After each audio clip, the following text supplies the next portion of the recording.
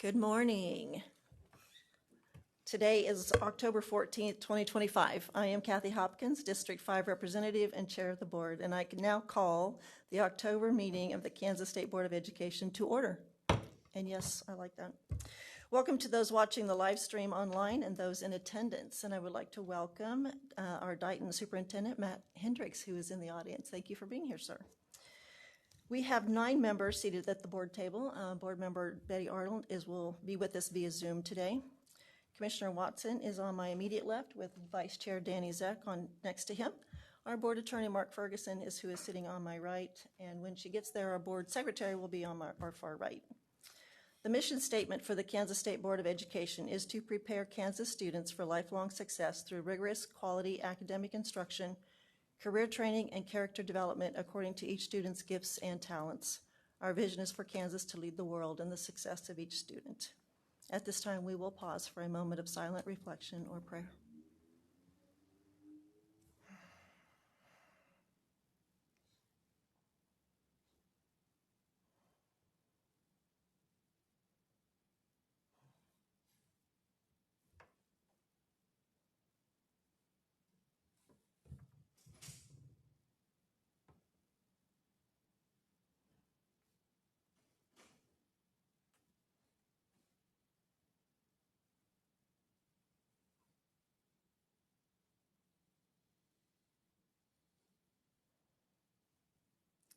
At this time, we will stand, and if you would join us in saying the Pledge of Allegiance.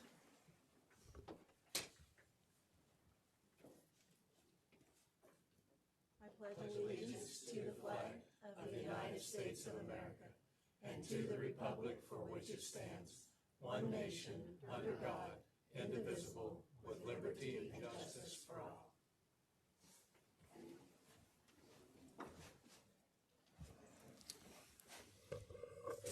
Okay, we will move into the minutes. We have 2 sets of minutes to approve.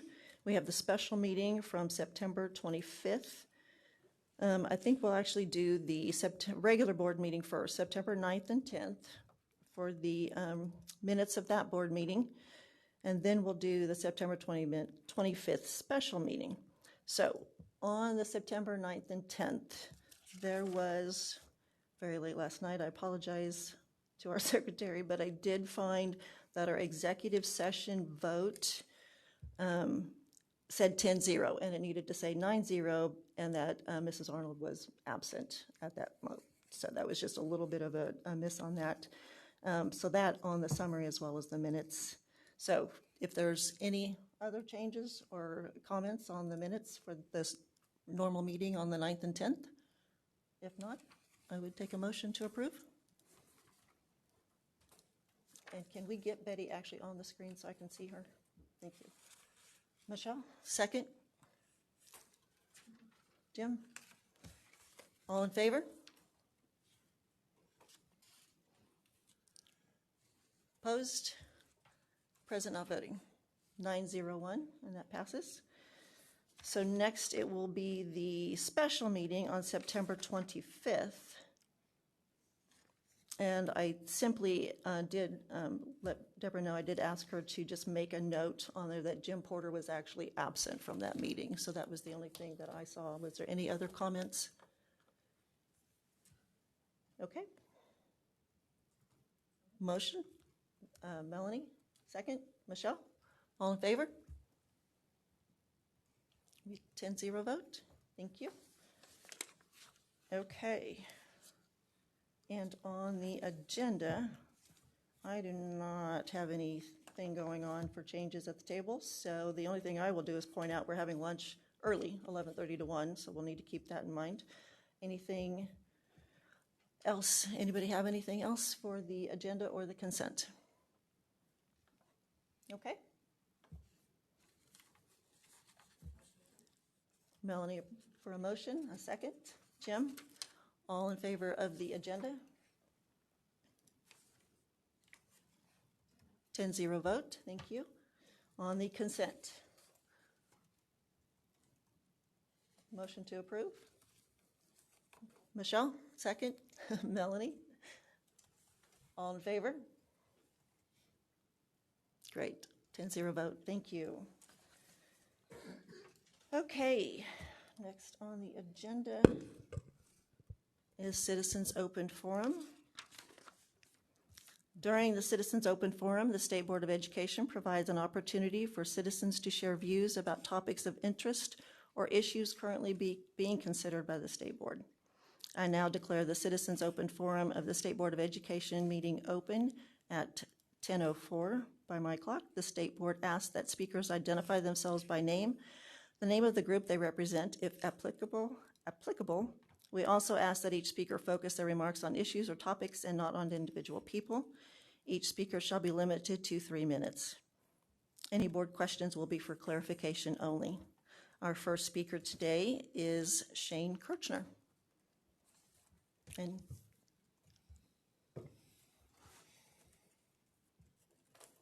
hello, sir.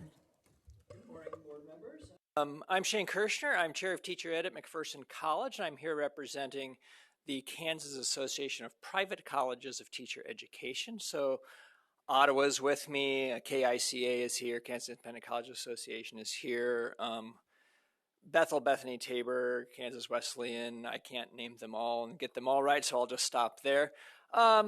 We just always want to be present at your meetings to remind you that we do have the privates that are there, about 18 or so of us that are present, doing good things for our kids in the state of Kansas.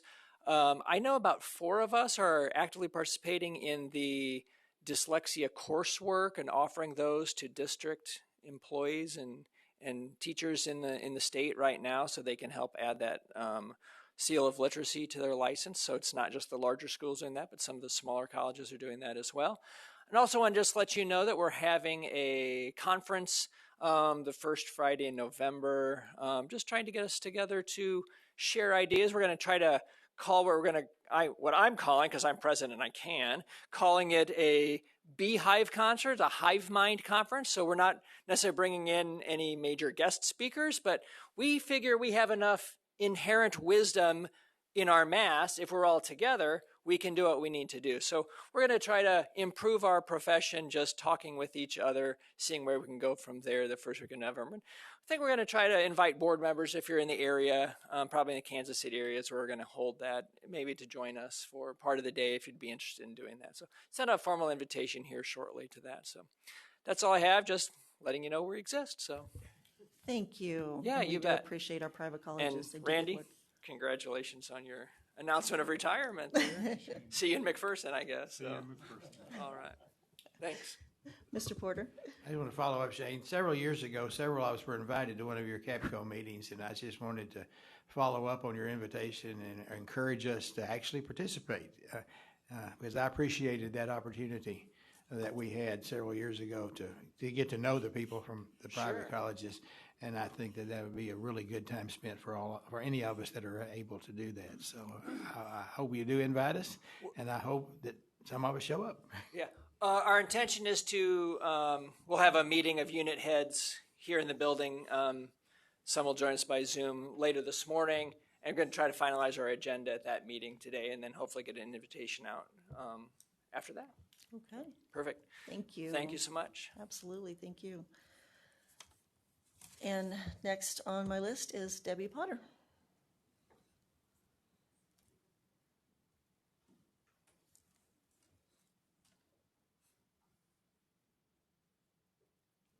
Thank you, Board. Thank you, Madam Chair. I prayed for 2 weeks about this. I was even told Michelle wasn't settled in my mind till this morning that I'd come up here. In the 4 years I've been sitting out there crocheting, I've never actually done a Citizens Open Forum, and I'm shaking right now. So I know a lot of you, like me, were praying over the Charlie Kirk assassination because we were driving home from this meeting when the news came out. I was so shook up and praying the whole time going home.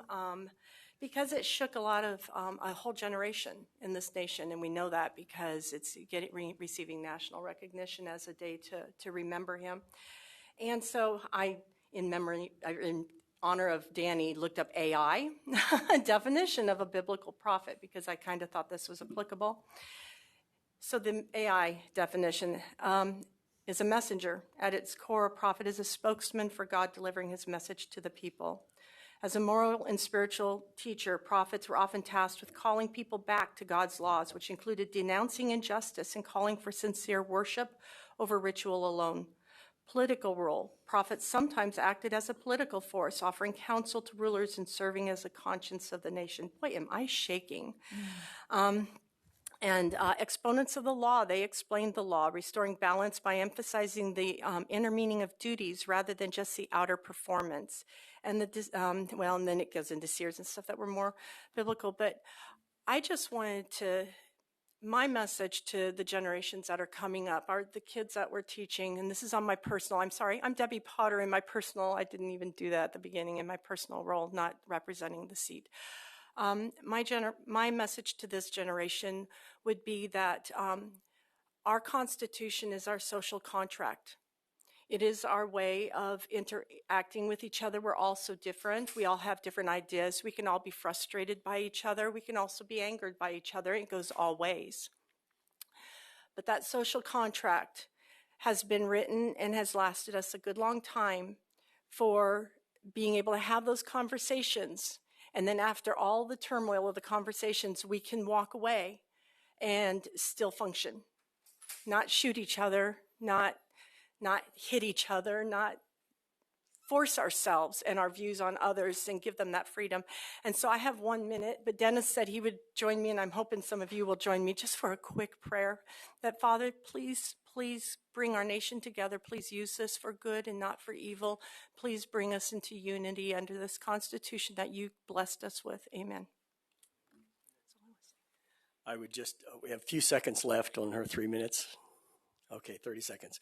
I just want to confirm what Debbie has said, and that we really need to remember who we are, what God has given us. One of my favorite verses is Galatians 5:1. It was for freedom that Christ set us free, and that's reflected in our First Amendment. So, amen. Okay. The State Board Citizens Open Forum is closed at... Wait a second. Oh, I'm sorry. Since the agenda says 10:15, we really need to stay open in case somebody else comes Okay. in. We've had to do that in the past when we got Thank too you early. for that. I appreciate But that. to make sure that everybody has a chance, we really need to stay open until the announced time. Appreciate Sorry. that. Thank you. Point of order, and I'm sorry, I shouldn't have even. No, you're exactly... I've been in that chair, I know. Yes, you do. Yes, you do. So thank you. We will do that. So, Visit amongst yourselves.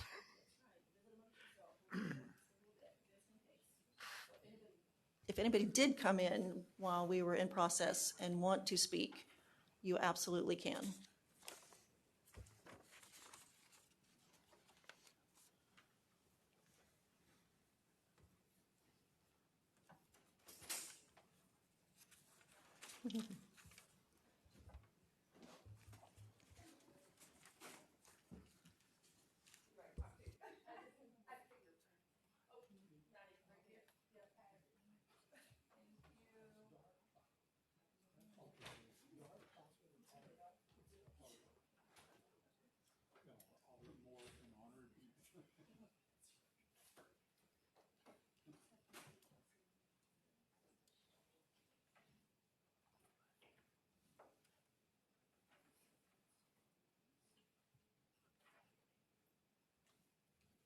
Thank you, sir.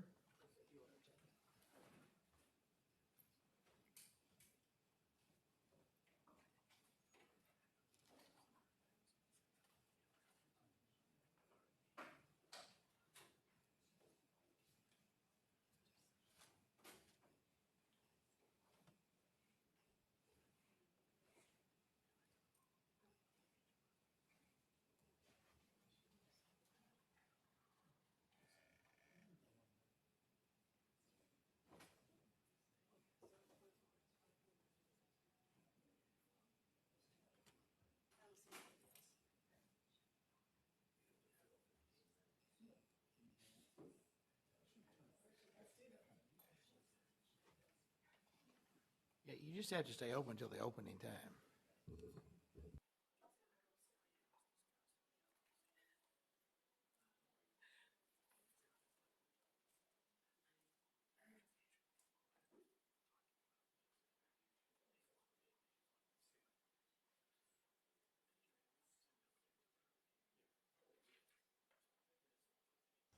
All right, it is 10:15, so the State Board's Citizens Open Forum is now closed. We would like to thank our speakers for taking the time to come and share your thoughts and ideas with us.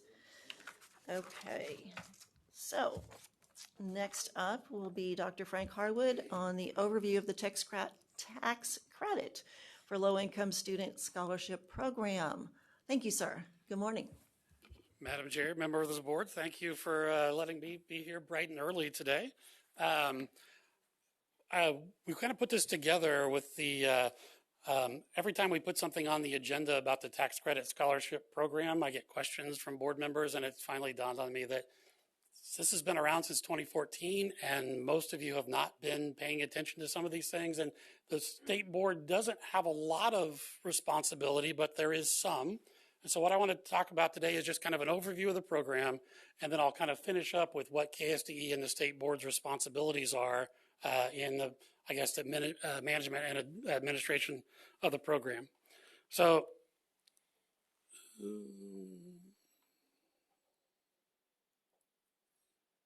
there we go. So I'm going to start off a little bit with what tax credits are. And it's because we get a lot of questions about, a tax credit or a tax deduction. So the difference of tax deduction, you reduce your income that gets taxed. A tax credit reduces your tax liability. So in this, the tax credit for low-income student scholarship program provides a 75% non-refundable tax credit for up to $500,000 of donations annually.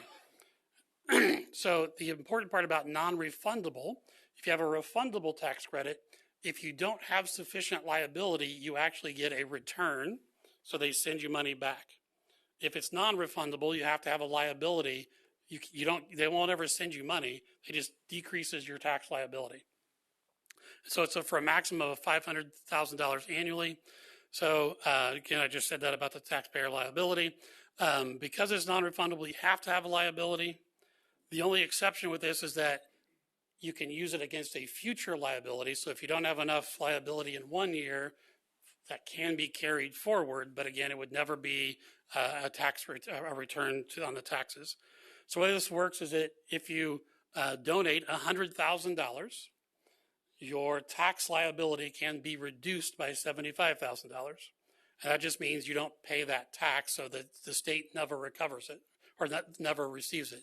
So this is when when people start talking about tax credit scholarships, talk about, was it ever state funds or was it not state funds?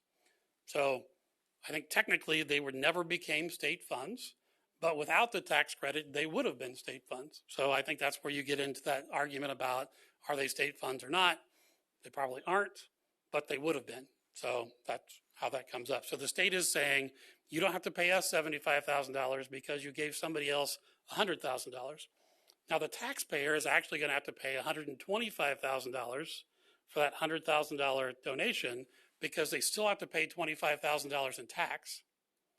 So that's why it's there. Now, originally this started as a 70%, but in 2021, it was increased to 75%. There have been some, attempts to make it 100% at different times. Those have never passed. All right, so in 2024 tax year, there were $7.8 million in contributions for $5.5 million in tax credits. The other thing that's happened over time, last year they tried to increase the maximum. Right now that there's a ceiling of $10 million. They tried to increase that. They've never met the $10 million. So, I mean, that was one of the questions about, why should we increase it if we're not maxing out currently? So the next part that we talk about are scholarship granting organizations. So the way this works is that a taxpayer, and I try not to say individuals because it doesn't have to be an individual, but a taxpayer donates the money to a scholarship granting organization. So they don't donate it to a school or to a family. It goes to what we're going to talk about as SGOs. And so this is a nonprofit that receives the funding, and then they provide a scholarship to a participating school on behalf of an eligible student. We'll talk about eligible students and participating schools here in a minute. But that's what the SGOs do. They are required to distribute 90% of the donations within 36 months. So as they take them, they have to distribute 90%. The 10%, when it talks about they can take contributions for administrative costs, that 10%, they never have to give out as a scholarship. That could be part of their overhead costs. I will tell you that we have SGOs that give away all 100%. We have others that don't. I'll talk about that more in just a minute too. Every year, the SGO has to have an audit done by a CPA, and they have to send that audit to us. So we kind of know that to make sure that the money is being there. That's part of what they do. And then they also have to submit an annual report to us. Yeah.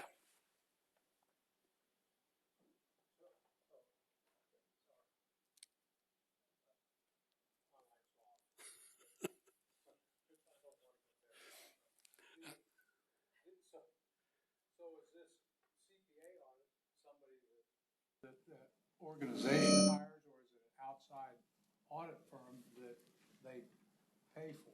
So actually, it's just like what school districts do with their CPA audit. It has to be an external audit, and that person has to be a certified public accountant that audits the SGO's books on this part.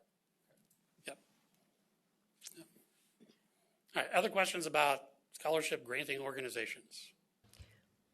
Who gets to be one? Like, is there a process they have to go through? How does an organization become that? So some of that gets done with the Department of Revenue, but any 501c3 that will follow the rules can be a scholarship granting organization. And so I can't remember how many there are, but some of them are pretty specific, like the Kansas City area Catholic group is pretty specific. We also have some nationwide ones that will, are from out of state that take donations. Now, again, they would take donations specifically for this. You're not supposed to commingle the funds, and the tax credit would only be beneficial for somebody with a Kansas tax liability. They could take money from somebody from Colorado and then give that money to a Kansas student attending a private school. That would not be related to this program because you wouldn't get a tax credit for it. Dennis? Well, yeah, this has been a question I've had is like in the context of school choice, would you call this a avenue for school choice? So these are for private schools, and private schools are a school choice.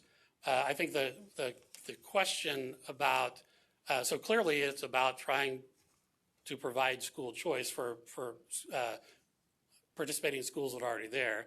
I think the avenue that comes in is whether these are public funds or not public funds, and that goes back to what I was talking about before, about the state never received the funds, but they would have without the tax credit. And there are tax credits for lots of things. Right.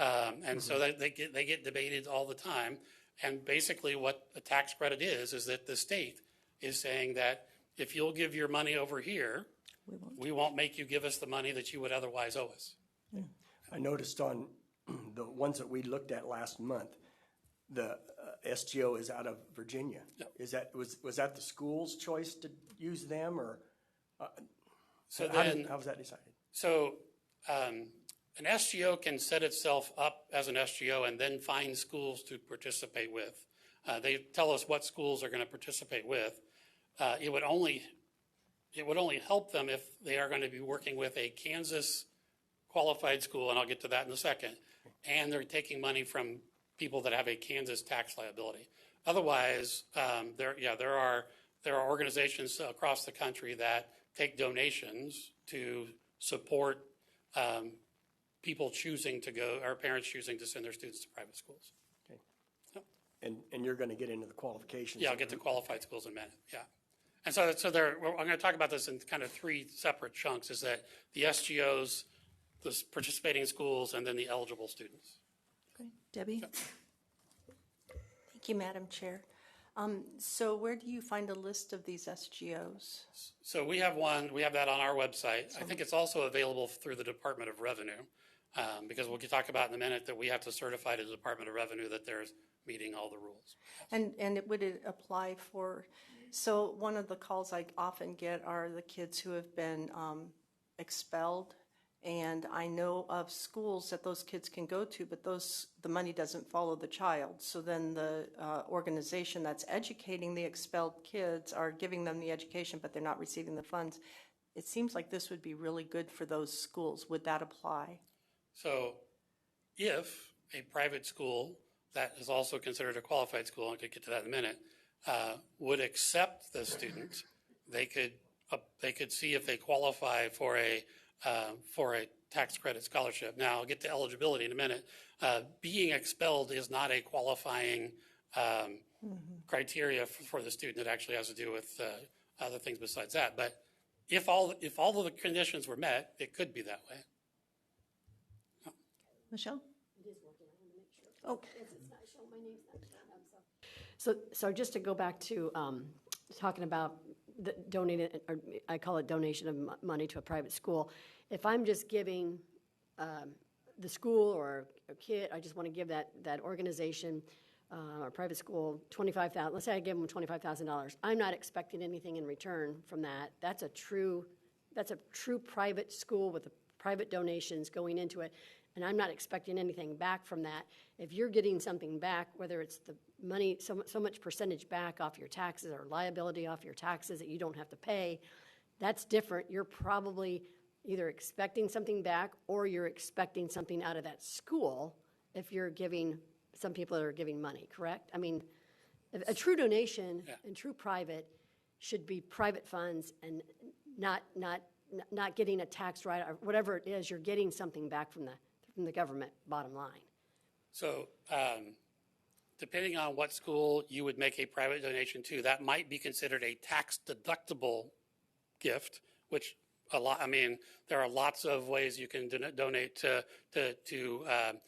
tax-deductible gifts, but that would be a tax deduction, not a tax credit.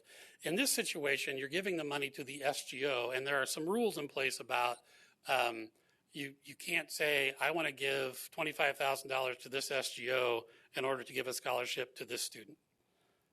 I mean, so you're giving the money to the SGO, and then the SGO is determining what schools are working with. Now, you could ask the SGO what schools they work with. So if you wanted to make sure that you were giving them in a particular area, you could do that.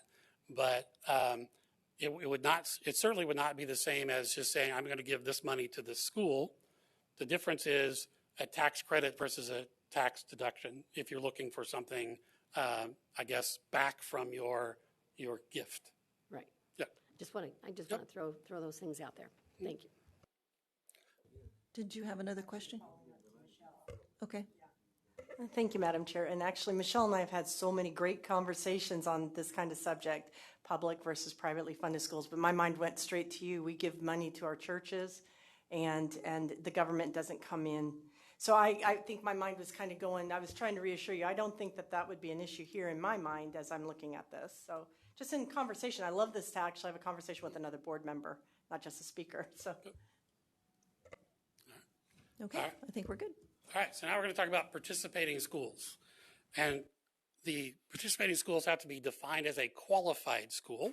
And this is actually what makes things kind of confusing, because a qualified school is either a school that is accredited by the State Board of Education, so a non-public school accredited by the state board, or they're accredited by a regional accrediting agency that's recognized by the State Board of Education. So you might be wondering, what accrediting agencies do we look at? This actually goes back to a definition we use for whether or not the teacher experience can be counted. And so we already had a list of accrediting agencies must be recognized for the purpose of satisfying the teaching performance assessment for professional licensure. And so there is a list of accrediting agencies, not schools, where they can then get their accreditation through that. If you're not accredited through one of those agencies, then you can't be a qualified school. A lot of the confusion comes up with is that by state law, only schools accredited by the State Board of Education are considered accredited under state law. if you're accredited by one of these other agencies, you're considered a qualified school. And there are two programs where that makes a difference. That's with the tax credit scholarship and then the mental health intervention team grants. And so qualified schools are eligible for funding through those programs. So that's what and so on this, so what's happened with this is that in SGOs and participating schools, the state board has to be informed that the organizations want to participate. So that's what comes to you in the consent agenda, and that's where it gets a little bit confusing. We had the question about it when it got pulled off. You don't vote on it. We just needed a place where we could keep a record of that. We let you know. And so the SGOs and the participating schools, they have to let us know that they want to participate, and then they have to show us that they meet all the qualifications, and then we let you know that they're going to be participating. So that's what comes to you on a regular basis, and it's just going to show up. You're not approving them. You're not agreeing to it. They want to sign up. We've gone through the process to make sure that they've met the requirements. And there you go. And that's what you get. The other thing that we try to do with the qualified schools, they need to maintain their accreditation through their accrediting agency or be working in good faith towards the accreditation, working with the school now about whether they are still accredited, and then we'll kind of go from there. But if they are no longer eligible, then they would not be eligible to receive tax credit scholarships. With SGOs, actually, I'll talk about that in a minute because that's one of the things that we have to do. All right, so next is eligible students. So the tax credit scholarship maximum is $8,000. In looking at these, I don't know why, but we saw one that was $1. So they actually received a tax credit scholarship of $1 up to the full amount of $8,000. We don't have anything to do with how the SGOs determine how much the award is. I don't know if they just say, how many applications do we get? How much money do we have? How do we send that on? We don't know anything about that, but they do tell us what students they give scholarships to and what the amount is. So, and literally, it's been anywhere from $1 to $8,000. In order to be eligible, you have to be a resident of Kansas. So you have to be in Kansas. So that's why when you get into some of these national organizations, you can't take a tax credit in Kansas to provide an education for a student in Oklahoma. So that's why it's on there. Have to have a household income below 250% of the federal poverty level. So I'm going to talk a little bit about the evolution of this as it started. So the program started in 2014 with a 70% tax credit, and the students that were eligible had to be designated as at risk by the school district they were in, and they had to come from a school that was designated as a Title I focus school or a Title I priority school. So a Title I focus school is a school that's been recognized or has been identified as having a performance disparity in subgroups. And a priority school is the bottom 5% of all schools, or they have a graduation rate of less than 60%. So when it started, you had to be designated as at risk and attending one of those schools. Okay.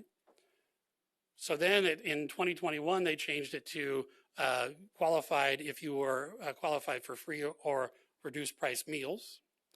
And then in 2023 is when they changed it to 250% of the federal poverty level. And then just to kind of give you an idea of that, free lunch is 130% of the federal poverty level. And for a family of 4 to qualify, you could have an income of $41,795. Reduced price meals are 130 to 185% of the poverty level. And that would be a maximum income for a family of 4 of $59,478. For this year, for 250% of the poverty level, family of 4 would be $80,375. So that changes every year.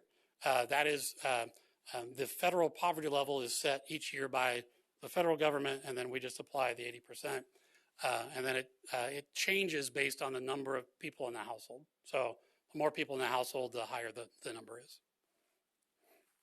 Besides poverty, they also meet one of the following criteria. So you have to meet the poverty criteria, and then you have to have attended a public school grades K through 8 the previous year. So if you, when this started, if you were attending a private school, you were not eligible because you didn't attend a public school the previous year. Okay. So one of the things, and we'll talk about that in a minute too, or be 7 years old or younger. So if you were, so 7 years is actually the, when you were required to go to school. So if you weren't yet required to go to school the previous year, then you don't have to have attended a public school. But if you're going to go from, if you were in 5th grade to 6th grade, you would have had to attend a public school in 5th grade. If you're starting kindergarten or 1st grade, for the most part, you can just go right to the private school, qualified school. And then the next part would be is if you received a scholarship the year before and you haven't yet graduated or reached 21, then you can continue. What that's for is that once you start, you can continue as long as you meet the poverty guidelines until you graduate. Okay? Yeah.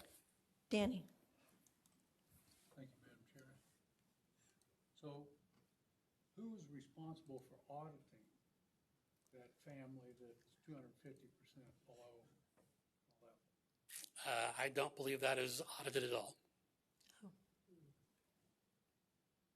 Because we don't receive any of that information, and there is not a requirement by the SEO or the school to audit that information. Oh, interesting. Yep. Michelle? So then a follow-up question to that would be, how do we know that one child isn't getting 5 or 6 scholarships? Who's auditing that? Actually, I'll get to that because that's our responsibility. So that information there, is that being filled out by, let's say you're doing an A scholarship or something? They have a protocol that people are following to apply for that, or the family or whatever. That's not, you're not requiring that. Are departments requiring that, or? So KSDE has an application that the SGOs fill out for each student. And so based on the information, so one of the things we can do if they're a 5th grader, we would verify that they attended a Kansas public school the year before. And then we would take the number of people that they report in their household and their household income and see if it meets the guidelines for 250%. But we would have no way to verify whether or not that was actually their income or the number of people in the household for that matter. So when researching a couple of years ago, when I was looking out on the A scholarship thing, they were showing a lot more scholarships given in Kansas than what we were reporting. And so is that the disconnect? Like, are they giving more than, and we just don't know because we're not auditing? So ACE actually gives out a lot more scholarships than are part of the tax credit scholarship. They only report to us the ones that are part of the tax credit scholarship. So that's where the difference is. If you look at what they say they're giving out, I have no idea where all that money comes from. We're only looking at the ones that were students that were qualified for the tax credit scholarship. So ACE is getting donations from other than the tax credit scholarship program. In Kansas. So that's why their numbers are higher than our numbers are. Yeah, and those funds could come from anywhere in the world, but they're saying they gave them to Kansas students. We don't have any record of that because they didn't go through this program. So they could be getting three or four scholarships, so one kid. Well, they can't get more than one tax credit scholarship because each of the SGOs reports to us who they gave them to. They could get a tax credit scholarship and then a different scholarship. So ACE could give them more than $8,000 worth of scholarships, but not more than $8,000 worth of tax credit scholarships. And would that school know, and the parents in that school know that child is receiving those scholarships from an outside source that may or may not change what's going on in that school? We wouldn't have any way to know that. Thank you. So I made that comment. Yep. All right. Yep, we're good. All right. So next are just KSDE and state board responsibilities. I say it that way because in the law it says these are state board responsibilities. There's been a process that's set up where KSDE manages it based on the state board's responsibilities. And so the first thing we have to do is we have to verify student eligibility. So I talked about that a little bit. If they're older than 7, then we'd have to verify that they were in a Kansas public school the year before. You would think that would be really easy, and if we get all the right information on the application, it is. Sometimes it's harder than you would think. And then we also then verify that the income that they report meets the guidelines, but we don't do anything to audit that amount. We inform the SGOs if more than one SGO awards a scholarship. So a student can get more than one scholarship. They can't get more than $8,000 in total in scholarships. So they could get $2,000 from ACE and $2,000 from any of the other SGOs. But we have to make sure that they didn't get more than $8,000 total. And if they do, then we say, hey, this isn't okay. And then I think they have to figure out who's going to take money back from that scholarship. We have to annually provide a certificate of compliance to the Director of Taxation for each eligible SGO. And what this is that we get an annual report that is for July to June. And what we have to look at is what they took in contributions and what they gave out in distributions, and make sure that they're giving out 90% over 36 months. And if they aren't, we have to tell the Director of Taxation that they're no longer eligible to give tax credit scholarships until they have distributed the 90%. And then they can start doing it again. But what we do then is that we look at it on an academic year, July to June, and then we inform the Director of Taxation on a tax year, which would be January to December. And that's where a lot of confusion comes up with this. A lot of times is we'll talk about the amount of money that was given in a academic year, but revenue will talk about the donations in a tax year. So when you see some of the differences, just to make sure that we're talking about the same thing, we don't always know what you got from July to December to put that together for 2025. We only look at it in a academic year. So that caused some problems last year when we were saying, this is what we're saying, and then the revenue said, well, no, it was something else. We were talking about different time periods of either tax year or academic year. Okay.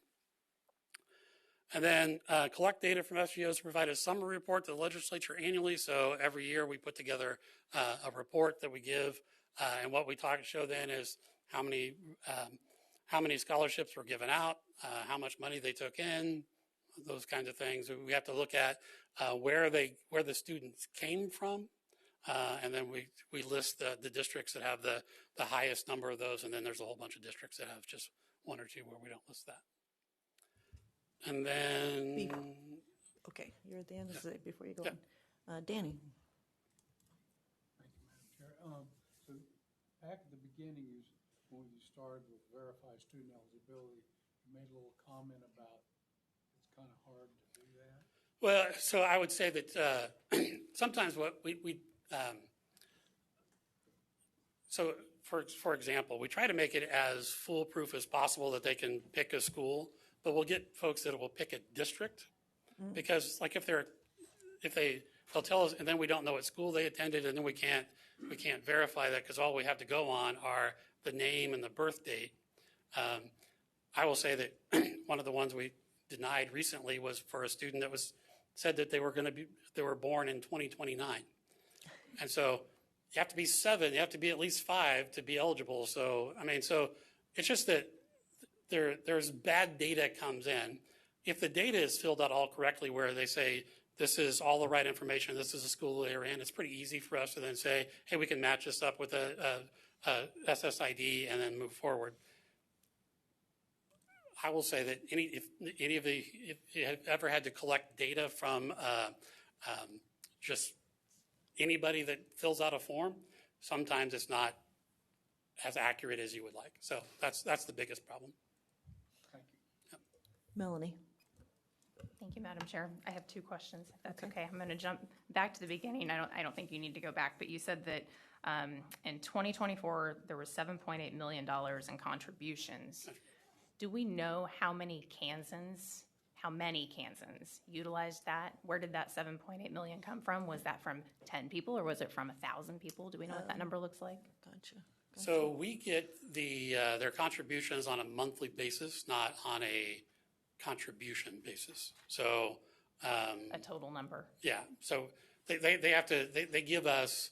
We received $10,000 in donations in January. We wouldn't know how they came from. Now, revenue should know that because that individual was given a tax credit. We only look at how much did you take in, how much did you give out. We don't really pay attention to what was the tax credit that you received for that donation. We're looking at did you give out 90% of what you received over 36 months. Okay. I'm just thinking about the $5.5 million then that results in essentially lost revenue to the state instead of that money going to Topeka to pay for state programs. It's not. So I wanted to know how many people that affects. And then my other question was on the other accrediting agencies, they are also not required to take state assessments, those students at those schools. Is that correct? So that accrediting agency makes their own accrediting criteria, and I don't know that none of them do. They could certainly have them have other assessments. I mean, some of them actually do. You have to pick another assessment and show progress. Cogni is one that used to be North Central. So it's been around and it gets used a lot and has a fairly robust accrediting system, but that's not true for all of them. And those scores don't come back to the state board? We don't get any information about the school's performance at all. Thank you. Yes. Frank, can you share with the board where does most of this money, in terms of what type of schools, participate in this, maybe more than others? So, I mean, the vast majority, I'd have to go back. My recollection is the majority of them are going to the Catholic schools in, mostly it's Wichita, Kansas City area, and then Salina are some of the biggest dollar amounts that go through. A lot of the independent schools are participating, but the dollar amounts just aren't as large. And then, as you know, I think all, but the majority of the Catholic schools in Kansas are actually accredited by the State Board of Education. And so there are a number of, I don't know if, I've never looked if all of the private accredited schools that are accredited by the State Board are participating or not. They would be qualified to participate, but I don't know if they've chosen to. And maybe share with the board at the time that this law went into effect, or including up to today, this is a good example of a law that was passed. The agency is expected under law to execute it, and you're to be informed of it. It's all in the law. How much staff was given to, how much money was given for staffing to do this work to the agency? None. So that was added on to other people's duties. So and that happens frequently too.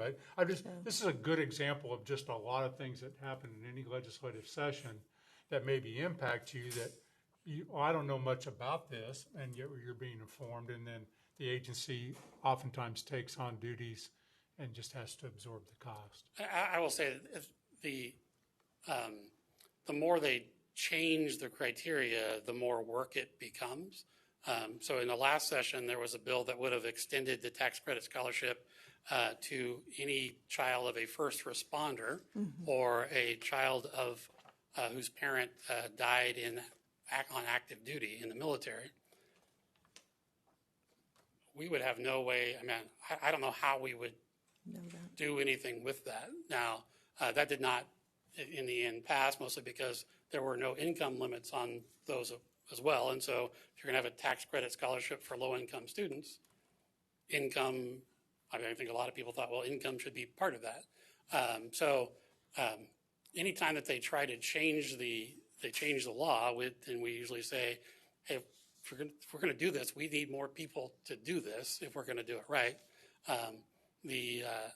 There was a legislative post audit that looked at our role in this, not anybody else's.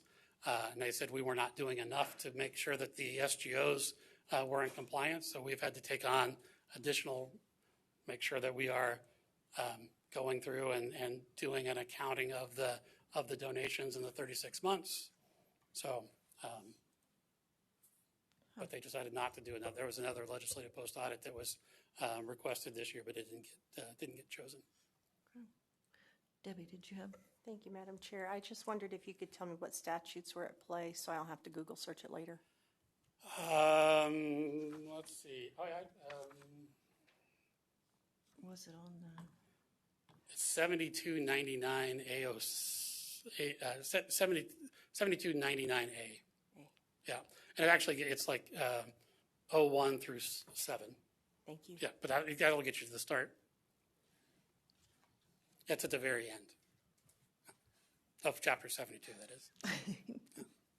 Okay, I don't see any further questions. Thank you, sir. Appreciate the information. My pleasure. Thank you. Have a great day. You too. And next up will be Dr. Watson, who will be giving his annual report to the board. Thank you, Madam Chair. Wasn't that good? I just really, man, that was a good learning session of something that, I think oftentimes when you're you're doing work, you get doing the work since 2014, and then what we forget is, boards change over that time. And you come on like, what is this? I don't understand anything. And I wasn't here when it was passed. And that's just one of hundreds of examples that take place. And then you come on a board. Kathy's heard me say this. There's this train that's going by and you just jump on and you're trying to figure out what happened in front of me and maybe I can influence what happens behind me. So I just thought that was really wonderful. And thank you for that. Someone had a birthday this past weekend. I see we have flowers for her today. So happy birthday, Connie. And then other people took a little journeys, either within the country and down some rivers or across the pond, as we would say. And we'll welcome both of you back from your journeys. And we expect lots of pictures and lots of stories for that. As we go forward. But thank you again for your service. It's always amazing to me whether it's a local board, and I know that many people spend time on a local board or the state board. They never tell you, right, Michelle, when you're running, it's just 2 days a month. Think about that next time you're at the task force, maybe, or other things that you're doing, right? Just 2 days a month, or 1 day a month if it's a local board, or 2 days a month. Not quite that way. Annual report. This is a look back to the 24-25 school year, and a little bit of the calendar year, but the 24-25 school year. It is not the look back from the beginning. This is the Sonic Drive-In menu when Randy worked at the Sonic Drive-In in Coffeyville, Kansas, making foot-long cheese conies for 65 cents an hour in Coffeyville, Kansas. But I got to have half-price food. Start doing the math on that, Debbie. 65 cents an hour, half-price food. I think I was paying for the opportunity to work there. Everyone that worked at the Sonic Drive-In, though, lived in my neighborhood. We were all kids. And the gentleman that owned it was across the street, and he hired all the kids. There's just a different era, right? I'm not going back that far. You may think, this was a long time ago. I'm just looking back a year to talk about the last year. And I'm also going to talk about some things. This will be the last time you see some of these things. I'll say that several times because you have changed some things going forward, and the annual report next year will reflect that. So you'll say, I didn't know we were doing that anymore. Well, maybe we're not, but we're reflecting back on what the last year was. So anyway, yes, sir. The answer is Randy did not, fortunately for everyone, because Randy was a cook. So no tips, no rollers, but the car hops did wear roller skates. But notice 10-cent drinks. Now, they were a lot smaller then, with no big gulps back in that era. Anyway, that really was a memory lane. I forgot the man at the top reminds me of some Monopoly piece, or what was the cartoon of the guy that Blimpy? Was that it that ate the burgers all the time? Anyways, that looks like that person. Kansas Teacher of the Year. Thank you for those that were able to join us as the Kansas Teacher of the Year. This is the current Kansas Teacher of the Year team. We'll be updating the photo out in the hallway. Get to know these people. They're just remarkable people. And I mentioned this to you before, but if I were to do anything that I had nothing to do with and take credit for, I'd take credit for this. But this was started long before I ever came here. Dale Dennis and Bob Getz. Bob was Denise Kaler position at the time. And then they needed a little bit of money, and security benefit, came forth. But this team operates as a team and goes and visits every teacher preparation program, public and private, in Kansas, and they go to each other's school districts and many other school districts, and they learn so much. But what's really cool about this team, and I mentioned this to you before, we believe for the first time in our history, we had a 1A school be Quinter, and that's one of our smallest 1A schools. So we have Olathe, which is the second largest represented here, and one of the smallest. And it's really neat. And, we have to choose one of them to go represent the entire state of Kansas, and that's Rachel from Olathe. Will go represent as the Kansas Teacher of the Year going forward. We also, during just the last few months, we had 3 finalists for the Kansas Superintendent of the Year. And again, think about this. Jessica Dane in the Northeast, that would be in Danny's territory. Then I'm going to jump clear to Jamie Rumford in Scott City. That's about as far apart, not quite to the extreme, pretty close. And then Dr. Eggleston in the middle in kind of Geary County. And Reginald Eggleston is the Kansas Superintendent of the Year. So if you see those 3 people, please acknowledge them, and congratulations to all of them.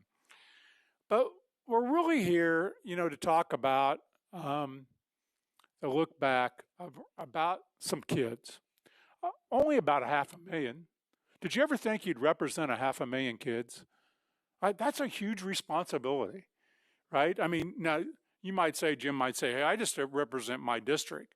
No, when you come here, you represent that district and more. I love this photo. This was taken this summer. You notice some pretty, we have some dignitaries right there in the middle. Do you see that? Burl and Renee, Kathy and Betty and Melanie right there in the middle. These are students in high school that want to be a teacher. And now this isn't everyone in high school wants to be a teacher, but they went to Emporia State in the Future Teacher Academy, and high energy.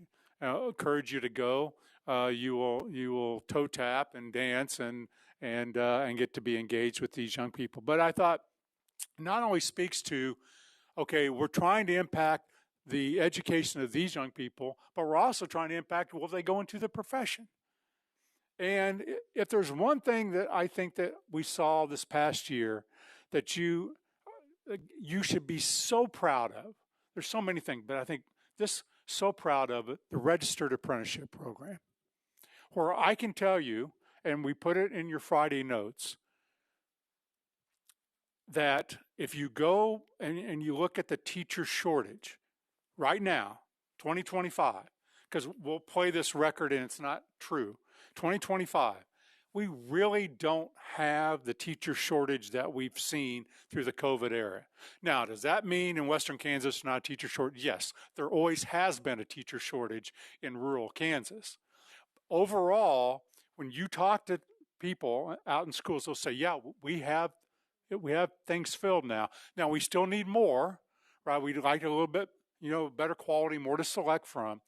But what you've done primarily through the Registered Teacher Apprenticeship Program, so where you see the green, that's where we have school districts participating. Kind of grow your own. Again, a lot of sweat equity in this, but someone can go to school, stay at home, and not have any debt. And the numbers here have expanded greatly in the last year. You should be very proud of that. And Shane Carter and the team here that do that just done a remarkable job.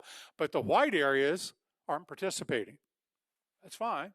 But as you're traveling in your district, you might encourage them if they tell you, oh, we really need more teachers, encourage them to be a part. And then they can encourage kids to maybe go into this profession.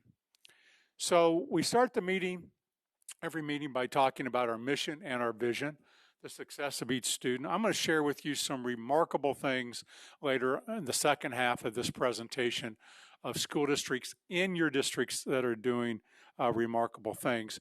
But I first want to talk about, in August, you set some board goals. So this isn't very much of this year, but let me pass something out.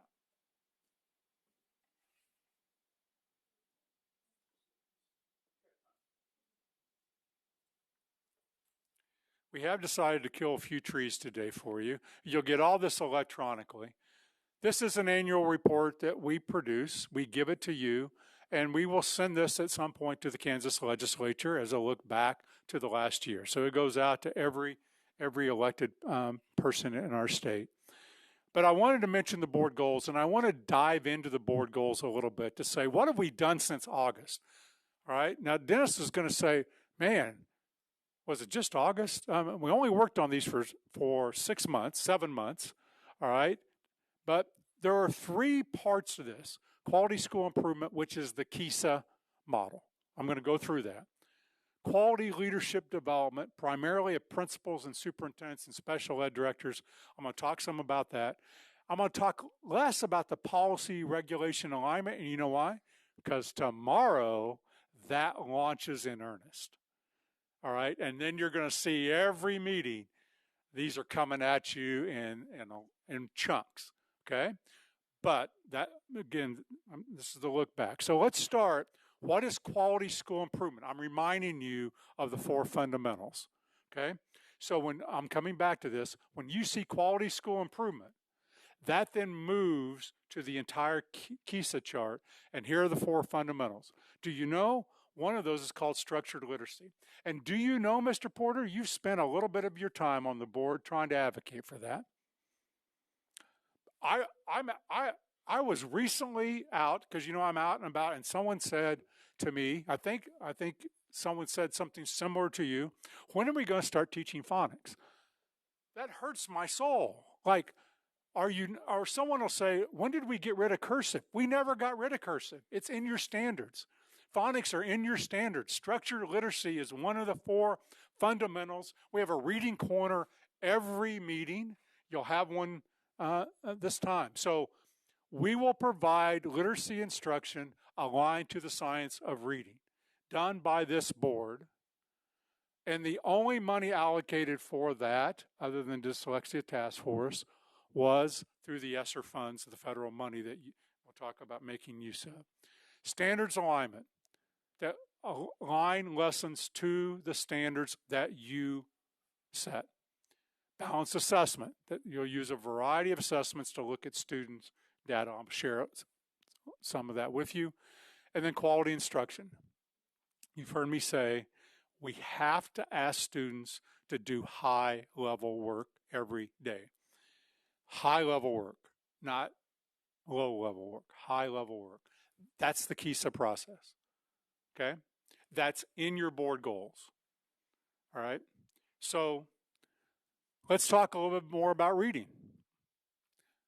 I actually got invited to read with a class here in Andale last year.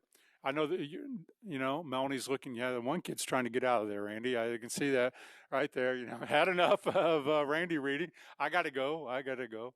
But this was Read Across America Week, and I got a chance to go into a lot of classrooms and actually read and share with them. But as you know, you have done a little initiative around letters, of which you've afforded the opportunity.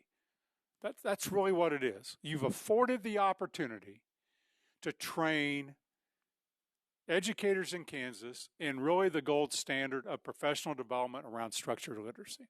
Developed by Louisa Moats, who was a colleague of Reed Lyon, who serves as an advisor to us in literacy around this. And who's it afforded to? Here are the people. Every elementary teacher in our state in an accredited school. Every special ed teacher. I'm not going to read all the lists. This is afforded to them at no cost. You paid for that. Where did you pay for it?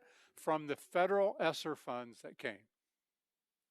It ends at the end of January. The funding ends.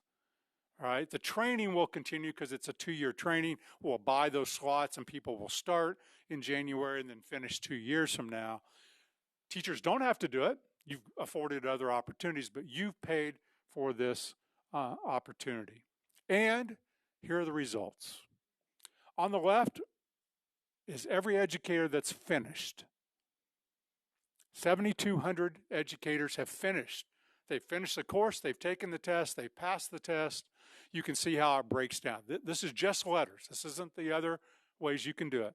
The one on the right are the ones that are completing the course, but they haven't yet taken the test. So you add them together. You've got 17,000 educators that have taken advantage of what you've offered in accredited schools in Kansas.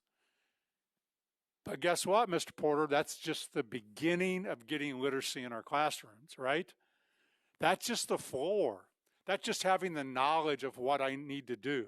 So, you'll hear Dr. Lane and I tomorrow talk to you about some next steps, how we have to take next steps. But to look back, you got to be proud of this. And if anyone wants to know, did you use the federal money well? I'd say well done. Well done. I think you used it well. You also, as said, we need to do some things around leadership development. You will hear this term, elevate leadership. That is, and then this is year 2, this is the moniker for that.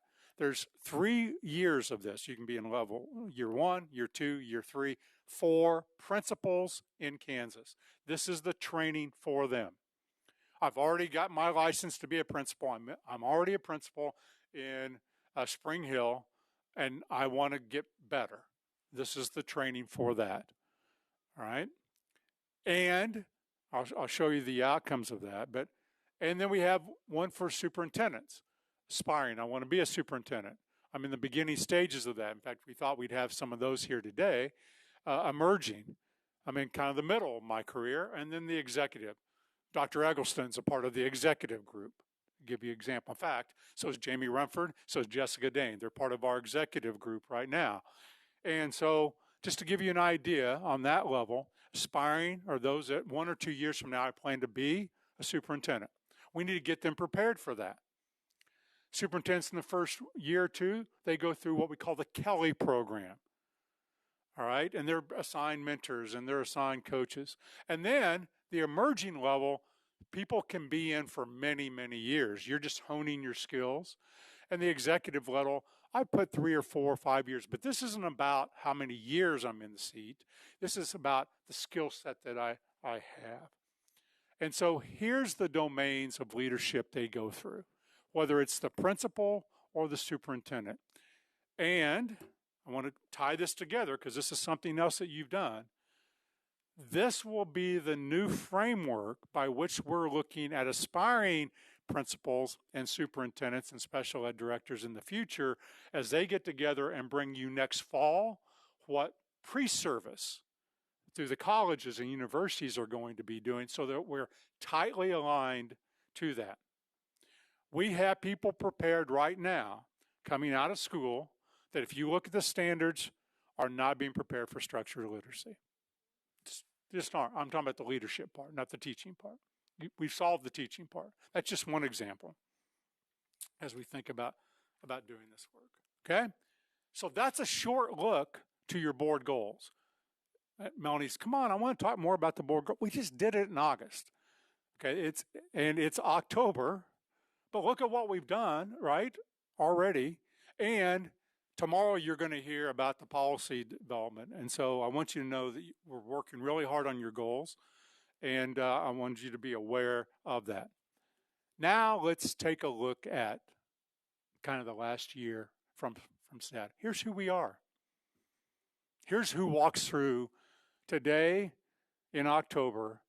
Here are the characteristics of the kids that walk through an accredited school in Kansas. 60% white, 23% Hispanic. You can see that. Okay. The other is, by the way, students self-classify themselves. If you want to know, they say, I'm Caucasian, non-Hispanic, or I'm Hispanic, or I'm multiracial, I'm Native American, whatever. They classify themselves. I want to show you what's changed over time. Here's the change in the demographics since 2012. What you can see is that the percent of Caucasian students in Kansas is diminishing as a percent of the total. Used to be 67% in 2012, it's now at 60%. That's dropped 7 percentage points. What has increased primarily is Hispanic students. So you see a slight decrease. It's really remained stable in African American, and the other categories increased a little bit in multiracial, or other could also be American Samoan. I mean, it encompasses Asian, it encompasses a large group. But what you really see is a larger number of Hispanic students than we saw a decade ago. And in certain parts, Kathy, and certainly in your part, you can really see that in the southwestern part of our state, but you can see that across our state. Again, this is in the booklet I just gave you, and it'll be electronically given to you both in PowerPoint and everything you're going to get today is there too. But let's look at the subgroups, because you get this question a lot. All right, let's talk about free and reduced lunch, which is the way in which we measure poverty. So that's the top line. And again, we're going back to 2012. 49% of students qualified for free and reduced lunch in 2012. In 2025, 49% of students qualified for free and reduced lunch. It's basically stayed right at 49%. You see it's bounced a little bit each year, right? Where did it drop? Notice the year, COVID. You're going to see a lot of data that I share with you, longitudinal, and you'll see a drop in COVID years. And that dropped because we weren't in school some, and then students weren't applying for lunch. That's what happened there. But if people say, are there more students on free and reduced lunch, percent-wise, the answer is no. Now, Debbie, that may be different in your district, right? I mean, a certain school, but this is statewide. I want you to also look at the bottom orange dot. In 2012, 9.6, or can we just call it 10%, of students did not speak English as their first language. And in 2025, 10% of students do not speak English as their first language. So while Hispanic populations increase, the number of students that do not speak English as their first languages remain fairly constant over the last 13, 14 years. Isn't that interesting? Because Melanie would say, well, not in Wyandotte County, right? That would be true. I'm just telling you statewide. Again, certain pockets, Dennis, you'll hear the same thing in some of your area. That is not true. But here's what's changed. Special education. And it has so many ramifications. Go back to 2012, 12.6%. Today, 17.1%. So that's over a 4.5% increase in the number of students identified as special education. And during that period, what disability has increased the largest? Autism. Exactly right. Autism. Okay? And as you know, if you know anyone who's autistic on that, it's now called the spectrum, that can be from a very mild, socially maybe doesn't fit in, to a very severe. So that term has a wide connotation. That's the biggest increase. It's not the biggest category, but it's the biggest increase. Still, learning disability, speech language is the biggest category, but learning disability. However, and remember this, that a student with an IEP in special education gets whatever's on that IEP. That is a federal and state law, and there's protections that they get what is in that IEP. There's ways they can appeal and have judgments to determine that. But we haven't always funded that full funding of special ed, which then forces demand transfers out of the rest of the budget to go pay for that.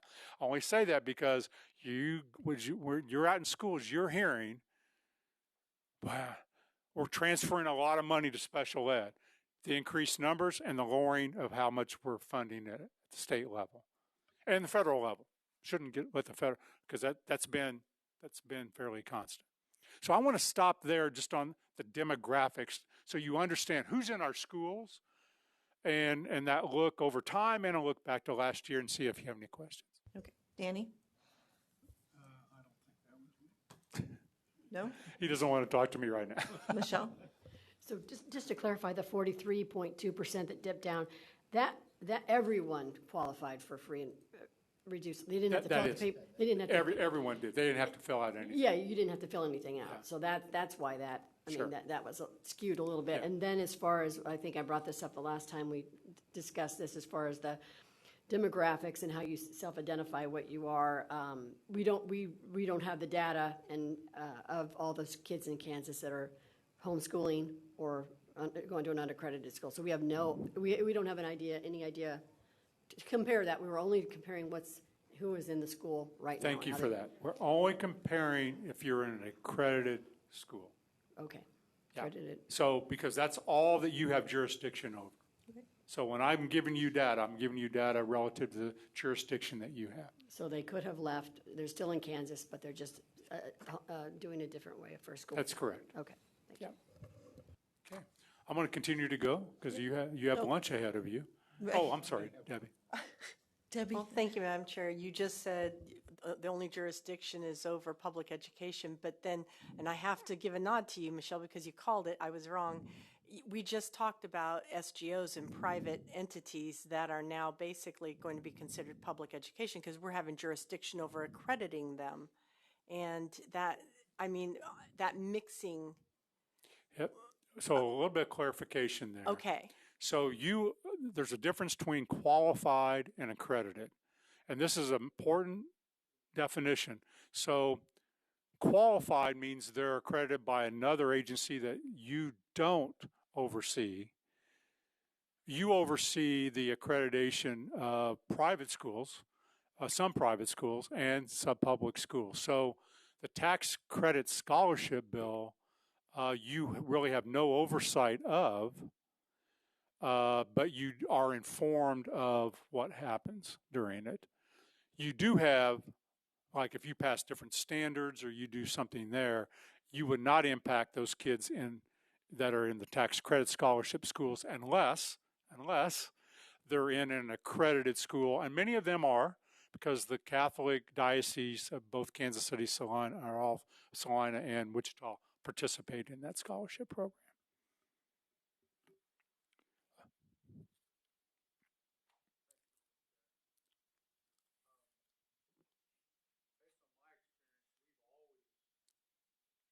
Money from general fund budget to special education at the local level.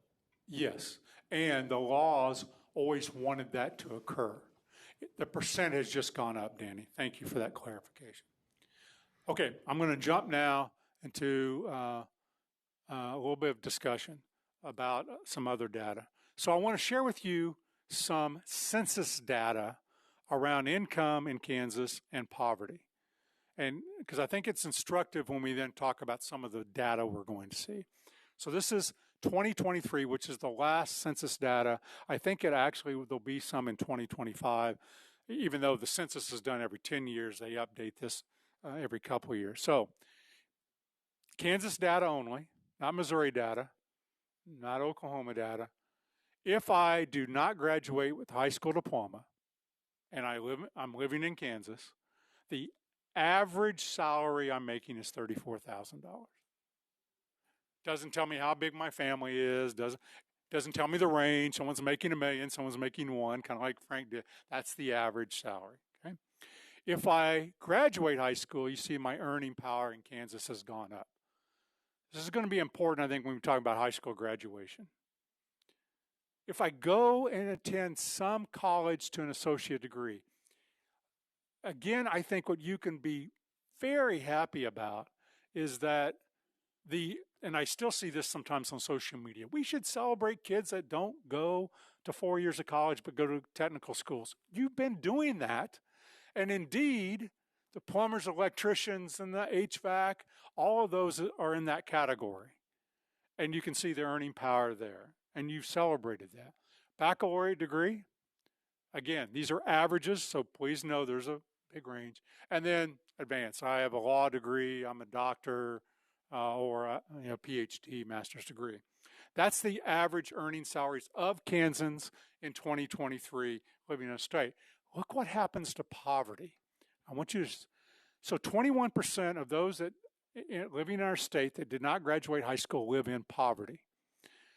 That drops to 14%. It's just an inversion of what you see relative to education. Now, again, there's all kinds of factors here. We're just looking at earning power and levels of education. We're not, and did you live in Kansas? That's it. That 3.5% poverty rate stays pretty consistent then, even through doctors and, right? But more education certainly tends to do better than less education, all right? And I will share with you some data from the Georgetown Policy Institute. In yesterday's economy, the path to middle class was less complicated. Either went and found a job right out of high school, or you went and got a bachelor's degree. And this is the narrative that was sold to everyone, I think, sitting at this table. Right? Either go get a job or go to college. And a lot of it was go to college and go to college. And if you're not going to go to college, you're not going to be worth anything unless you go get a job.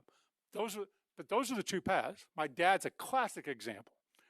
Engineer, brakeman, switchman on the Missouri Pacific Railroad, great money, played football in college, but never really went past the freshman year. Many of you have heard that story. And made great, great money, but that job is no longer there. That's been, it's obsolete. There's no brakeman switchman there's no caboose. My dad lived on a caboose. All right. Georgetown goes on to say, all they really need to decide was whether or not they're going to college. But in today's economy, there are 3 emerging classes of high school graduate, middle schools, that's your plumbers, electricians, and the baccalaureate degree. And we need all those. None of these pathways guarantee success. Okay? So we like to say that, well, I didn't do this and I turned out great, or I did this and I'm a loser. All that is true, right?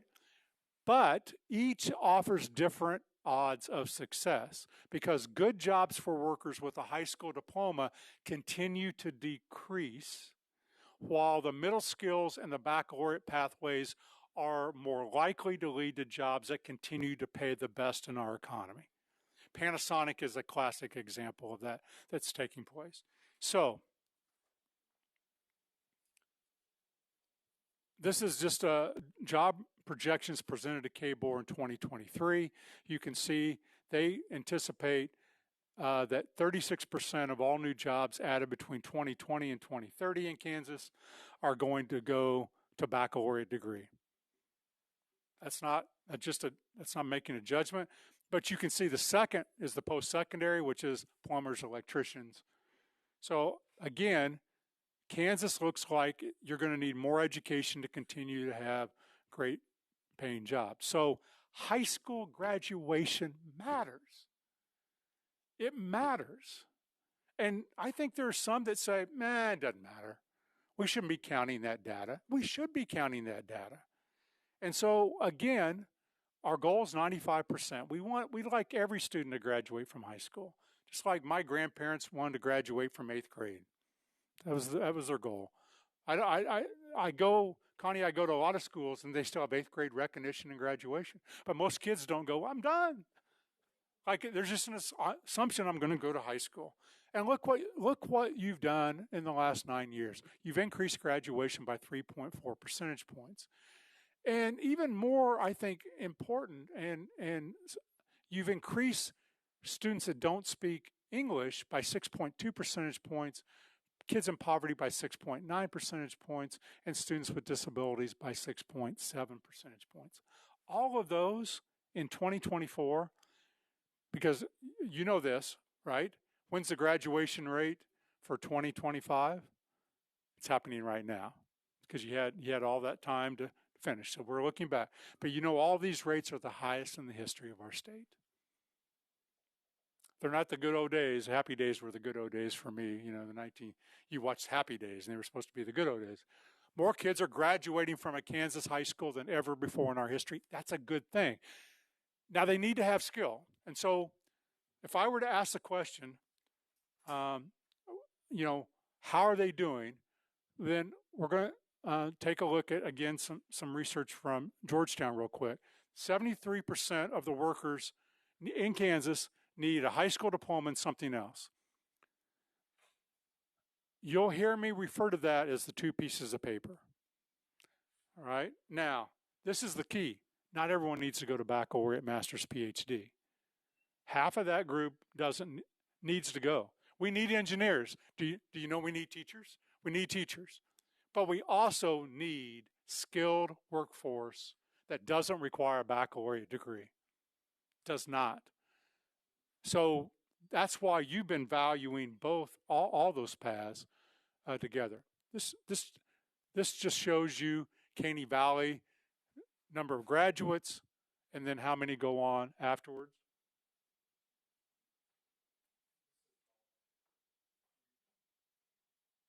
Being passed out to you right now is your entire district by high school for the last 5 years. So you're actually going to see 2019 to 2023. This is last year.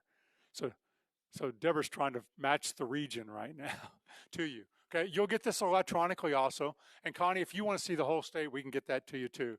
We just didn't decide to kill all the trees. All right, we wanted you to get the one. And Debbie, you'll see, Betty will too. It will break down every high school in Wichita. So you're going to see, yeah. So this is high school data, not elementary data. Again, you'll see a 5-year graduation. We wanted 95%, and then you'll see the number of students going on. All right, and we can spend a lot of time on that, but that's just one of the things. All right. Yes, and get every bit of that. Yep. All we did was compile it for you, make it a little easier. It's all there. It is all there. It's called a report card. It's a 1-pager. All right. I'm going to ask a question. I know I'm about out of time, and I got a lot. I'm going to run you a little over. I'm sorry. Okay. I got a question. All right. And Melanie and Michelle, I bet, know the answer to this because they just had students recently. Well, not recently. That went to college or in college. What are the requirements to go to a Kansas college today? Danny, not when you were thinking about going to KU. 2025, I'm going to graduate from a Kansas high school in 2026. How about that? Because we're in the class of 26. What are the requirements? Do you know? Because I'm going to share them with you.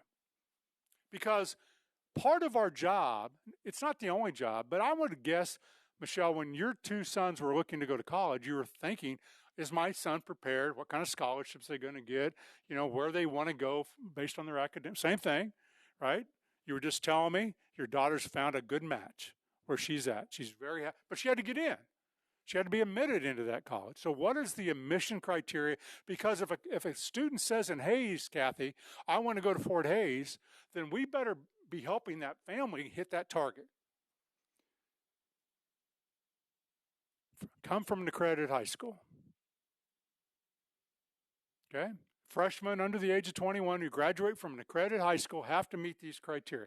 Let's start with Emporia State, Pittsburgh State, Fort Hays State, and Wichita State. All have the same criteria. Here it is. Cumulative high school GPA of 2.25, and you graduated from an accredited high school. I'm stopping. Some of you think there has to be an ACT or SAT. There does not. Some of you that have been on the board long enough know that the person that sat there, Ann Mall, didn't like that. We had anything to do. This is KBOR. 2.25 and graduation from high school or GED. Okay? That's why graduation is so important because I can't get there. So is GPA, the courses I take. Now, or an ACT score. So I can submit an ACT score if I want. Okay, and I want to go to K-State. That's a pretty good school. Do you know that? Maybe have a few degrees from there. So K-State, 3.25, or an ACT score. Same criteria, but we raised the GPA. Some of you, though, want to talk about KU. I'm good with that. KU, cumulative GPA, 3.25. Or you have a 2.0 GPA if you have a 21 ACT or greater. That is it to go to a Kansas Board of Regents university. GPA, graduation from high school. Okay? All right. But there are other places. Shane Kirchner, my good friend from McPherson College, was up here. All right. I didn't do this with AI, Debbie, so I want you to know. Didn't do this with AI. I did it literally by what popped in my head and then randomly looked it up. Okay? So if someone challenges me on where'd you come up with these, well, it popped in Randy's head and then I looked it up. Independence Community College in Montgomery County. This is from their website. Applying to Independence Community College is simple and free. We have an open admissions policy, which means no GPA or test scores. Just graduate high school. Okay, that's Independence Community College. I decided to look at my current hometown, Central Christian College of McPherson. Okay, Kansas high school students need a state-certified high school transcript or GED and are recommended to have an admission interview. And then we're going to talk about, your teachers and counselors and pastors and people that say good things about you. Okay, that's to get into Central Christian College. Well, how about St. Mary? University of St. Mary here in Kansas. You need to submit an online application, high school transcript, it's high school, and a non-refundable application fee. All these other things are optional if you want scholarships. Okay, I'm going to continue just for a couple more. How about a tech school? Solana Area Technical College. Graduate high school, generally need a high school diploma or GED, and certain of these, like nursing and certain college programs require 2.75 GPA. And finally, Dodge City Community College, I wouldn't want to leave Kathy's district out, that you graduate again from a credit school. I just tried what popped in my head, put those out. You can look up any ones you want and see, all right? But primarily to go to Kansas College in 2025, I have to graduate high school and have a minimum GPA. If I want some scholarship money, I probably want some standardized scores and some letters of recommendation for the money part of it. That was different than in the era, if your kids, Connie, when your kids were graduating, that would have been different. That era, you would have been required to have an ACT score in order to get in. So I just want to point that out. So graduating high school is really important. Here's the data over the 5-year average since beginning. And you see it peaked and then it's dropped. Why is it dropped? Because we're now looking back and including the years that were COVID. I'm going to show you that we've come out of this, but you're not going to see this data move. You'll start to see it move a little bit next year and the following year because I'm going to share with you advanced placement. Are we doing well in school? Are we doing well in high school? Some of you, how many of you know if I say advanced placement, you know what that is? Okay, it's okay not to, because most of our rural do not do advanced placement in Kansas, and I'll tell you why in a second. But advanced placement are college-level courses taught in some high schools, primarily our suburban and our urban schools. So you can take advanced placement college composition, or you can take advanced placement U.S. history. All right, 2020, here's the number of kids, and you can see it's not a lot. 14,000 took an exam, took a course, took an exam. 9,400 passed it, passed the exam. Passing is a score of 3, 4, or 5. So what do we want? We like to see that number of total kids go up, and we'd like to see the passing rate go up, right? We'd like to see both. So 2021, it went down. Why? COVID.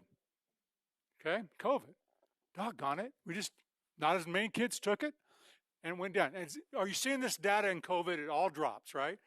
So in 2022, we would expect it to be about the same because we're still in COVID. The answer is yes. But by 2023, we better start to see the recovery, right? Do we? Yes. It's now back to pre-pandemic levels. And then look at last year. By the way, I sound like a broken record, Melanie. The greatest number of students in the history of our state taking advanced placement and passing advanced placement took place last year. The greatest number. The greatest number. But Danny, most of our schools don't take advanced placement because we have 19 community colleges and we are a dual credit state, unlike the coast where they don't have a lot of community colleges. So let me share with you the number of students taking dual credit. There you see, these are the number of Kansas students taking a post-secondary class for college credit and high school credit. See in the middle, Dennis, where it flattened out? COVID. See what's happened? And look what, 40,000 Kansas students last year. By the way, Jim, these are not all English these are taking welding courses and getting college credit. These are taking truck driving and maybe getting college. So this is VOTEC school also. Highest number of students taking dual credit in the history of our state. And how many credits did those 40,000 kids earn? Look at the number of credits since 2017. Again, there's 2019. What happened? Oh, it goes down in 2021, 2022, down, and then watch it start growing again.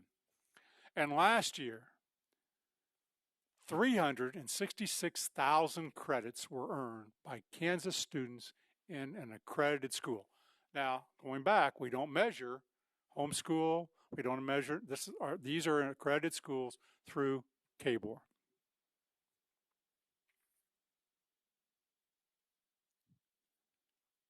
So what impacts this? Chronic absenteeism. That's something that this is a local, I think Debbie and we've talked about this. This is a local thing. But this is one thing that has not rebounded that much since COVID. This is pre-COVID. Just under 14% of kids that miss 10% of the days of school. Then this is early COVID. It peaks in 2022. And while it's coming down, it's not coming down very quickly. And what I can tell you is, again, we're looking at big numbers of students, right, and odds. I hear this all the time. Well, I know people are taking their kids out to go on a nice Holland cruise for 22 days in Scandinavia and Europe. No, they do that. Disproportionately, these kids are in level 1. High numbers of these kids are in level 1. Missing school is not helping them. And so schools are working on this, but we still are not there on that data piece. As you know, academics matter to your future success. Academics matter to your future success. These are the new state assessment scores, and you should be very proud of that. You know, before you just spent several months putting new scores, new cut scores. I'm not going to talk long about that.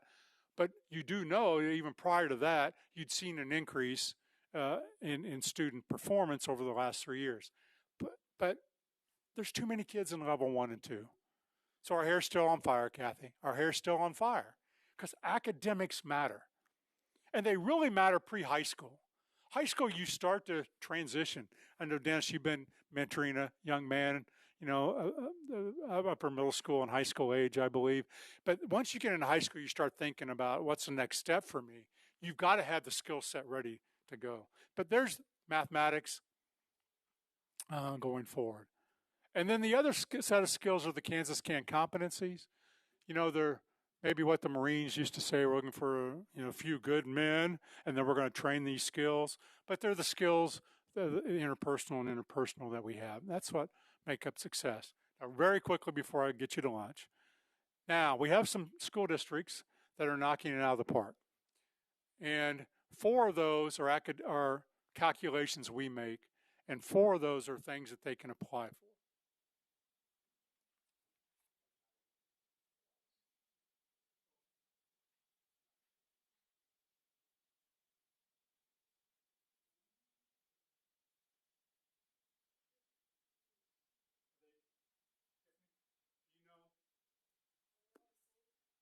they all the same, Angela?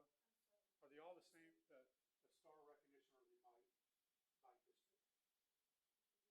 Or by district. So feel free to trade. Because I don't.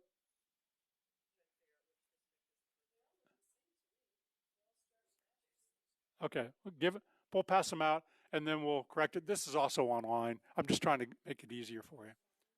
Okay. This is where usually at this time of year, we did an annual conference, and I got to stand up. Don't get to do that. But KSB, if you go to KSB, I think I'll do that this year with the school boards. So we have 8 measures, and you can do well in any of these 8 measures. So the recognition is a STAR program. It's very much like the Olympic medals, only we go all the way to copper. But I will tell you, you don't get a participation. There's no participation medal here, okay? You have to earn this. We set up the Diamond Award several years ago. If a school district hit in all 8 categories gold, we've never given out a diamond. Okay, so just know this is how hard this is to achieve these recognition. We know, how many of you, I'll just ask this, how many of you have ever known an Olympian, like personally known someone that made the Olympic team? Okay, Olympic. Yeah, not, oh yeah, I knew of Jim Ryan. No. But okay, pretty rare, right, to be on the Olympic team? I mean, and it's really rare I make the Olympic team and I get a medal. Like, you're in rare category. So I want you to think about that when you see this list. Like, this is not, I just showed up and we gave her participation. And if you're at silver or gold in any of these, you're really doing remarkable work. So I'm going to go through these really fast. Here are graduation. Here's the level. 6 districts at copper, 20 at bronze, 28 at silver. Here are the gold. Okay, and you can see here, and you should be celebrating. By the way, did you know we have a big Blue Valley and a little Blue Valley? Okay, you have to figure out what the numbers are. I'm not going to tell you. It's a whole secret. What do you know? You better know which 1229 is. That's right, or 384. Okay, but these are listed alphabetical, not by who got 100 and who got 90. These are alphabetical. Okay, but it continues. These are all the school districts that last year had a 95% graduation rate or above. And they should be just celebrated. This is such a good thing. These are big schools, small schools, private, public, and you can see all those, all right? Then we look at academics, those academic preparation. And as you know, we award the highest standards. So copper, 75 districts achieved at that level. Bronze, 39 districts. And then those that had over 60% of their students at levels 3 and 4 qualified for silver. 60%. That's in science, that's in math, that's in language arts, across every grade level. See how high that standard is? And here are the school districts. And now we got both Blue Valleys. Look at that on that one. Again, this is why we love look, we're recognizing private schools, public schools. These are the school districts academically preparing their students at a silver level, extremely high level, an Olympic type. And we have a couple at the gold, 70% of their students. And these are 2 small private schools, one in Wichita and one in the Kansas City area, that serve primarily pre-K elementary students. But I just got an email from the director owner of Branches Academy telling me how ecstatic that their school is. Dennis, you've been there, how proud they were, and said, tell the board we're even going to do better next year. Now, they're on the medal stand right now, okay, because they're just so into it, right? So into it.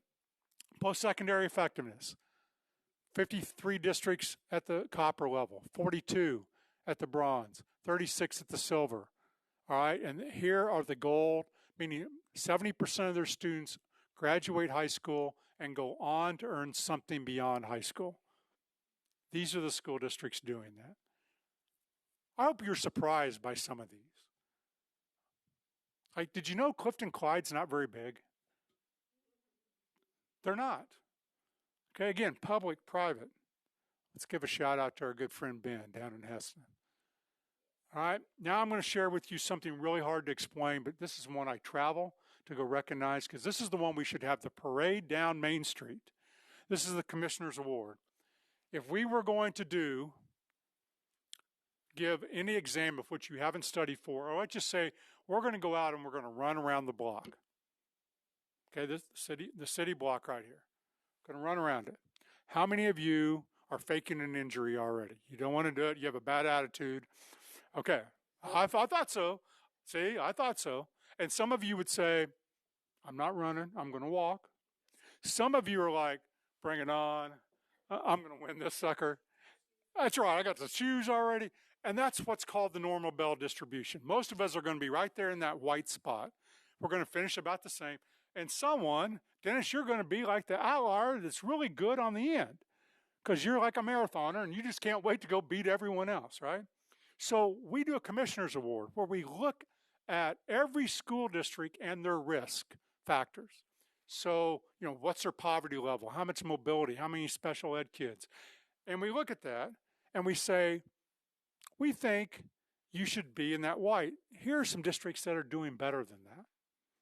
And then we have some that are doing a lot better than that. And then we have a few that are like unbelievable knocking it out of the park. And their communities rarely know it. So this year, we're giving out 40 school districts at the Commissioner Award. They're doing slightly better than we would predict.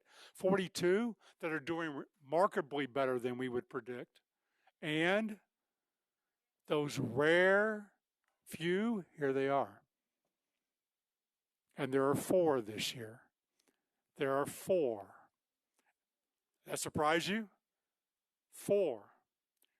Tell me which one. 3 of those have been recognized before with this award. Tell me which one's new. I can't wait to get there. Satana. Okay? Is there anything rich about Satana? No. Are they working hard? Yeah. All of these are work. I can't wait to get to these school districts. Celebrate that. Individual plans of study. Here are the ones that you may not see in the future, right, as you think about board goals. But here are the ones that they have to apply. 19 at copper, 16 at bronze. Here are the ones at silver. And some of these you won't even see people at the gold level because it's just too hard to obtain. But these school districts are working well with their students and doing a good job. We did have a few at the gold level, one in Debbie's area, South Barber. So again, congrats. These are not just putting kids on Zello. These are working with kids and families to develop what is it that you want to do after high school. That's what that is. Social emotional growth around those Kansas Can competencies and mental health. Those are the districts at that level. Here are the silver level. Again, small. Fowler's pretty small. Gary County's not. Kansas City's not. So we're proud of those school districts.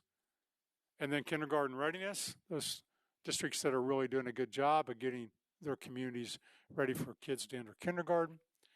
Here's at the silver level. You'll notice we don't have any gold in some of these areas. Proud of those school districts. Civic engagement, our last one. 9 at the copper, 13 at the bronze. And at the silver, 2. What do you notice that's in, think of this, civic engagement. What do you know about those 2 that you would have in common, Dennis? Military. These are your purple star schools that go out of their way in the civic engagement to honor the military communities that they serve. Done a really good job. And the gold, Colby. Look at that. Is that cool? How about North Lyon County? Just down the road here, southeast of Saline. And southern Lyon County. We got North and South Lyon County. It's pretty good. Finally, we gave out 8 awards. We gave 8 areas. I'm now going to show you which school districts received honors in 4 of those awards. That's pretty good. Like, I got to the Olympics and I got on the medals 4 times. That's pretty good. Here they are. And by the way, if you come to the KSB, I think we're going to have them stand up. Because, right, they deserve. These are, again, recognized in 4 areas. Some of these you'll recognize. Sterling, Ben, former board member, be doing cartwheels right now. That's where he lives. Right? Again, public-private, right? Hey, we had some. Who's the most decorated Olympian we've ever had? What, isn't it the swimmer? Phelps, Michael Phelps. Would he be close, wouldn't he? So we're getting in like, Michael Phelps era. Five areas. Look at these. Recognize some of these? Ooh, Little Blue Valley. Little Blue Valley. That's right. Isn't that cool? I just like the diversity that you see here across our state. How about 6? Oh my gosh, this is rare air. Call Valley, just down the road. Rossville, St. Mary. There's North Lyon County, southeast of Saline. And by the way, I'll just give you a hint. We had no one with all 8, but we had some 7. 7 medals, meaning 7 different areas they were recognized this year. Basehor Linwood, Connie, you were thought, where are my districts? There we go. Caney Valley, Colby, Washington County. Guess what? Secret. Denise O'Day will be here this afternoon. Don't tell her. You can jump up and down and recognize her. She's going to talk about her farm to school and her school nutrition program. What a wonderful job these 4 districts are doing. I am way over time, but I hope that you enjoyed taking the time to honor these districts and take a look back. Everything you have is also electronic, as Danny mentioned. You can get everyone else's data. The PowerPoint will be available to you. When I'm out in these districts, I will make sure that you're notified if you want to join me. We really do try to make this a big thing for their community and the celebration. Madam Chair, I'd be happy to answer any questions or to get the doors completely open for you so you can storm them and go get something to eat. Debbie. Thank you, Madam Chair. So I actually put my name on there probably 25 minutes ago. Going back to the slide where you were talking about high school graduate, don't have to go find it. It's okay. Far. High school graduations. And I was struggling because I don't see, of course we want everybody to be able to graduate high school, but that to me is not as much of the measure of success as how much did they learn when they got there. Because, the latest numbers I'm getting is that we now have 87% of our 8th graders are functionally illiterate or illiterate. That's the numbers I'm hearing. So those are the kinds of numbers I'd like to see us have reported. How are the kids doing literacy-wise? Are they improving? You can graduate and not be able to read. So that graduation certificate, I want it to be worth something. And I have ideas on how to make graduation certificates more worth something and be more of a certificate, if you really will.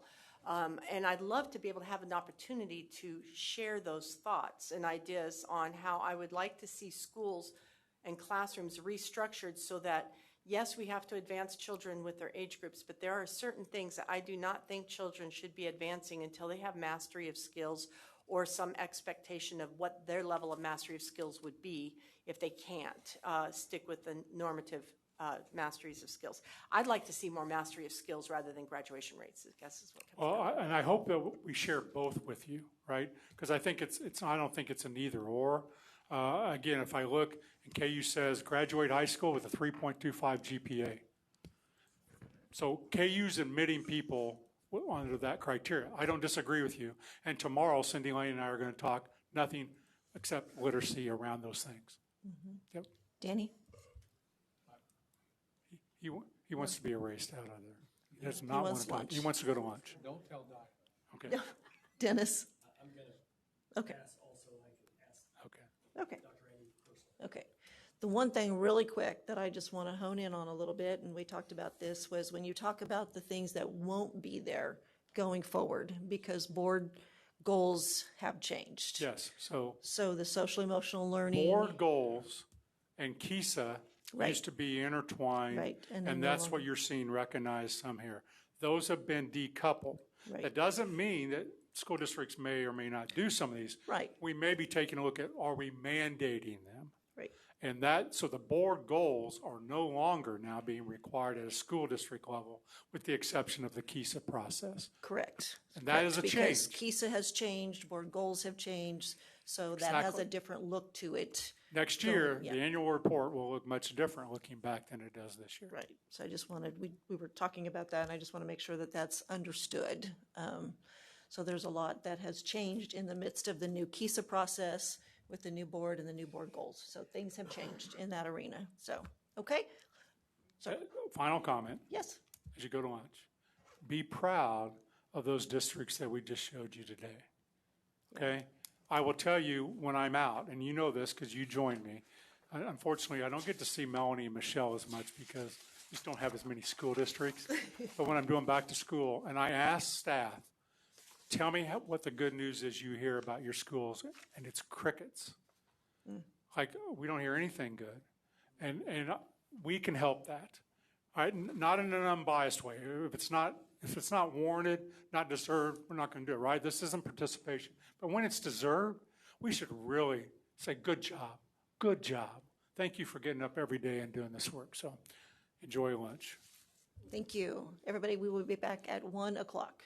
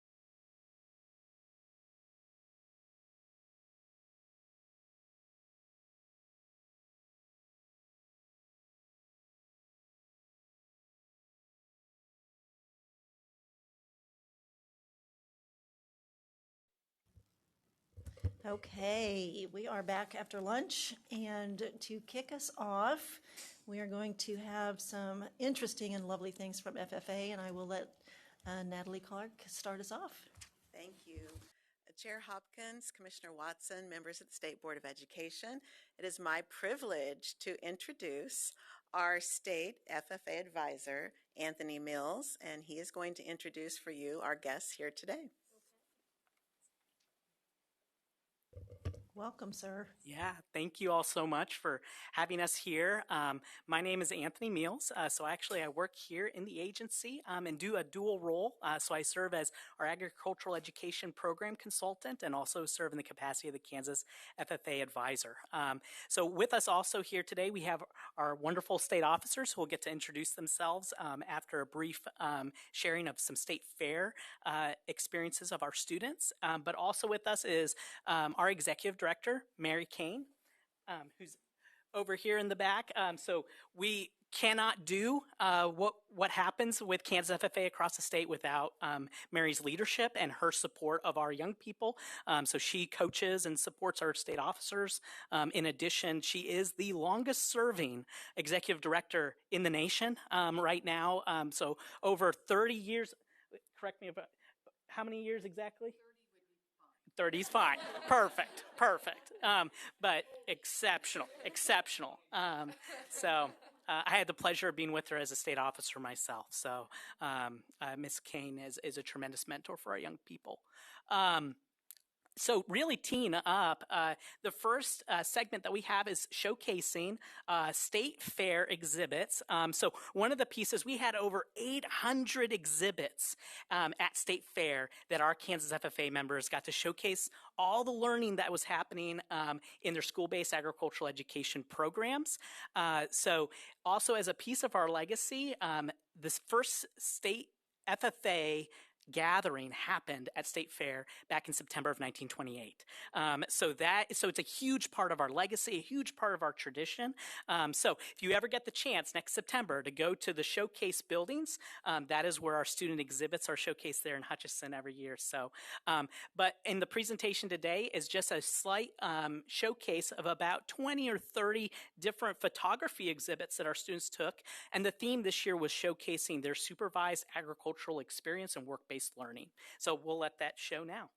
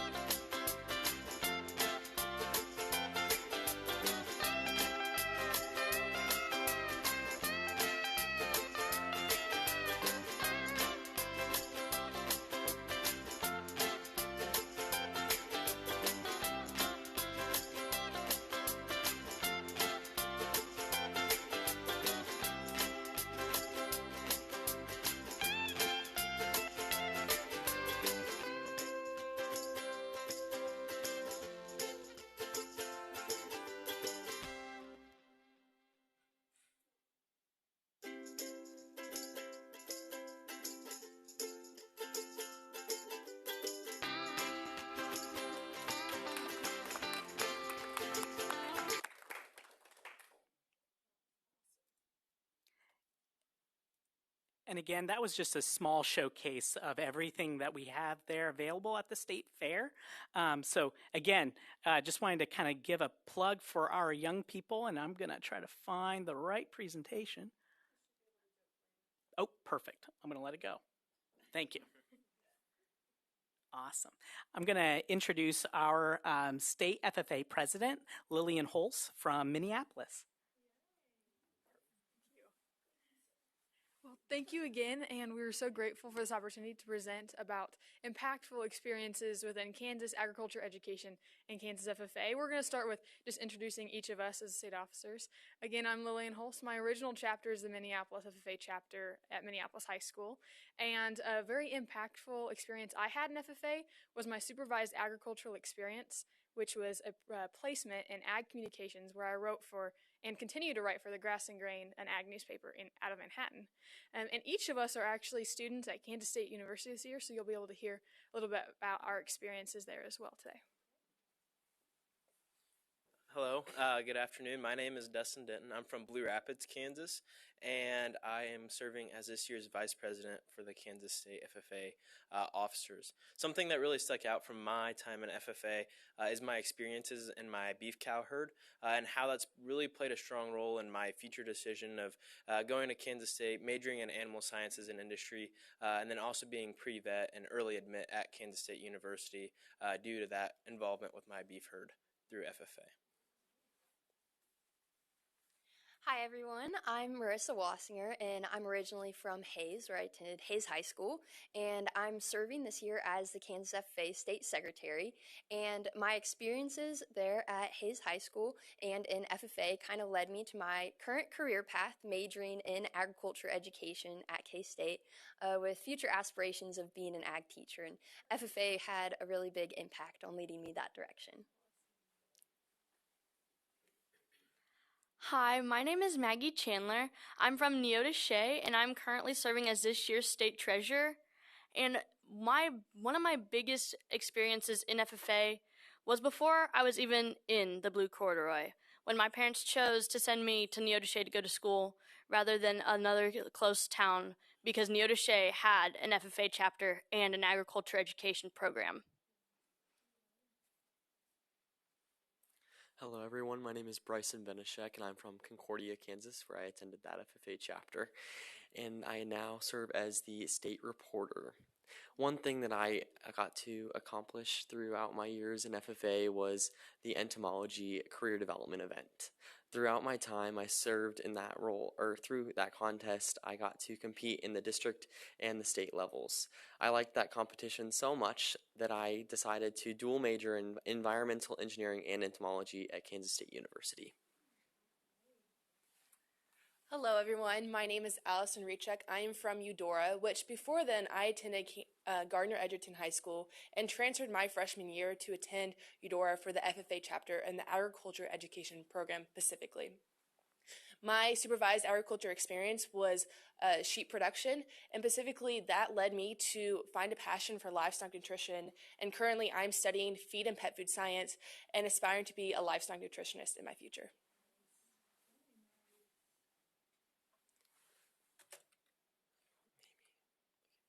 Well, we are so excited to be able to present to you all today. We are very thrilled about all the things that are coming in career and technical education, but more specifically, agricultural education in the state of Kansas. We are especially inclined to talk about the SAE, or Supervised Agricultural Experiences, that FFA and agricultural education offer to students. FFA is an intercurricular organization that allows students to have access to more than just what the classroom provides. The classroom is where students get their first opportunity to experience agriculture. It's where they gain new information and learn about different things that they might not have known about otherwise. In the state of Kansas, there are currently 6 approved pathways for students to go down. A pathway is an aggregate of classes with similar things, like crop science and horticulture would be down the same pathway. However, we also have an SAE component, or the Supervised Agricultural Experience. This is done on their own and is more similar to a work-based learning program. There, they'll have the opportunity to select from a placement, entrepreneurship, or research SAE, where they will have the opportunity to work with an employer, make their own project, or even do research through data and community service. And then our last component of the agricultural education model is FFA. FFA is there to serve as their leadership in and give them opportunities to learn more about the FFA and different agricultural pursuits that they might be interested in through things like career development events and leadership development events, where they can hone in on specific aspects of agriculture that are more interested for them. So as Bryson just kind of talked about there, the importance of the three-circle model and how all three pieces play a really strong part in agriculture education. But in my opinion, the most vital part is that classroom education, and specifically the ag teachers that are providing that education. So here on this slide, we can see that there's 308 agriculture educators in the state of Kansas right now. And before I would have became a state officer and realized, the reality of it, I would have thought 308 sounded like quite a few ag teachers, and that probably had a pretty large impact. And it does, but at the same time, there's still a very large need of ag teachers. And in fact, a little statistic is 50% of ag teachers, or 40%, have 5 years or less of experience in the classroom. So our workforce right now is very young. We're also dealing with a lot of turnover, unfortunately. Through my own experience, I can say that I've had 3 different agriculture educators throughout my 4 years of high school. And while that was tough to kind of deal with some of those turnovers and new teachers and new faces, I do think we're going in the right way. And, the teacher that I ended up with my last 2 years, she was really bright and young. And I think that some of that also has to deal with some of the programs that we're now utilizing that we have on display on this slide as well, including the summer conference, the beginning educators success team, pre-service teachers, and then also programs like the CASE and then CASE scholarships as well. So I really believe that ag education starts with the ag educator, and that is one of the most vital parts of ag education. Moving forward to the National FFA organization, the FFA has over 1 million members nationwide, which I believe is such a strong representation of how deep and how involved and how amazing this organization truly is.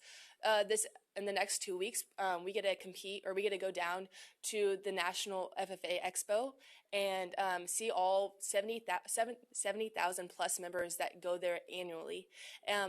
Going back to the Kansas Association, we have nearly 14,000 members, and we're looking to exceed that number even exponentially this upcoming year. Additionally, we have 240 chapters within the state of Kansas. I know for myself, my freshman year, when I transferred schools to go into FFA, I was excited to get involved in FFA, but also was very nervous at the exact same time. But through the mentorship of seniors in my chapter, they pushed me to get involved in the horse evaluation contest. Now, I had no prior knowledge of horse evaluation. I was a cattle girl through and through, couldn't tell you the different genders of a horse. But then on, we competed at state, and we got to we won state, and I was honored to be a part of the horse judging team there. And we went on to nationals and competed at nationals. While we were at nationals, not only did I step outside my comfort zone, competing against some of the top-tiered horse evaluations in the country, but also I got to meet so many different amazing people that all had the same passion for agriculture as I do. In addition to the career fair at the National FFA Convention and Expo is one of the top tier conventions and expos, I believe, in the country. We have hundreds of premier country or universities, as well as companies in the agriculture industry that come to exhibit their products and their university to these students. We have some of the top tier businesses with new technology coming in from around the country in agriculture and outside of agriculture, that students get hands-on experience. They get first-hand experience of what's new, what's the newest development within the agriculture industry. While we're talking about the number of members we have in Kansas, the growth doesn't stop there. We are continually growing in members as well as in chapters and schools that now have agriculture education programs. So when we say charters, it's not just that they have the FFA part where we can go on trips and activities. They also have the classroom portion and supervised agriculture experiences, making it a whole complete agriculture education program. So in the past 5 years, we have added 46 new chapters across the state, reaching almost every single county in Kansas. For me, without my agriculture education program at Leneola Shea High School, I didn't really love high school. I didn't really like school. Book smarts are not exactly my thing, but I love to go to school for my ag class. So those classes were so important that it motivated me in my studies outside of an ag classroom. Now, you've heard us talking quite a bit about our SAEs, or supervised agriculture experiences, and these are one of the key factors to FFA and classroom learning. And as you can see, some of the statistics on the board, these SAEs make more of an impact than just being a little school project. Over 270,000 hours put into these projects from our members, and as you can see, a lot of economic impact, such as $11.4 million generated from these SAEs. All of these are really great opportunities for our students to get some experience to get them career ready. We have 5 different areas that our SAEs can fall under. Entrepreneurship, so they can start their own business or their own endeavor. Placement, where, as you can see, we have almost 2,000 job placements across the state of Kansas for our students. Service learning, where students are able to do community service. And like you can see, nearly $5.6 million invested in these service learning projects. Along with a school-based enterprise, which can be a business kind of run through their school. And then finally is an agri-science fair project, where students can do a research project related to agriculture and then share their findings. So as you can see, these SAE programs make our students a lot more ready for their future careers. And like you probably noticed in a lot of our introductions, our SAEs and times in FFA is kind of what led us into our own career paths. And even if we don't end up going into what we did in high school, it gave us some opportunities to learn and find what we do or don't like. And then moving forward, we also have a lot of experiences that our FFA members are able to take advantage of. These pictures here are our state officer team this summer in Washington, D.C. at State Officer Summit, where we got to meet with some state representatives as well as other state officers from across the nation. And this is just one of the unique opportunities that state officers get, but we also have a lot of opportunities that our other members can take advantage of, such as WOC, or Washington Leadership Conference, where members are able to go to Washington to learn about service learning, servant leadership, and working with others to bring back to their communities. These experiences are very unique to agriculture education. I know personally, the first time that I got the furthest away from Kansas was going to National FFA Convention with my chapter, and this summer was the first time that I was able to really get away from home and go to Washington, D.C. And so I've found some really great experiences in FFA that I wouldn't have been able to get with any other organization or education program in my high school. So a lot of these experiences are very valuable for our members. One of the biggest things we want you to get out of understanding the importance of agriculture education in Kansas FFA is the complete 3-circle model, which Bryson began with in our presentation.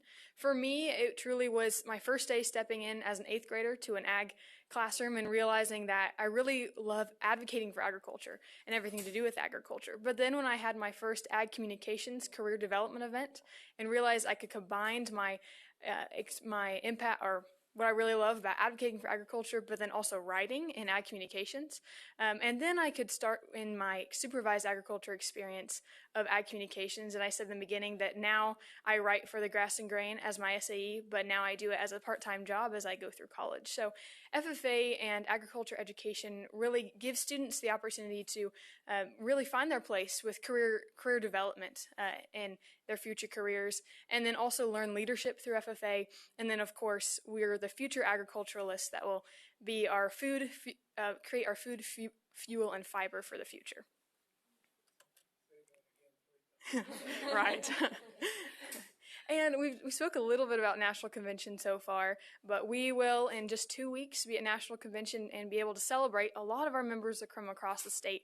And up on the board, we have many members that are really excited that they're finalists. So proficiency finalists means they're finalists in their supervised agricultural experiences. They are the top 4 in the nation in each of these areas. And that means that they created their own application, spending many hours within their SAE, but then also creating that application so that they are one of either 25 or to 40 applicants within those. We submitted 1 from each state. So Kansas, we submit each of these members, and they made it to the top 4. So really excited for them. And then also we have 75 members that will receive their American FFA degree, which is the highest degree awarded in National FFA organization. And only 1% of all FFA members receive this degree. And there's a lot of pretty difficult pieces that they had to get through this, including 50 hours of community service is in the application. They have to either spend or somehow put in over $7,500 into their supervised agricultural experience, and then complete 3 years of agriculture education to receive this degree. So we're very proud of them, to celebrate them. And then we have 6 members that are in the Agri-Science Fair finalists, and we'll see how they do at National Convention. The Ellsworth FFA chapter is a finalist in the top 10 chapter in the nation in Growing Leaders section. And then we also have over 75 chapters are involved in National Convention from the state of Kansas, because either they're competing in a career development event or a leadership development event, and again, all of these finalists. And every single name on the board, it wasn't just the application actually for each of these members, it was also they completed an interview with the National FFA before they even went to we go to National Convention. So we're really excited to support them and see what happens through their year as they've worked really hard for these projects. And now we'd be very happy to answer any questions you may have or go back to any slides we've previously spoke about. Michelle? So, is it Lillian? Yes. I just have a quick question. So you ended up in Kansas. Did you, you're in Kansas State right now? Mm-hmm. Yes. And you were from Minnesota?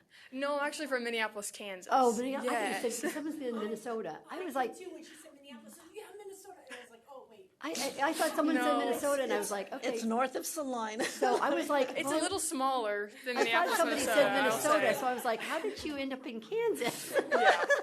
And I thought maybe it was because you went on these trips and then you toured Kansas, another ag state. So I thought that. So anyway, you're at Kansas State now, though, and you like that. You like the ag classes and everything that you're in right now. Oh yeah, we all really enjoy our time at K-State now, all in ag, in the College of Ag. So, that's great. What grade are you all in college? All of us are freshmen, and Bryson's a sophomore. Okay. So yeah, very awesome. Wow. Very cool. Well, thank you for the presentation. I loved all the photographs too, though. Oh, they're beautiful. Dennis? Thank you, Madam Chair. Well, this is where my heart is. Mm-hmm. I'm just a hobby farmer, but I grew up on a farm and always wanted to end up on the farm and raise my children there, and that's what happened. And they were in 4-H, and I'm just curious. You have wonderful career paths. Anybody have plans to stay on the family farm or go back and work there and raise families? So, like I mentioned, I'm majoring in agriculture education, but I've grown up on my family's farm in west of Hayes, and so I would really love to go back and take over my family farm and then continue with being an agriculture educator as well. I'll add on as well.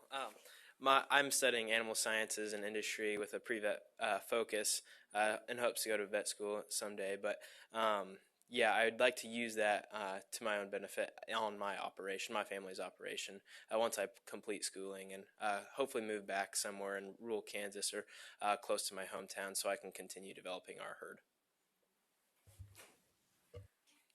I also grew up on my family's farm. We have row crop and a large commercial swine operation as well as cattle. And I also am majoring in agriculture education like Marissa, and I'd like to return to Southeast Kansas to teach and run that operation. Danny?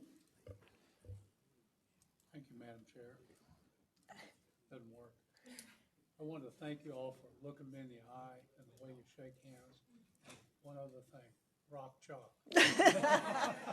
Mr. KU over here. He looked at me and said, "You know what's coming." I knew it was coming.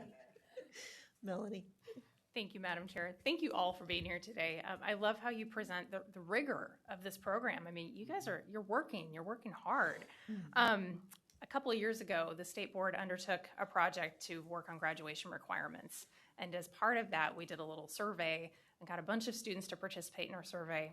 And we asked a lot of questions about what should and shouldn't be required to graduate from high school. But one of the questions was, what class do you think should be required? And funny enough, I think the number one and number two decisions coming out of that group were kids wanted something that we kind of boiled down to call it Adult Team 101. And the other thing was agriculture classes should be required to graduate from high school. That was such an interesting insight for me to hear from so many students across the state that this is the thing that we prioritize at the top of our list, right next to Adult Team, which is exactly what you guys are doing. Like the path that you're on right now is you are on this path, right? This will be your life. FFA is life. Is that fair? So I'll give you a chance to respond to that if you want. But I'm just a little bit curious. Can you talk just a tiny bit about how much of your school day, or like what a week looks like? How much of your week goes into FFA, maybe in terms of hours or after school activities? Do you get to work on any of this during school? Is it all after school? Help us kind of understand how that plays out. I would love to speak on this topic, as I've been a huge passion for agriculture education.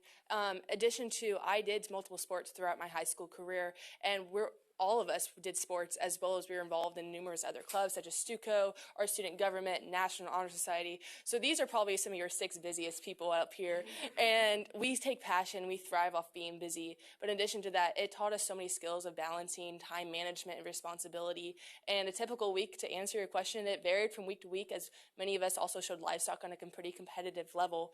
And we'd obviously have to take a full opportunity of the time we had in the classroom, but we also stuck after class, or stuck after the end of the school day many times, either for sports or for FFA as well. But getting back to your question of agriculture education, and I've always been a firm believer that an agriculture class should be a standard for a requirement for high school graduation. As I remember my elementary sitting in the classroom one day, and I was asking some of my peers of where they thought their chocolate milk or strawberry milk came from, and they all said it was red or brown cows. And I've always been astonished that how we believe that chocolate milk comes from brown cows and not just whole milk. And I've had many experiences since that not many people are truly educated. They believe that their food comes straight from the grocery store, and it's not come from there's usually on typical average 2,000-mile distance from farm to table. And as we're trying to shorten that every single day, and there's been a constant increase and push to increase farm to table campaign, but there are still people that truly do not know where their food comes from. And I would truly be really happy if we saw agriculture as required for high school education. I have to really quick in the middle of that, because I was raised primarily on a dairy farm. And that was one of my dad's favorite stories to tell when the town kids, it's a town of 3,000 kids, right? Small town, but still no clue, would come out and they'd say, "Oh, is that where the chocolate milk comes from?" Looking at the cow. And he's like, "Sure. And then there's a red one back here that we get the strawberry milk from." And just that idea, like you said, that it's such a foreign world to them that they just have no clue. And it's so important. Anything else? Anybody else want to jump in on that? Not to add too much more, but just to give you a little bit of a tangible number, because I went through some of that supervised agriculture experience in developing my application and whatnot to apply for some programs and awards. I would say that my average from week to week through my SAE was somewhere between 10 and 20 hours per week outside of the classroom. Now I might be a little bit of an outlier just because of my beef herd, but whether it was after school or whenever I had time, I'd spend probably roughly 2 hours at least per day, either working with show cattle or checking on my herd. Farm life is nonstop. Thank you. Yeah, farm life is nonstop. It is. Well, you guys are awesome. This was beautiful. Thank you so much. Do you have anything you can think of that's bursting to come out of you? We would love to hear it. I think some of us are ignorant enough we don't even have the question to ask. Debbie has a question. Here we go. missed that, sorry. Yeah, thank you, Madam Chair. So I was wondering how many of you come from a century farm? Do any of you have family that are on a century farm, like 100 years? I don't come from a century farm, but we live on a century farm, so we took over sort of a century farm. But yes, I know that a few of us, Dustin. Yep, I do. You do. You do. As well. Yeah, I just think that passing on from generation to generation is pretty cool. I can barely keep a rooster alive, so we're on century one, or decade one of our farm. But I'm just going to throw this out there. Actually, you'll probably be the one that can help me the most. My bucket list is to pull a calf. It's on my bucket list, and the closest I've gotten to it is a state fair. They had to pull it out with chains. I was there, like so that it's in the vibes for me one day. But I do want to pull a calf. Definitely live that world as well. We've been looking for help. But I was at a haze waiting to pull a calf at my friend Bunny's house, and the calf got born 30 minutes. I was going to say, the real hope is that you don't need to pull the calf. Yeah, that cow had no problems. You're welcome to come and help. Yes, it's kind of hard. Like, you gotta lift weights to prepare. Yes, yeah, it's a thing. I have definitely been around that. No, it is. No, I grew up with that. Very real. Please. We also just want to make sure we share. These are some contact information for some people that are very important for us and for all Kansas FFA members. So if you want to contact any of them, here's their information. But thank you so much for your time today and allowing us to speak on such an important matter. So, thank you.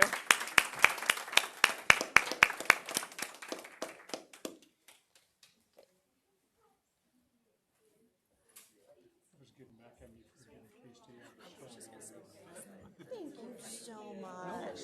You came to Ottawa County Republicans meetings once, right? Yes. I remember I was there last meeting. It's nice to see you. Yes, it did.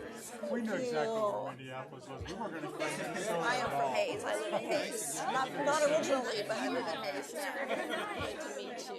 It's good to see you. Good to see you. You guys did an awesome job. Thank you so much. Thank you. So, That was are your powerful. mom and dad from Concordia too? Yeah, well, the area. The area? Yeah. Did they go to Concordia High School?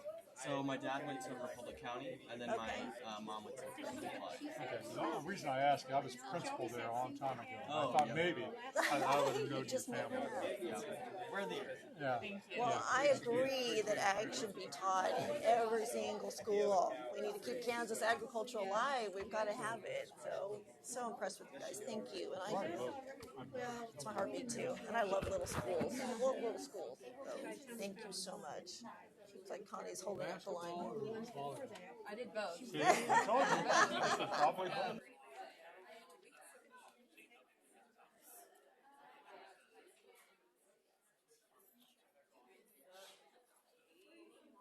The one that's in front there? Okay. Ask her. Okay. They did know it was going to be live streamed, so. They did. But you can ask her. Okay.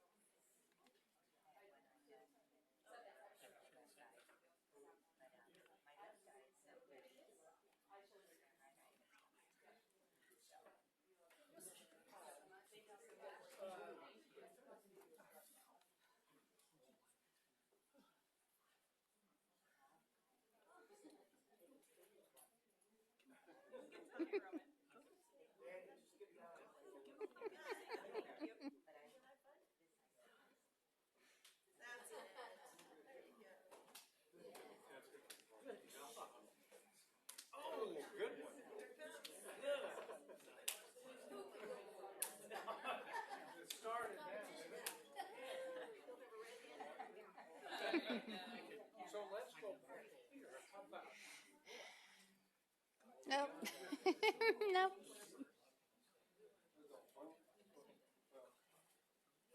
Well, as you might see, we're going to have Reading Corner now, and I will let Dr. Curtis introduce our guests.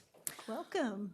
Well, as we know, I've been here with students that were seniors, graduated, and today we've taken it a different direction because we know that literacy starts at birth. And these kids are far from that. These are pretty grown-up kids for being in preschool, and I will tell you, they can use their whispering voices. They got off that bus in a beautiful manner. I started my career teaching preschool. The last year I was in public schools in Kansas, it was in a pre-K classroom. So these folks are near and dear to my heart. What I wanted to bring today is work that we do here at KSDE. So I want to introduce Erin Davis, who works for Child Nutrition and Wellness. She's going to talk about some early literacy curriculum and curriculum that they offer. And then we're going to let you see some of that in action with our guests from USD 345, just up the road from us, who came on a bus. It's a pretty exciting day for them. So I want you to welcome Erin Davis. Here she is. She's hiding behind the pillar. Erin is here, and she will go ahead and introduce the rest of our guests. So thank you, Erin. Welcome. Thank you. Good afternoon. As she said, my name is Erin Davis. I work on the Child Nutrition and Wellness team. And today for the Reading Corner segment, we're going to read How Do Apples Grow by Jill McDonald. And this is part of our Harvest of the Month curriculum for the pre-K age group. So I did want to just start off by telling a little bit about the Harvest of the Month program and how we've developed it. It is a nutrition education program to celebrate and encourage the use of Kansas-grown foods in child nutrition program menus. And we have developed pre-K through 12th grade STEM curriculum as a collaboration with the Career Standards and Assessments team here at KSDE, as well as the early childhood team. We do have resource toolkits available in addition to the recipes and menu templates that we have for not only our school nutrition folks, but also CACFP. The resources that we've also provided include posters and recipe cards, stickers, static clings, table tents, social media graphics, morning announcements, and newsletter scripts, and then as well as the STEM curriculum, as I mentioned. The different Harvest of the Month features include beef, sweet potato, pork, leafy greens, berries, cucumbers, wheat, melons, tomatoes, pumpkins, dairy, and apples are our October Harvest of the Month.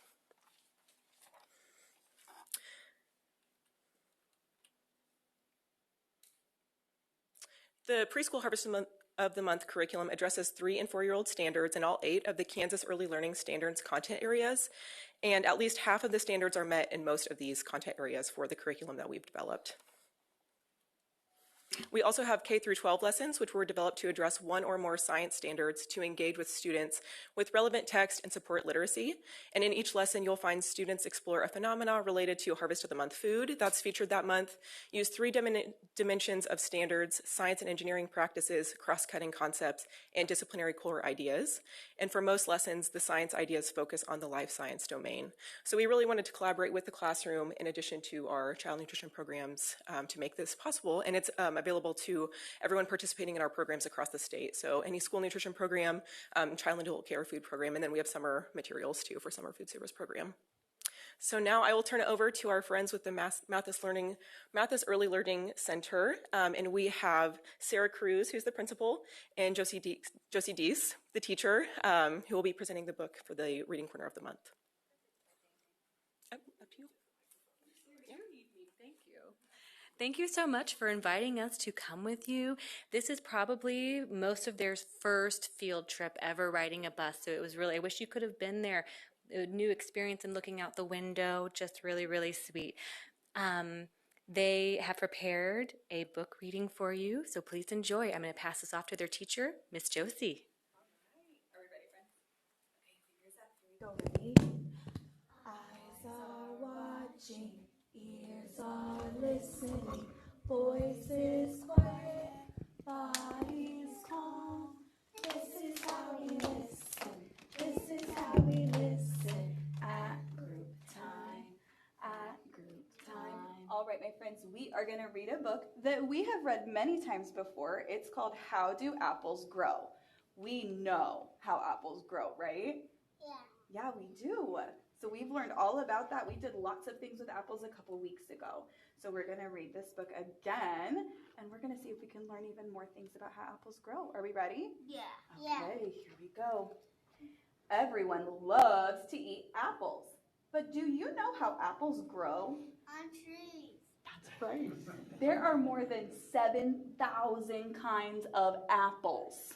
And do you remember the sound that apples make when we take a bite? Crunch. Right. Good job. Apples start from a tiny seed.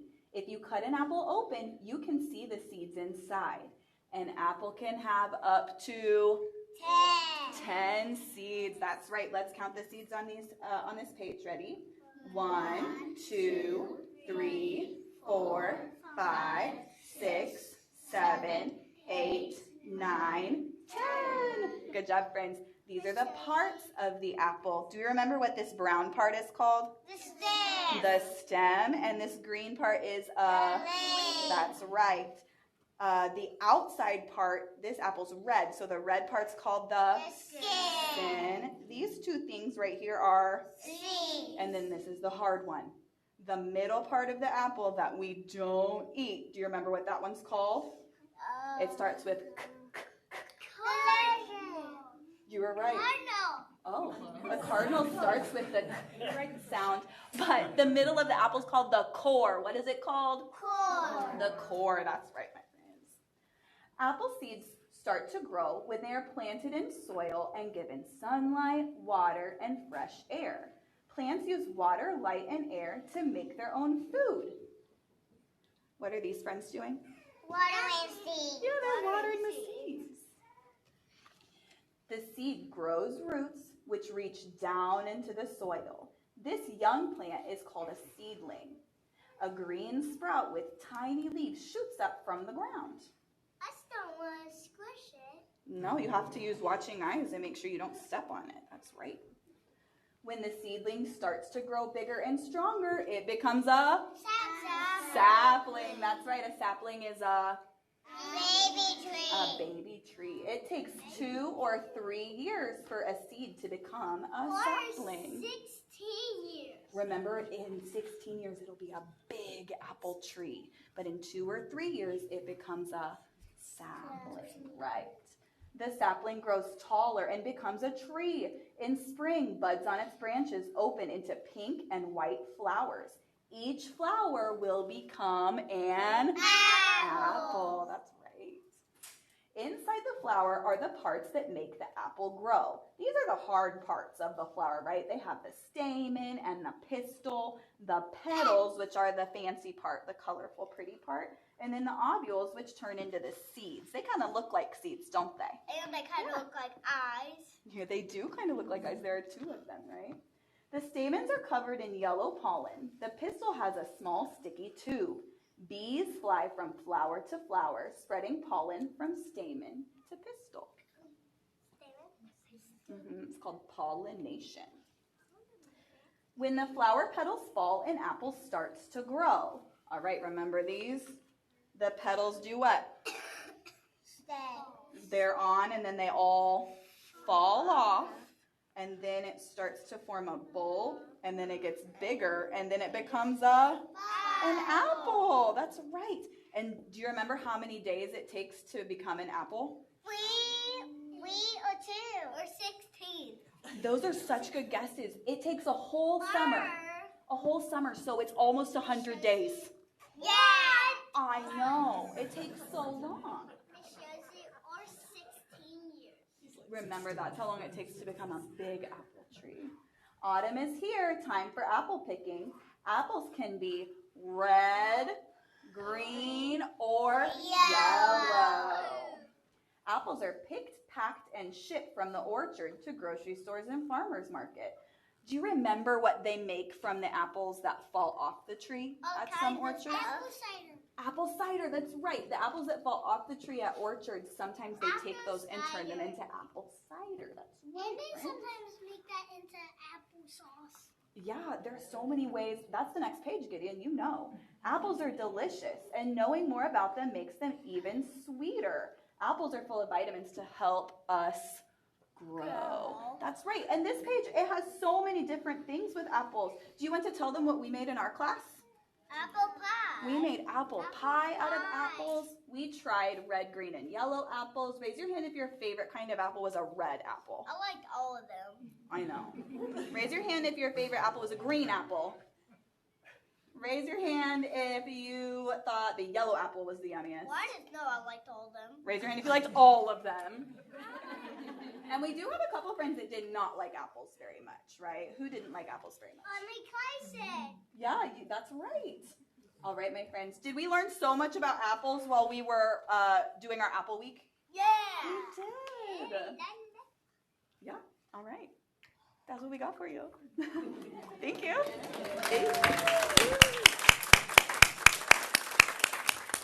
Do you know what you taught me? That there are 10 seeds in an apple. I did not know that. That is really cool. And you guys did such a good job. Thank you. We appreciate visiting. Please know our doors are always open if you'd ever like to come and visit. Imagine seeing this all day. Right? I have the best job in the world. It's wonderful. That's right. That's right. So Thank important. Do you guys all like books? Do you like when you read books? Isn't that fun? Do you learn things, right? So you can read one all by yourself someday, very soon, right? Thank you for coming. This was so fun. I also have, I happen to have in my car a little gift, so if each one of the kids will just grab whatever one they want. There's pens, there's, if somebody's into a Rubik's, or there's a little scratch note, whichever they want to grab.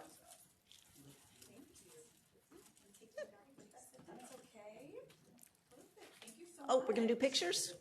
Okay. You want us So to stay I here just with wanted the to kids? thank you for coming, friends. You were want to just delightful.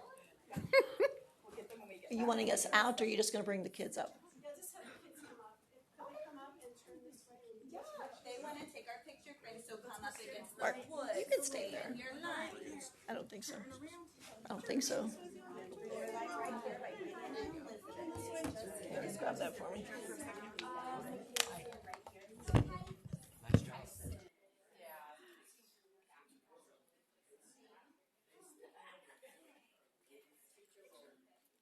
All right. Cheese. Put your hands down and smile. I know, Titus, your muscles are so big.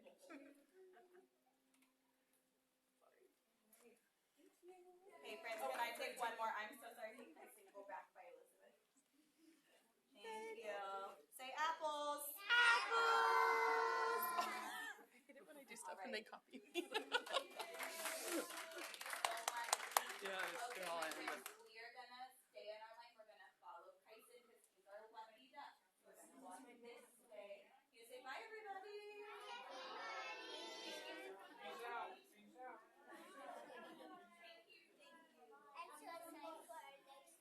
I know, it's gonna be really exciting. Thank you.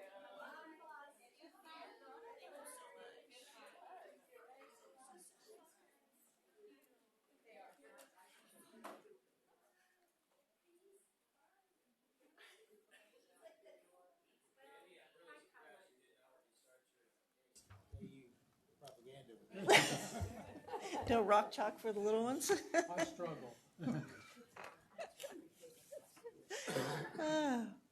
Okay, that was way fun. Thank you. We went from the top almost to the bottom. That was really fun. Oh, actually, you guys want to take a quick break before we come back for the reading corner? Or do you want to, if we're good, we can. She's got a bunch of things, so we may want to take a short. I was going to say, we might,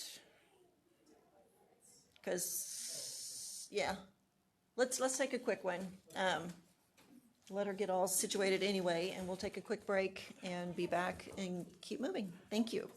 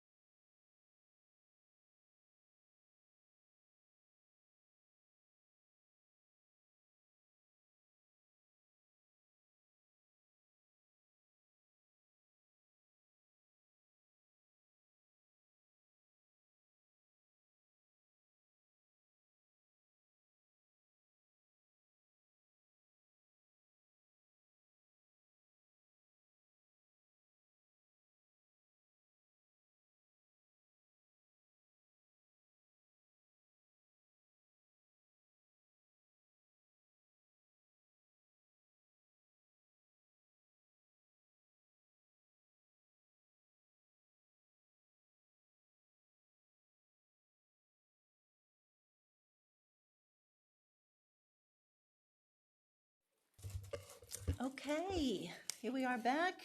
We are going to have some presentations, and we're going to let Kelly Cheney, Director of Child Nutrition and Wellness, near and dear to my heart. I am excited for today, so please take it away. Oh, thank you so much. Good afternoon, Chair Hopkins, board members, and Commissioner Watson.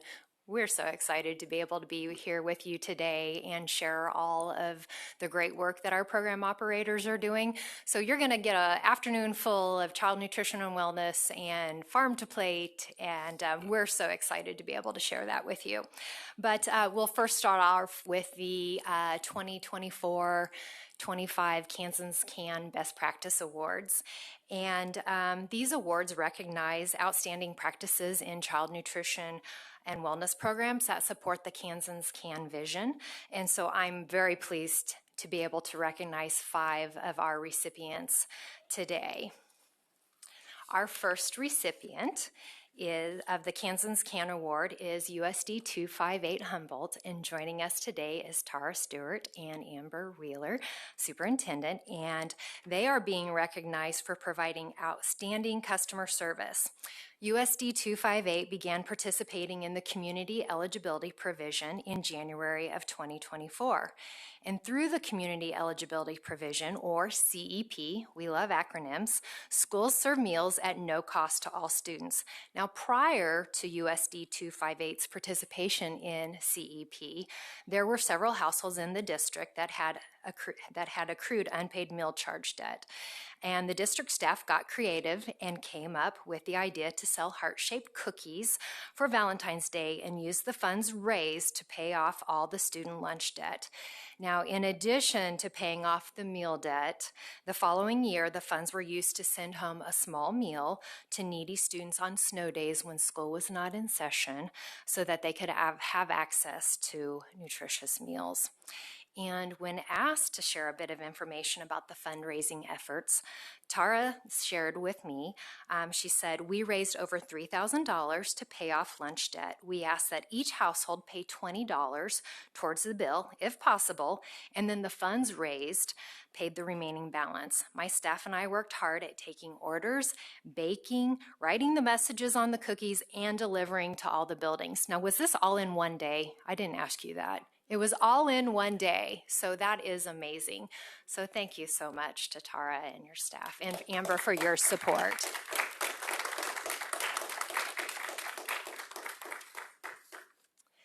Our second recipient of the Kansas Can Award is USD 386 Madison Virgil, and unfortunately the staff could not be with us here today.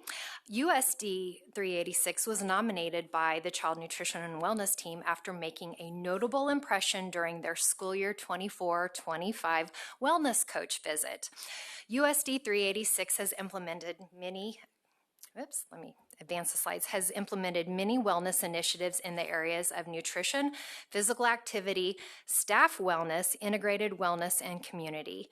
Initiatives range from simple classroom brain breaks, the Spirit Sparklers Staff Appreciation Program, physical activity opportunities made available after school and on weekends, through a collaboration with the Madison Parks and Recreation Department, and delicious fruit and vegetable bars offered every day through the school nutrition program.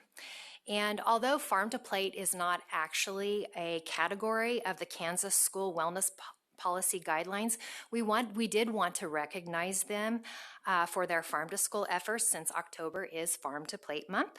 USD 386 partners with the community members and organizations to provide farm to plate educational activities to students. USD 386 was also identified by USDA as a farm to school census superstar in the most recent farm to school census report that was issued by USDA in school year 24-25. And you'll learn a bit more about the farm to school census from Erin Davis in the farm to school report immediately following this awards presentation.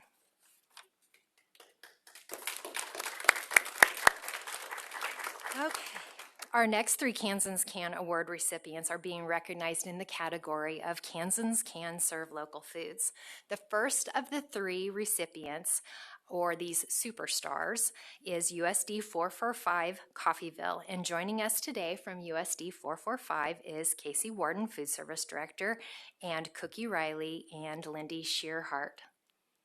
USD 445 began their Farm to Plate journey in 2023 with ambitious plans to make their Farm to Plate vision a reality. Casey will be sharing the details of their amazing journey in a very short time during the Farm to School report. And so I don't want to steal her thunder right now, but I do want you all to be forewarned that the enthusiasm and the passion for this team is contagious. When I asked Casey for a comment about the Farm to Plate program at USD 445, Casey had this to share. Farm to School is more than just a program, it's a partnership. We want the students to have that connection with the food that nourishes them because that is how we help build our future. Eventually, this will empower the community with lifelong lessons in nutrition, sustainability, and stewardship.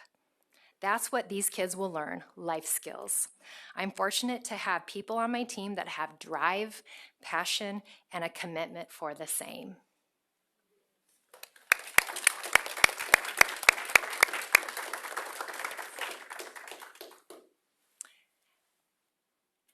And our fourth recipient of the Kansans Can Award is JC Family Home Association, located in Junction City. Joining us today from JC Family Home Association is Janet Dozier, Director. You'll also hear from Janet in the Farm to School report, where Janet will share with you all the wonderful Farm to Plate activities being incorporated into family daycare homes underneath the sponsorship of JC Family Home Association. JC Family Home Association participates in the Child and Adult Care Food Program and currently sponsors 70 home daycare providers located throughout North Central and Northeast Kansas. JC Family Home Association applied for and was awarded a 2024 USDA Farm to School subgrant. Janet has shared that home daycare providers play a crucial role in early childhood development, providing a nurturing environment for young children. Many of the daycare home providers face financial constraints, limiting their ability to enhance their programs with additional educational activities. Gardening not only provides a hands-on learning experience for children, but also promotes healthy eating habits and a connection to nature. By providing gardening resources, we can ensure that children in home daycares have the opportunity to engage in meaningful, educational gardening projects. Gardens are more than just a place to grow food. They are places where children learn, explore, and connect with the world around them. So congratulations to Janet and her team.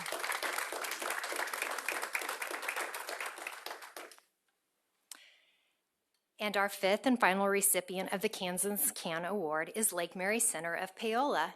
And Lake Mary Center is a residential childcare institution participating in the school nutrition program. Joining us today from Lake Mary Center are Angela Kelly, Food Service Director, Matt Edwards, Facilities Director, and Patricia Wolf, Lead Teacher at Lake Mary Ranch. Patricia was named the 2020 Kansas Ag in the Classroom Teacher of the Year and the National Ag in the Classroom Teacher of the Year. I just had to put that in there because because that was mentioned in their award application. So we're glad you have joined us. Lake Mary's innovative School to Ranch to Cafeteria program immerses students, each with a dual diagnosis of intellectual or developmental disabilities and psychiatric disorders, in the full cycle of food production. That includes composting, gardening, and animal care. And you're going to hear more from this amazing team in the Farm to School report as well. So congratulations to the Lake Mary team.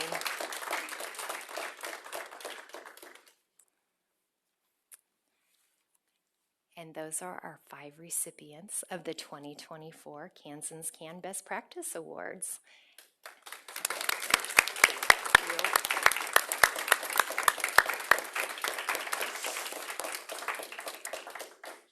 And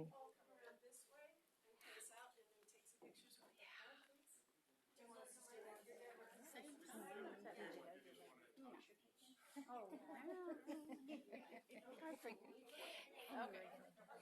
didn't know that part. So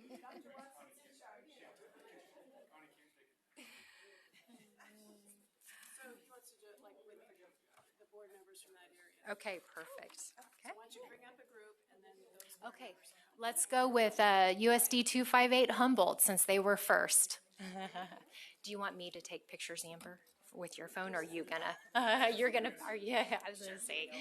Humboldt, anybody? Yeah, right there.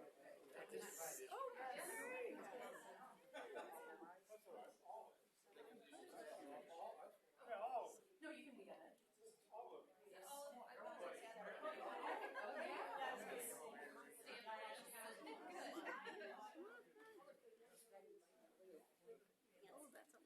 It is. It's a big group. I'm gonna try.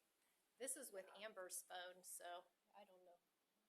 Amber, I'll apologize if I don't take great pictures. Everybody look over here.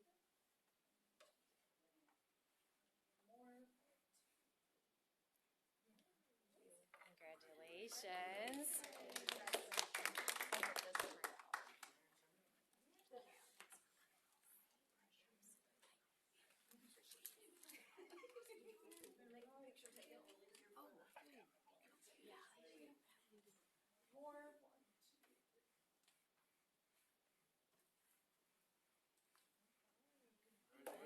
Wonderful. Congratulations, Janet.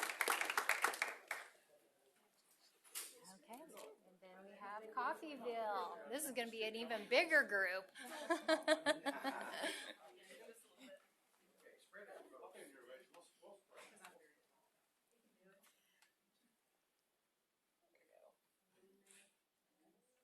Everyone look this way.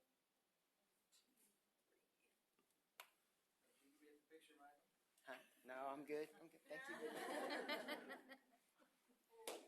Okay, congratulations. Okay, all righty, Matt. Now we have Lake Mary and Mary. Okay.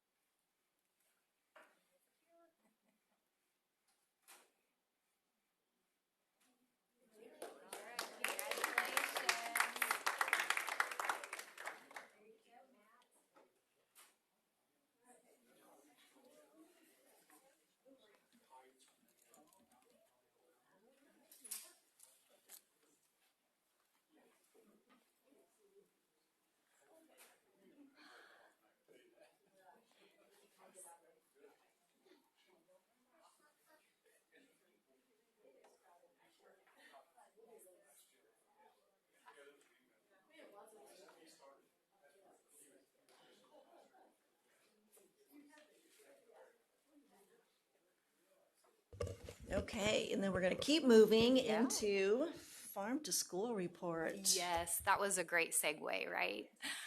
So it's our pleasure to be able to provide to you a more detailed update on the work being done in Kansas to incorporate local foods into our child nutrition programs.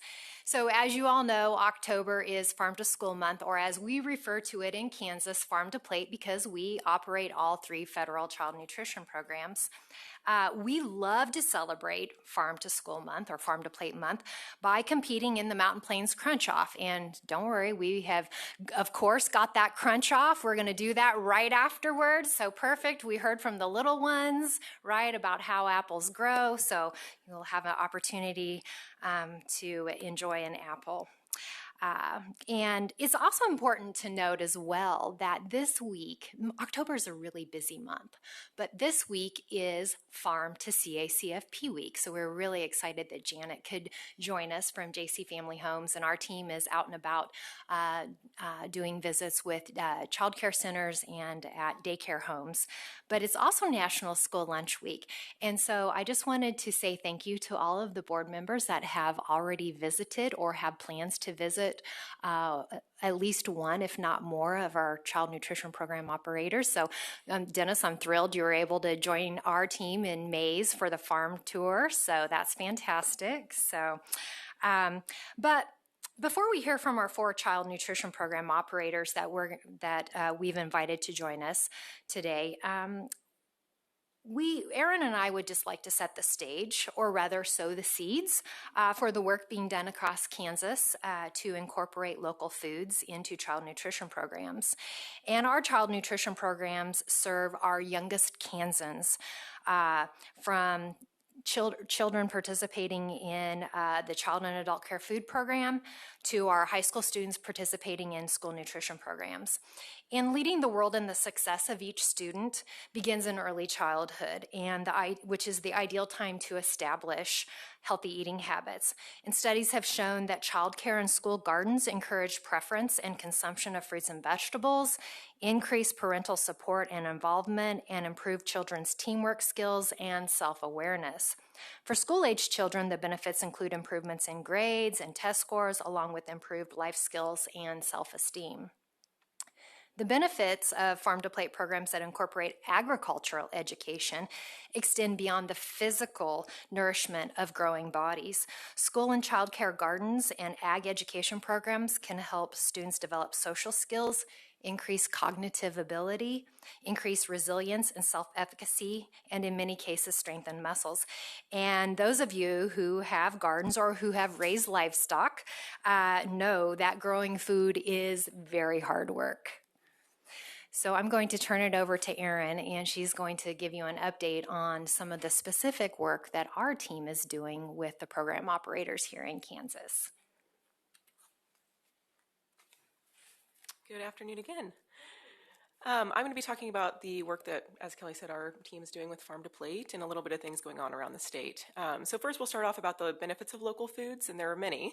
And the first and probably most obvious one is the nutritional value that you get when you use local foods. So when you decrease the amount of time between harvest and eating, you increase the nutritional quality of your food, and it honestly just tastes better too, less degradation from those foods. There's a lot of educational opportunities when you show a child or a student how lettuce grows, where the egg comes from the chicken, how the beef is raised and harvested, or when they can talk to their local producer in their area. There's also a community connection, fostering a sense of community and pride when your district or child care center is purchasing from a local producer in your area, or when you're harvesting that directly from your school grounds. There's an economic impact when you're making purchases from local producers in your area. You're supporting your local economy. And there's also environmental benefits, reducing the carbon footprint that's associated with the transport of foods. So if we want to see a snapshot about Farm to Plate across Kansas, the USDA does provide the Farm to School census, and the information we're going to be talking about is from year 2022 to 2023. They've offered this census twice, so we have information from 2019 and 2022, and this is only for school nutrition programs, so they only surveyed schools across the state and across the country. So starting off, 72% of school food service authorities, or 284 of those, reported participating in Farm to School. 57% of school food service authorities reported serving local foods. 14% reported having edible gardens. And this one I think is really neat. 13% of school food service authorities reported participating in Farm to Plate in the last 10 years. And we saw a large increase with a 52% jump in the last 3 years. So showing a really improved impact of Farm to Plate across our state. And we do have that census results. If you'd like to see those too, we can share that. And a snapshot about Farm to Plate at KSDE. There are 2 FTE on the C&W team to enhance Farm to Plate efforts, myself being one, and then Barb Depew, who's also on our team. And she's actually headed to Montana to go to the Farm to Child Nutrition Program Summit, so that is why she's not here today, to do some continuing education in collaboration with across the country in our Mountain Plains region. We do offer technical assistance for child nutrition program operators, so they can call our office and say, I want to buy local apples, and we will help find producers in their area that can help source those for them. And then we also provide resources for ag education, different opportunities, or how to help them with their school gardens. We connect them with the Department of Agriculture if they need regulation requirements, and those kinds of things. We also have grant activity in our office to support local food procurement and ag education. In 2025, we had just over $3 million of grant activities that we were doing, both activity-wise and then also some sub-grant funds that we have provided to our sponsors. We have, like I said, provided funding for sub-grantee awards for sponsors, and you can see the list here from 2020 to 2025. And those have sourced different farm-to-play activities, such as gardening and in-classroom school towers, livestock projects, equipment to incorporate from-scratch baking products, kitchen skills training, and more. And recently, since 2024, we've required the applicants to be part of a team, which required a food service professional, someone from the classroom, an administrator, or someone from their community. And that really just helps support the sustainability of their program. So if you have staff turnover over in one of those areas, you have the team to help carry that through. This is just an example of one of our Farm to Plate sub-grantees from the CACFP area, Quality Care Services. In her 2024 grant, in 3 months, they delivered 1,600 pounds of local food to children in their programs. So she is a home daycare provider, or a sponsor of home daycare. So she has, I don't know the exact number, but I'd say over 100 home daycares across the state. And so that's where that 1,600 pounds of food was going to. The Local Food for Schools grant was a unique opportunity that our office participated in and KSDE participated in. Typically with our grants, we're not able to do food purchases. It's just not an allowable expense of the grant. But with the Local Food for Schools grant, we were able to do that. So $1.7 million of food, or I'm sorry, $1.7 million was spent on locally raised meats to go into school nutrition programs. So again, this was just schools. And this was between 2023 and 2024. The requirements for that was the meat had to be unprocessed or minimally processed and had to be grown or raised within 400 miles of that school district. So they could purchase anywhere in the state of Kansas, or for our districts that are close to neighboring states, they could purchase from Nebraska, Colorado, Oklahoma, or Missouri. We had 216 school nutrition program sponsors that participated in that, and 243 Kansas meat producers sold product to our schools. So a really high economic impact for their end too, for our meat producers across the state. Just highlighting one of the grants that we have in our office is the Formula Grant from USDA. That's where it's funded from. This spans from 2022 to 2026, so we're just about done with this. And just some highlights of things that we've done with this grant. We've hosted 7 farm tours, and we will have 2 upcoming in the spring. This connected child nutrition program operators with local producers in their area. We've hosted 2 Farm to School Institutes, which is a year-long program to assist our program operators with getting farm to play activities into their organizations. We have 1 more of those coming up next year as well. We created the Harvest of the Month program, which you saw a little bit about earlier in the day. We've provided just around $130,000 in subgrant funding to sponsors to do farm-to-play activities in their organizations. And upcoming, we will be doing a revision of the Healthier Kansas menus, which are menu templates that we have in our office for program operators to use. And we're revising those to include more local foods, more from scratch to incorporate those local foods in our menu templates. Lastly, I just wanted to highlight the Farm to Plate coaches. So we have contracted coaches to visit school nutrition programs during their administrative review year, which happens every 3 years. And they assist sponsors with building a plan for their farm to plate activities and provide resources to them. So this is really kind of a tag team with their wellness policies that they have when they're visiting school nutrition program operators, and they also hit the farm to plate area as well to help, because wellness and farm to school go hand in hand.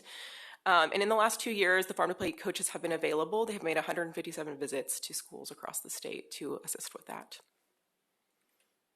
So now we will be hearing from some of our wonderful sponsors regarding Farm to School and their programs.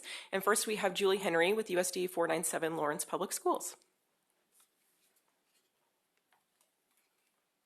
Hello. Hello. Welcome. Oh, I'm not as tall.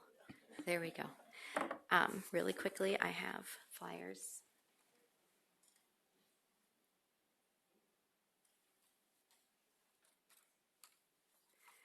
Good afternoon, Chair Hopkins, Commissioner Watson, board members. Thank you for the opportunity to be here to talk about our Community Connections Bakery, which is our newest initiative of Farm to School in the Lawrence Public Schools. I'm Julie Henry. I'm the Director of Nutrition and Wellness for the district. So in August, we launched a district-wide bakery that uses locally sourced grains to create scratch-made items for the school breakfast program, national school lunch program, child and adult care food program, and our summer food service program. In addition to providing scratch-baked products to our students, the bakery will serve as a learning laboratory for our 18 to 21-year-old community transition students, which will provide them with hands-on training for work and life. So this project was made possible by grant funding through KDA's Resilient Food Infrastructure Grant. This nearly $100,000 grant allowed us to purchase the necessary equipment for the bakery, including 2 ovens, 2 proofing cabinets, a dough divider rounder, and a few transport carts. The other costs, including the moving of some electrical lines and gas lines, other transport carts, small wares, were provided by the school district. Fortunately, we had some existing infrastructure that allowed us to do this on a reasonable budget. We already had a functioning kitchen space that was available. We had some 80 and 60 quart Hobart mixers that are there on the slide. Those are workhorses if you have a bakery. Having those products and buying those products, those pieces of equipment new are very expensive, but we already had some in the district that weren't being used, so we moved them over and got them worked on, and they are up and running great. Without having this infrastructure, the kitchen space, these mixers already in place, this project would have been out of our scope of budget otherwise, so we were fortunate to have that. So our grant proposal to KDA included the goal to ensure that at least 51% of the grains utilized in the program would be from local sources, but we're proud to say that 100% of our grains that we are using in the bakery are from 2 local producers, Hudson Cream in Stafford County and Stone and Sparrow Farm and Mill in Melbourne. So I have some samples of these so you can see the 3 main types of flour that we use, so you can kind of look at them and see the difference. They're labeled on the top if you want to give them.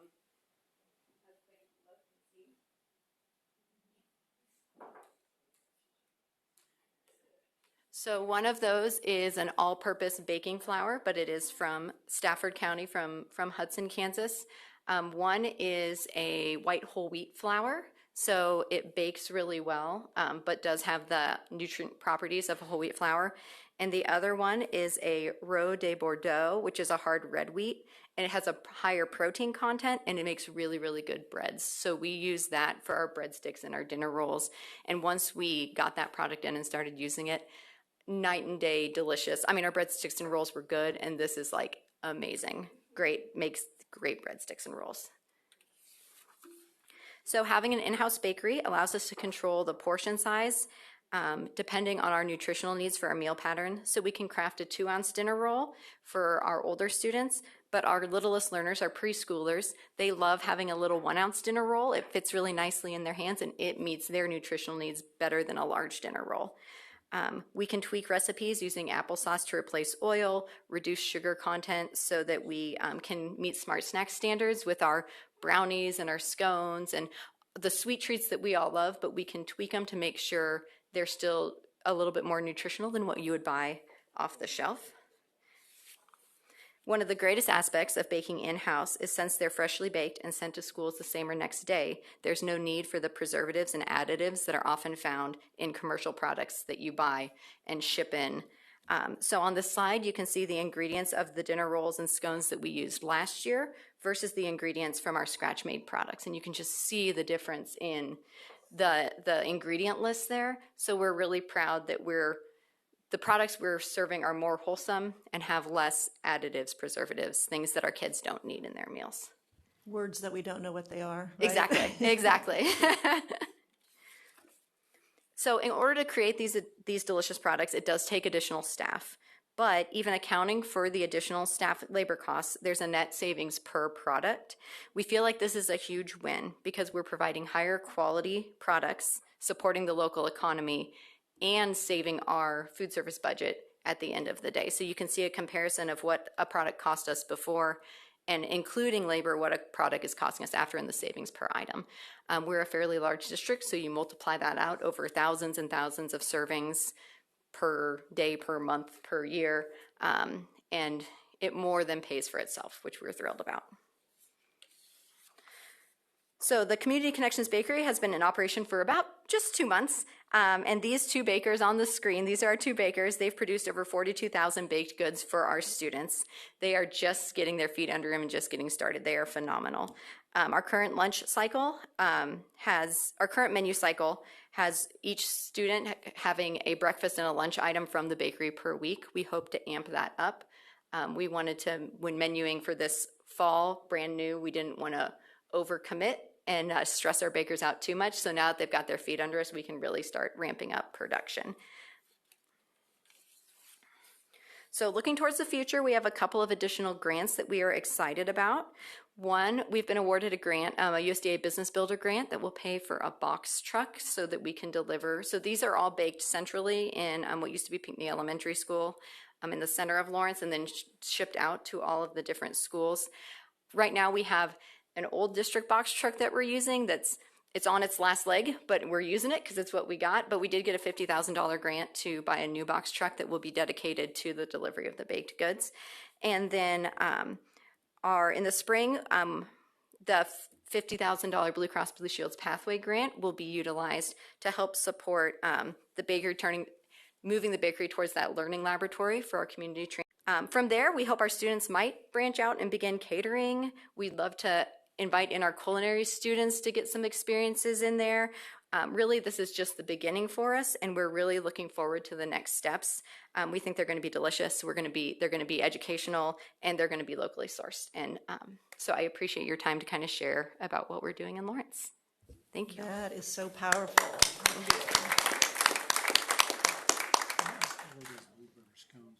Yeah, Julie, did you bring those blueberry scones to us? They're the best. They just made a cranberry one.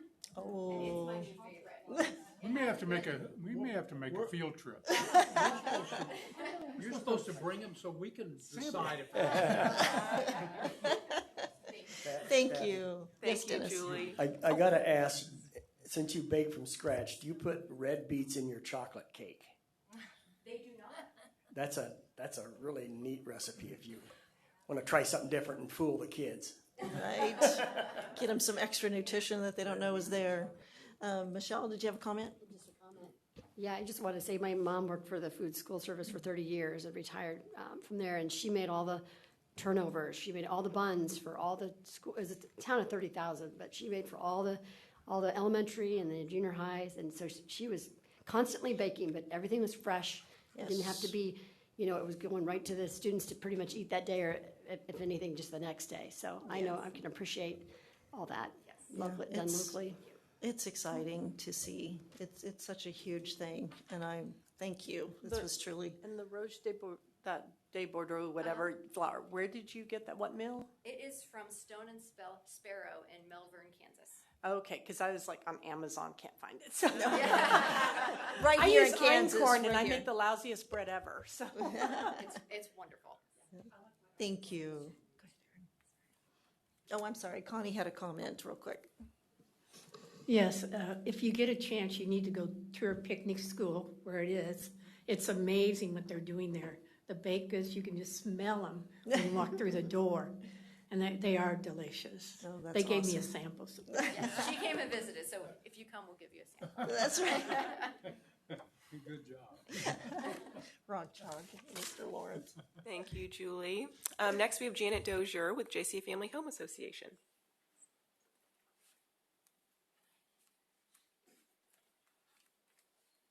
Welcome back. Okay, well, good afternoon. Thank you for the opportunity for me to be here today. My name is Janet Dozier. I'm a JC Family Home Association, and that's some information about us on the slides up there. We're located in Junction City, Kansas, just an hour down the road from here. This garden project that I came up with wouldn't have been possible without Barb Depew and her team, and then all of C&W supporting us as we go through this and make these grant opportunities. They made the application process easy, and then they have provided clear communication and support throughout the project. But most of all, the credit for my project goes to the providers, in which I'm kind of representing today. I have 70 providers right now, and 22 of them participated in this Farm to Plate program. Most of them had great success, as we're going to see, and some of them struggled. Now, how they do a garden at all with littles, I don't know. So you're going to see some that they do it with two-year-olds, 2, 3, 4, little bitty ones. And I know we had that group in here a little while ago, and it's similar stuff that they're learning and that they're teaching in those programs. So these are the communities, I put them in alphabetical order, that we're serving. So we're not just located in Junction City, Kansas. We go within an hour and a half of every direction from Junction City. And there's one or two providers in each one of those areas that are doing a garden for their community and their parents in that area. So this is the beginning of it. I have an interesting story about that pallet of dirt on the left-hand side there, but I'll save that because it's a long one. But 6 pallets of dirt at 2,000 pounds each pallet, yeah, that makes for a fun day. So I was really worried and trying to figure out, where are we going to put it and where are we going to store it? And they wanted to drop it off like a week early, and I went, you know. So that's always very interesting. The office building I'm in graciously let me use an extra room to store all these boxes that started piling in. I'm very thankful for that. And then who doesn't love opening boxes? So that's the fun part.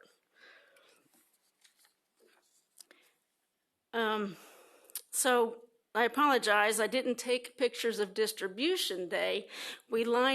Since they're from everywhere, we had them come to us.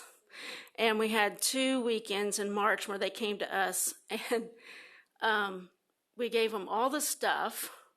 So you can see that raised garden bed, the silver one, and the dirt. They also had to pick up that dirt, and I'm very thankful for my son and future son-in-law, if I didn't run him off, for helping distribute that dirt and load up the dirt, because I don't know if you've ever tried that, but it gets heavy after about 2-3 bags, okay? So they were very interested in that. All right, so on the slide here, we see that the providers just found a place, wherever, to put up their garden. Some of them had existing gardens, and some of them are brand new. These ones were brand new gardens. They hadn't done it before. The one in the middle there, we're going to see that was the introduction slide that Ms. Cheryl used with the 3 boys who are harvesting tomatoes a couple months later. So this is early in the process. The kids love seedlings, though. If all you can do is seedlings and just have them grow seedlings, they really love that. They love seeing them grow. Let's see here. So those boys there on the left are the boys. Lots of tomatoes this year for people, I think, was what they kept saying. The tomatoes are and they're still going. They're still going, by the way. So learning opportunities for the providers. I think they gained a deeper awareness of how hands-on learning can support their attention, patience, and self-regulation for the children. And then they also gained new ideas on getting those parents involved in what's going on. So they could send pictures, recipes, the garden updates of how it's doing and what the kids talked about that day. So I think those are some of the things that help the providers. For children, children ask questions, right? And they share ideas about what they see happening. So whether that has something to do with the way the plant was growing, or a lot of them have flowers that are also planted out there for companion flowers for the pollination, and so they might be talking about that day. Or they might be talking about bees, or most likely the bugs. It's probably what they talked about the most. What they use new vocabulary. Vocabulary related to nature, plants, weather, nutrition, like seedling, roots, harvest, compost, all the way through the whole cycle here. And the children take pride in their work. They feel a sense of accomplishment when they see the plants thrive, and the children and providers also learn that sometimes it doesn't work out, and so we'll just try again next year. Throughout the growing season, the children had an opportunity to harvest, prepare, eat, and preserve a variety of foods, fruits and vegetables. These experiences offered valuable life lessons, so not just in gardening, but in healthy eating, sustainability, and responsibility. And you can see they have quite a big haul in that one. That's quite a lot of green beans. A message from one of the providers, though, is our learning extended beyond the garden. The children practiced setting the table properly and using good manners during the meals. This provider created a buffet-style snack and lunch setups, and they incorporated the fresh fruits and vegetables from the garden. They encouraged the children to try new foods or revisit ones that they had previously said they disliked. And that's so important for that area, is developing and realizing that you might like this food now, so let's try it. In closing, this project has been a wonderful reminder that big impacts can come from small beginnings. Barb Depew and her team made it possible through the grants, but it's the home daycare providers who truly turn the vision into reality. Their gardens are more than just places to grow food. They are places where children learn, explore, and connect with the world around them. I want to thank you for your support and for recognizing the work of these providers who are shaping healthy habits and bright futures for our children. Wow, that's awesome. Thank you so much. You know, it really made me think about what our FFA officers were talking about. Like, kids don't know where their food comes from. And this is huge when you can start little bitty and just start letting them know it's just not coming off the shelf in the store. It takes hard work. Yes, yes. And some of these ladies work really, really hard with, it's hard work with these little kids. Yes. They're little, and they get into all everything. They do. Thank you so much. That is a good thing. Thank you, Janet. Next, we have Angela Kelly with Lake Mary Center and her team.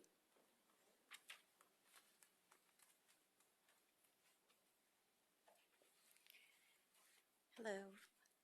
I'd like to thank you all for the opportunity to share information about Lake Mary.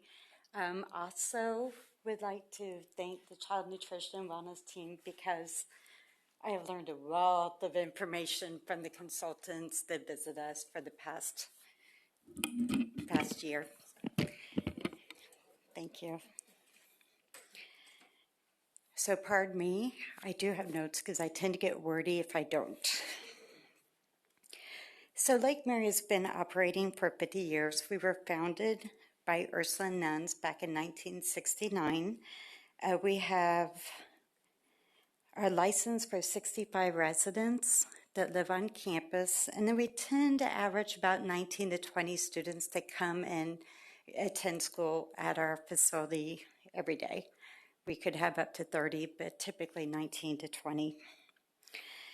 Students have a dual diagnosis, so they either have intellectual developmental disabilities and a psychiatric diagnosis. We hope for a brighter future, which begins with Lake Mary as part of our guiding principles, where we serve students from 24 different states. How do we move it? Oh, shoot, sorry.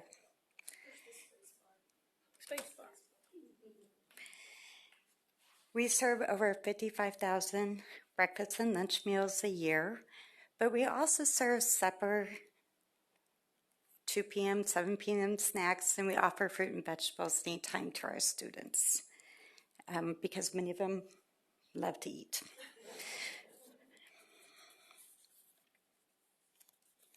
Pardon me. So we also value the feedback from our students and staff at Lake Mary.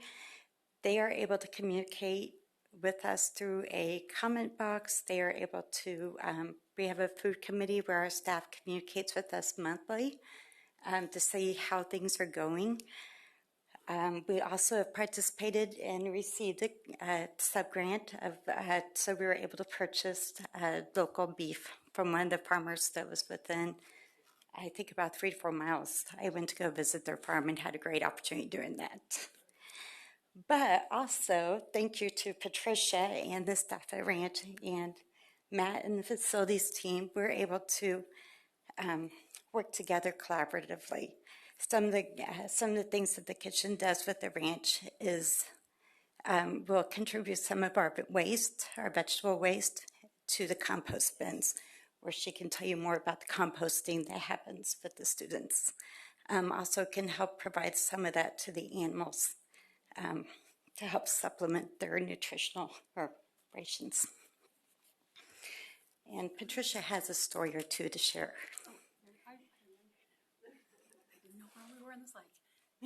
I'm the teacher out at, we call it the ranch. It's 2 acres. It's not a ranch, but that's what they named it. As you can see, we have all kinds of animals, and the raised garden beds are kind of the feature of what Angela was talking about. The hoop house or the high tunnel, and fruit trees, and then the composting program, we did get a grant, and we have sub pods in the ground, we have worms, and we have the composting bins, and we have tumblers. And so the kiddos do get to get themselves involved in the composting by putting some of the waste that won't go to waste in the composting, and they turn it and they stir it, and they love doing that. I'm going to show you a couple pictures. I don't think I really need to say any words when you see that little guy. He tried the watermelon that we grew. They were fascinated. Some of them have never had gardens before. So we go over what is gardening, and they plant, they weed. I mean, the rows might not be straight whatsoever, but they plant, they weed, they harvest, and they taste test. They pick it and then share it with the staff there.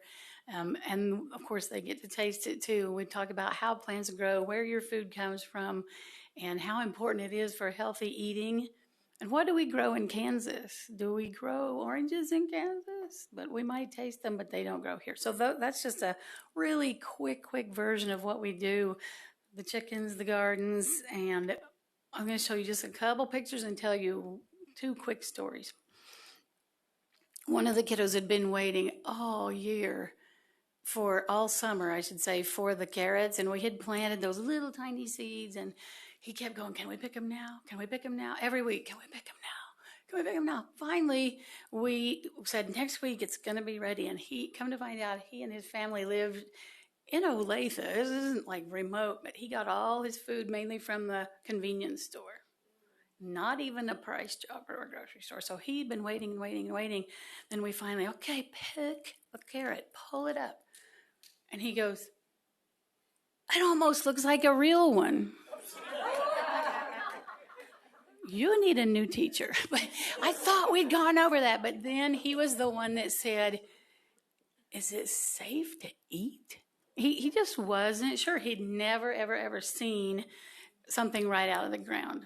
So, and the last story involves Angela. Also, one of our students last couple years, he just was really a picky eater, which I was growing up, so I related, but he wasn't eating at all, and he was losing weight to where it was a medical condition, a medical concern, and came out and was helping feed our animals. And this one little rabbit, he just became really friends with Joey the rabbit, and he would sit in there, and he was petting him one day, and he said to my coworker, he said, Joey has to eat this food we just gave him, right? Yeah.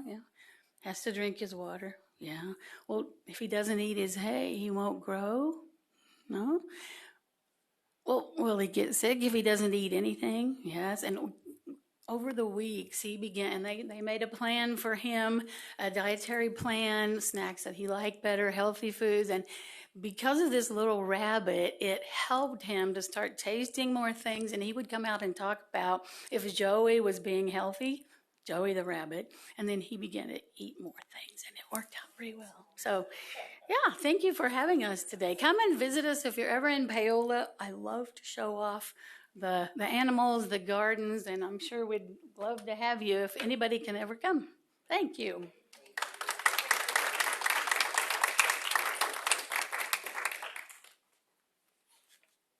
Thank you, Lake Mary. That's so powerful. I love the story. Yes. Last on our presentation, we have USD 445 Coffeyville and Casey Worden and her team.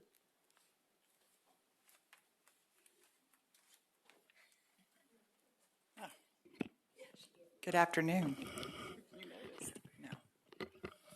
Okay, I'm going to try this without doing this, but that's okay. Good afternoon again. Thank you for inviting and having us here. This is truly an honor. I would like to introduce you to Cookie Riley. I would say locations doesn't really matter because they're both managers. Lindy Shearhart, managers at each location, but since we've acquired the Early Learning Center, they both help there too. So we've got K through 12 and then birth through pre-K, 4-5. So, and then Cookie also is pretty much my farm to school garden greenhouse hydroponic coordinator. She does a majority of the work, I will not lie. It's a lot, and we're very, very busy. Lindy here is runner. I don't stick her in the greenhouse or the hydroponic farm too often, but she does a billion other things and does a wonderful job. I just want to go back to, is it the space bar? Or, oh, here. There. Just to kind of go back a little bit, I came into my position at the end of 22, and I asked if I could make some changes. When I came there, one of the first meals that I saw was grilled cheese sandwiches in packages. Pretty much everything was bagged, so you had individually bagged carrots. Well, not individually, but it was just a lot of process. Cucumbers, everything was bagged or, it's processed. My education background is nutrition science. I've had a lot of personal kind of issues, I guess, with food and health. And the reason that I'd gone to school late was because of the changes that food did for me. And I know what that does for children. That's going to be our future. And I asked if we could go to scratch cooking, and how was I going to do that? And I said, we're going to just rip the Band-Aid off. That's how I do it. I don't believe in kind of easing into things. We're just going to rip it off and go and see what happens. I need to see what the staff could do, and I need to see, how this was going to come out. And I am not going to lie, and nobody should ever, about this. It is not well received. It's a great, fantastic cheerleading thing for a minute, and then as soon as those kids start tasting that food, it's not good, okay? Because they're used to getting packaged food. The taste buds are not just on the tongue, it's all over the mouth. It affects everything. And then we have mad teachers because they want the kids, just give them something, okay? So we had to push through it. A year into that, that's where we're planning, we got to do something bigger. So that's where farm to school comes in. Is a lot of convincing people just to kind of try to be patient, but even after a year, we're getting less visits to the nurses station. Our kids at the Early Learning Center are now taking naps. You've got better behaviors in the classrooms. I believe that the test scores, things like that, are coming up, and that's what you want, right? Especially your behaviors. Okay, that's going to spill over into parents, and that's going to spill over into community. So the scratch cooking, we ended up we had to tweak that a little bit, get that into speed scratch because labor-wise, cost-wise, it's a lot. We do serve approximately 1,700 students throughout the district. We are at about a 72% free and reduced, population there. So it's spread out. These pictures right here, I'll just jump to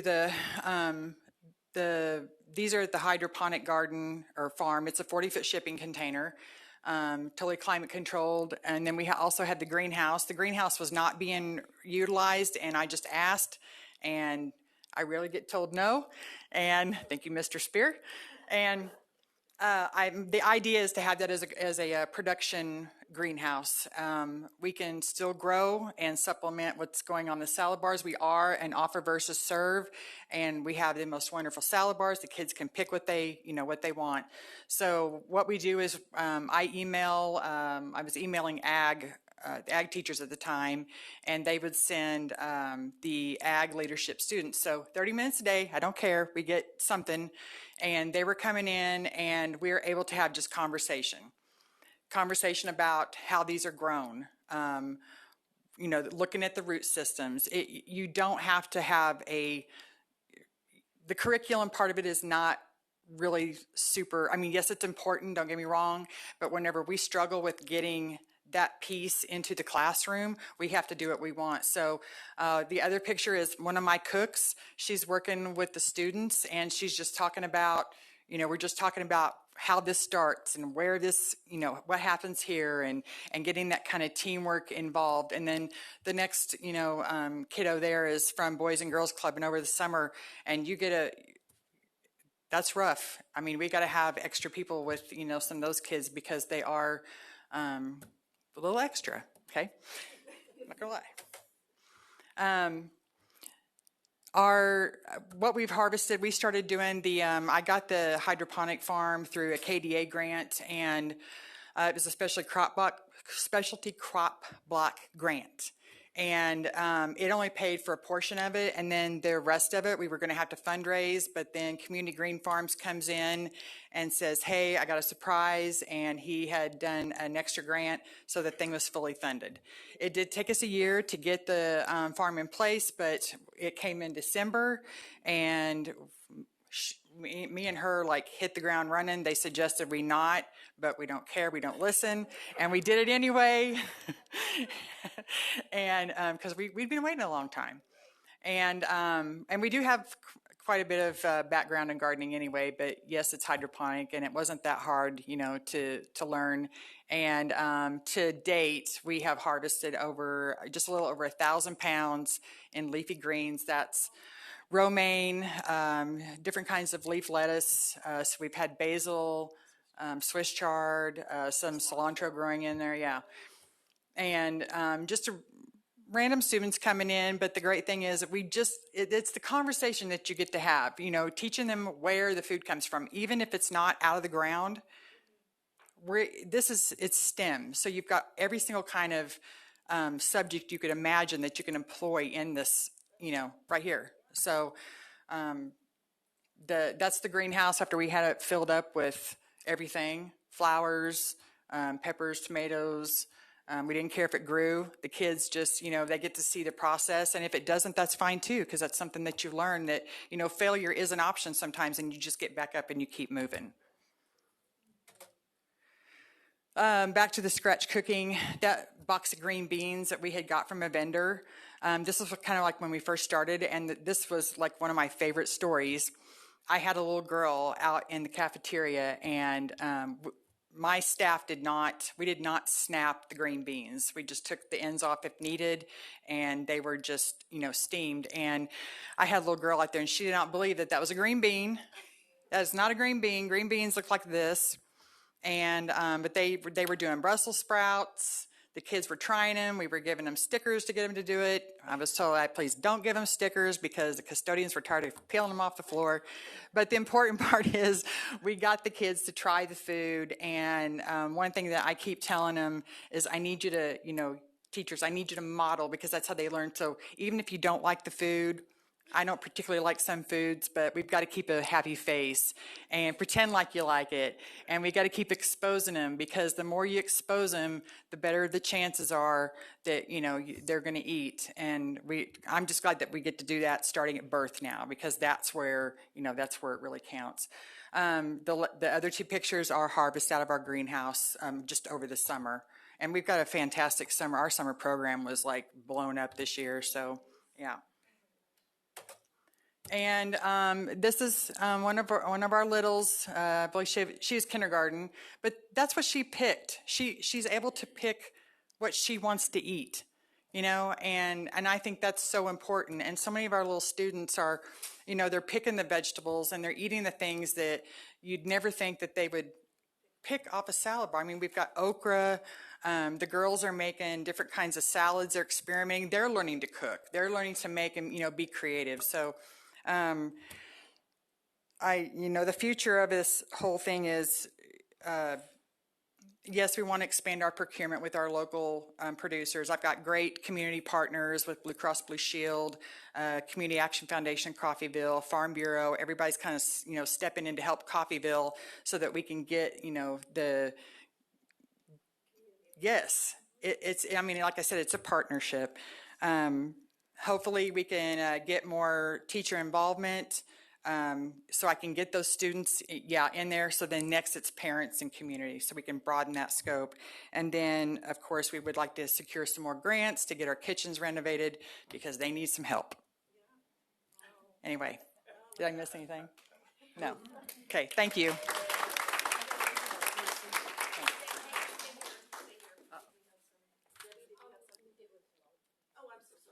Missing names. I just can't thank you enough for some of what you were sharing, because that's the thing that I am working so hard to promote. I mean, I talk it all day long when I'm out around anybody. Like, good food matters, and we see it in behaviors. We see it in attention spans. We see it in, they're less absent from school, like all the things. So when we talk about fundamentals, like, to me, this is so huge. This is so basic. And on top of it, kids are learning about food so they can make better choices. And it's just amazing. I don't know if Kelly remembers, I think it was last year, maybe, or earlier this year, there was something going on in Alma. Maybe it was earlier this year. Yes, and there was a child you were talking about that was bragging about I don't know if it was kale or what exactly the vegetable was, but he's like, I don't like it, but I like this one because I grew it.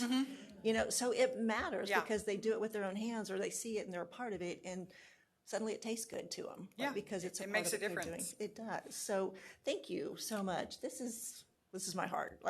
This is so huge to me because it's so basic and it's so necessary. So thank you for jumping in hard and ripping off the Band-Aid and going for it. And obviously you have people behind you running with you. So that's just, and the community piece is huge. We pull in the community and we're all working together. That's where we've got to, it's a learning curve, and that's where I learned that's where I've got to get it, is community. So Thank you so much. Thank you.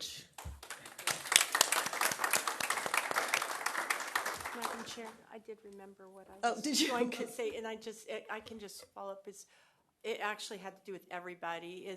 I'm learning the beauty of drying all the extra produce I have. So I don't know if that's maybe a next step in this process is like dehydrating it? Dehydrating. Yeah, sorry, I said drying. Dehydrating. Yeah, I got a little dehydrator, but doing a lot of the herbs and stuff like that is what I've been doing. And so, it just harvested our basil and dehydrated it. And dehydrated. And in the bottles for the cooks to use this year. Right. It's great for the kids that way too. So. Absolutely.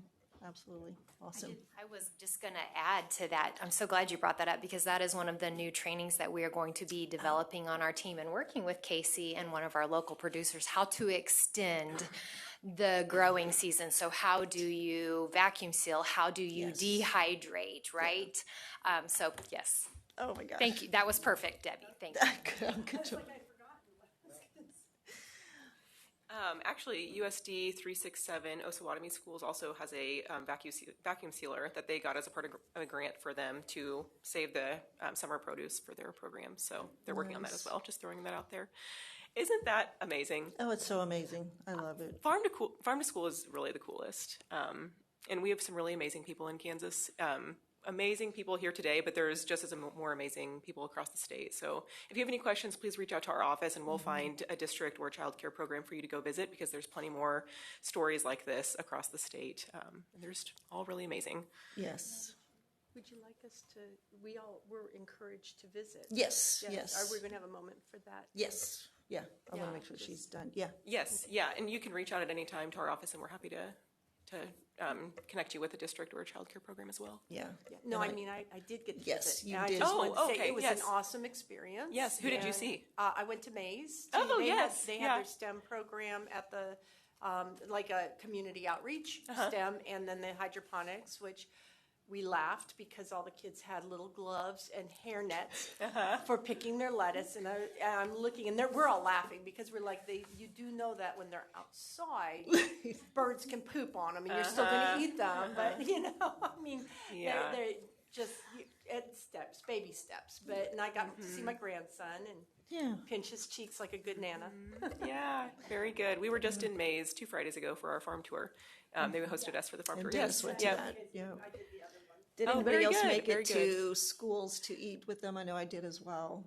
So continue. Yep, Melanie did awesome. So Yeah, I would just add to that. It was just a wonderful experience, and they asked Barb whether I could bring my daughter, and she ended up bringing 2 grandchildren. So we spent 4 hours together and went on the farm tour, and just to see so many good efforts being made, you know, in the school, and then they have the greenhouse and the raised gardens, and then we go out and visit the actual farm where there's a lot of weeds, and you know, I like the idea of realizing that not everything is a big success. I think Casey mentioned that, you know, there's a certain failure principle there, and that's just life. Yeah. You know, you gotta maintain, you gotta pay attention to plants and pull the weeds and till the soil, and it just so good life lessons. So important. Absolutely. Yep. Well, we will end today with our crunch. So we are just about to wrap up here. The crunch off is the month of October is Farm to School Month, and we are part of the USDA Mountain Plains region. And so it's a competition between Kansas and the other states in our region to see how many crunches we can get across our state. So we will register this crunch as a part of our participation in that program. If you want to take an apple, we also had stickers as part of the Harvest of the Month program on the table as well. So I can grab those if you'd like a sticker to take with you. So. I'm sorry? Oh, no, just, yes, we'll all crunch in at the same time. Just take one bite, and that'll register as our crunch for this event. Can I fake it? Because I don't want to finish it. Turn brown on it. Look at you. I know, that's what I'm thinking too. Okay, so are we having a picture moment? Is that what we're doing? Okay, tell us when. Okay. So. Do you want your little speakers on so we can crunch loud? We're just. All right, on the count of 3, we'll crunch. Ready? 1, 2, 3, crunch. All right, very good. Thank you all for the opportunity to be here. And I think that you all are invited this spring on the farm tours. Yes. Yes, I need to jump into some of those. Thank you. Thank you so much. And as powerful as that was, we're not done yet. Our next up is going to be Superintendent Denise O'Day from Washington County to present the innovation in their local school lunch program. And before you get started, we learned earlier that congratulations are in order because if I remember right, you had 7 areas of awards that you in Washington County achieved out of 8, and that is absolutely beautiful. So I applaud you. Thank you. Thank you. I'll go back and make sure I tell my staff. I just sent out a big congratulatory email. Yes. That's not me. I know. That's But you're them, representing so- them all today, right? And that was a lot of hard work. I bet. It's not easy to get those, Dr. Watson. not. And it was a He's- lot of hard work, so Yeah. we're very proud of that. He And was something very I'm- clear there's no participation awards. Everybody had to earn that.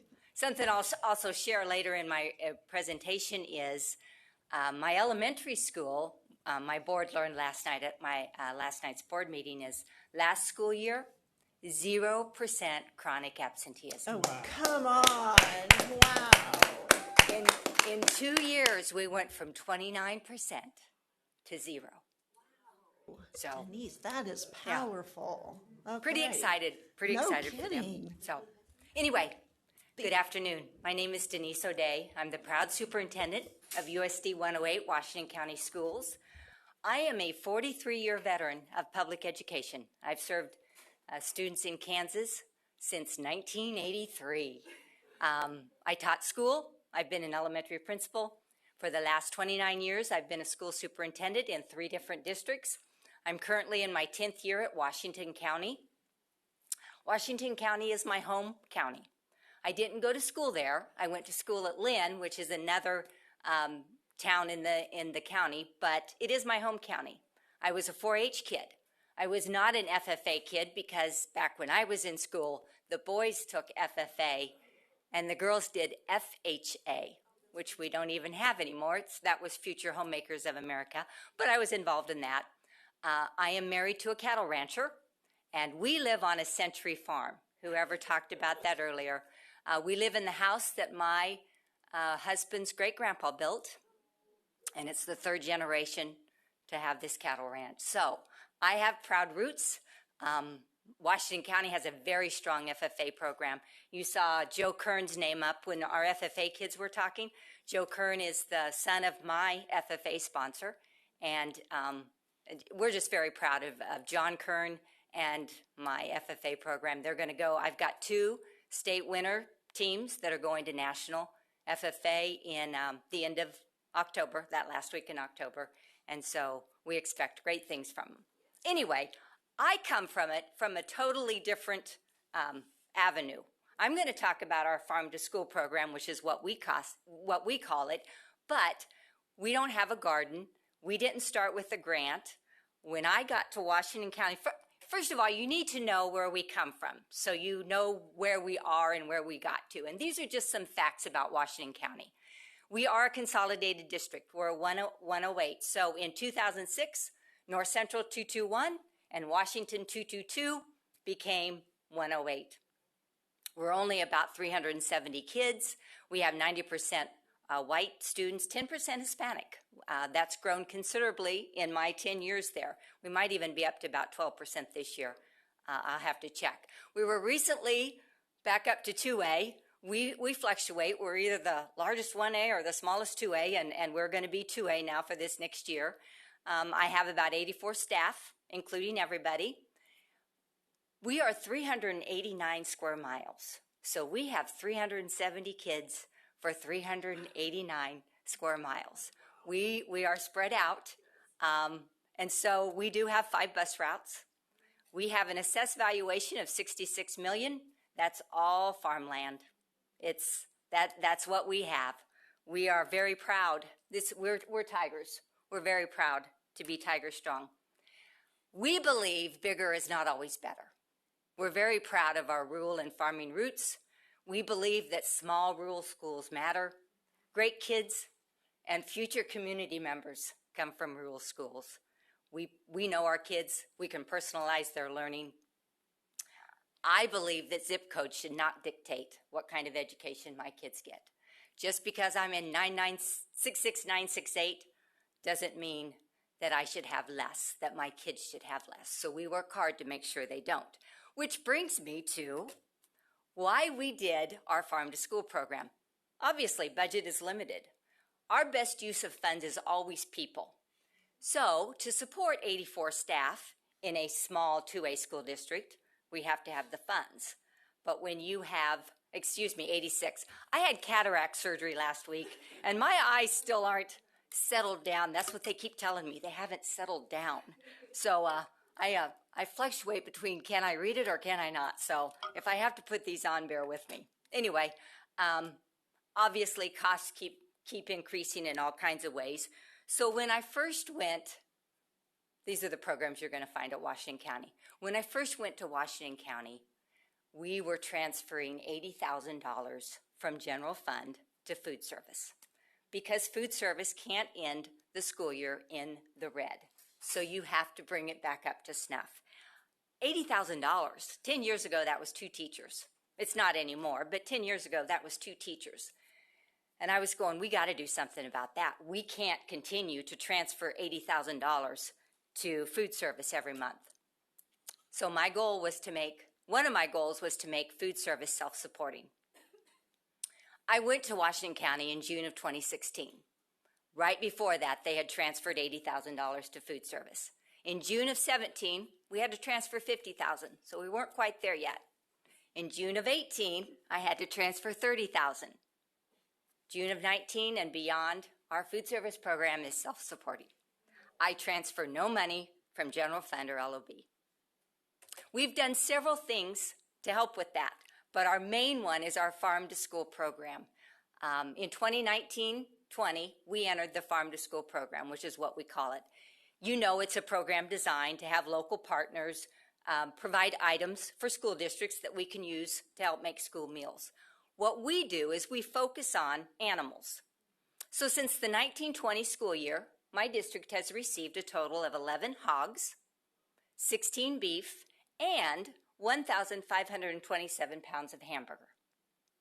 If you were to purchase that ground pork on the open market, it would sell for about $4.50 a pound.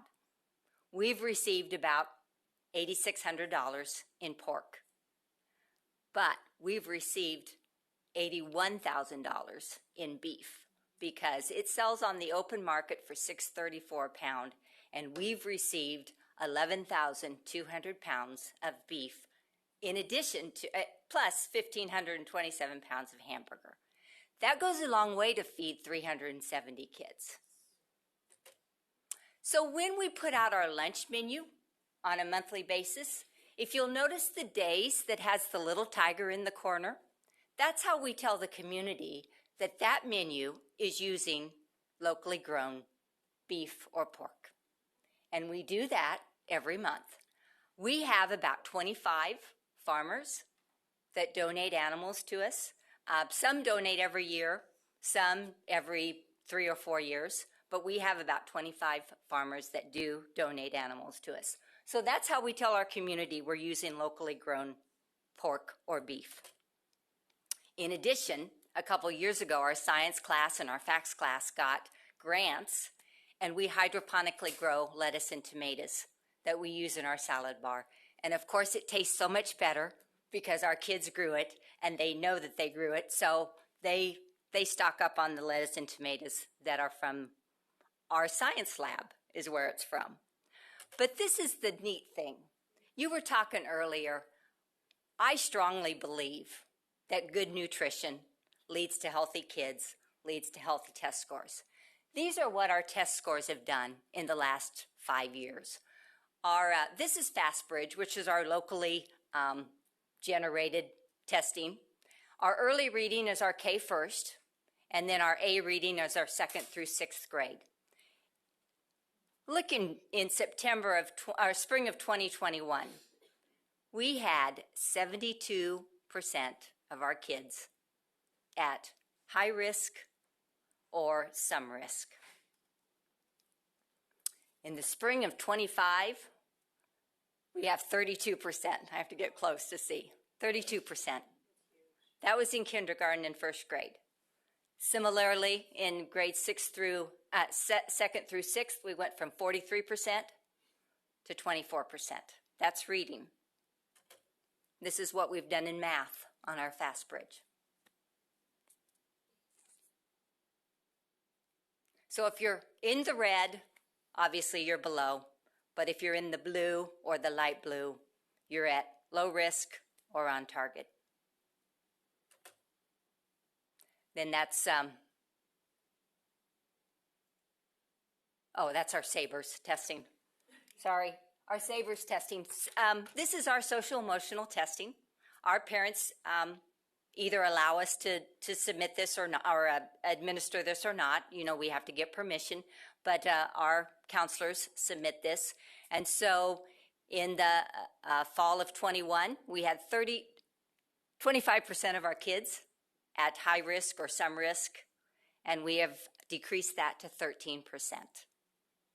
So it's not just test scores that we've improved. We've also improved in our social emotional health. And then obviously I told you about our chronic absenteeism, which at our elementary school is down to 0. Last year was 0%. And then our state assessments. Now we know we can't compare state assessments, but look at last year's 5th grade. So spring of 2024. And then look at this year's 6th grade. So we know what we're doing health-wise is working for our kids. This is our ELA state assessments. These are our math state assessments. Again, I'm going to point out 5th grade because that was one of our difficult years. And look how they've grown from 5th grade in 2024 to 6th grade in 2025.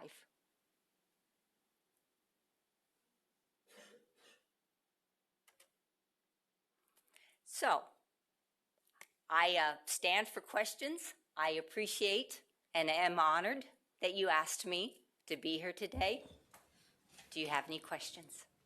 Well, I'm going to start with my little story of, I don't remember what month it was, earlier this year, but I decided to stay over a night in Topeka, and on my way home from a state board meeting, hit a couple of my more northeast in my territory schools, because I hadn't been able to do that yet. So I reached out to Denise in Washington County, and I went to Republic County, and then I dropped down to Minneapolis on my way home. But I told Denise that day as we were chatting, I said, I have to get you before the state board. Like, this is such powerful information of what is happening and can happen in our districts with our amazing leaders that we have. And in light of everything we're going through as a state board, I love your story of how you got to where you're at now and how the board, would you mind telling the story of how the board hired you from where you were, what, in Wamego? I was the superintendent in Wamego. Yep.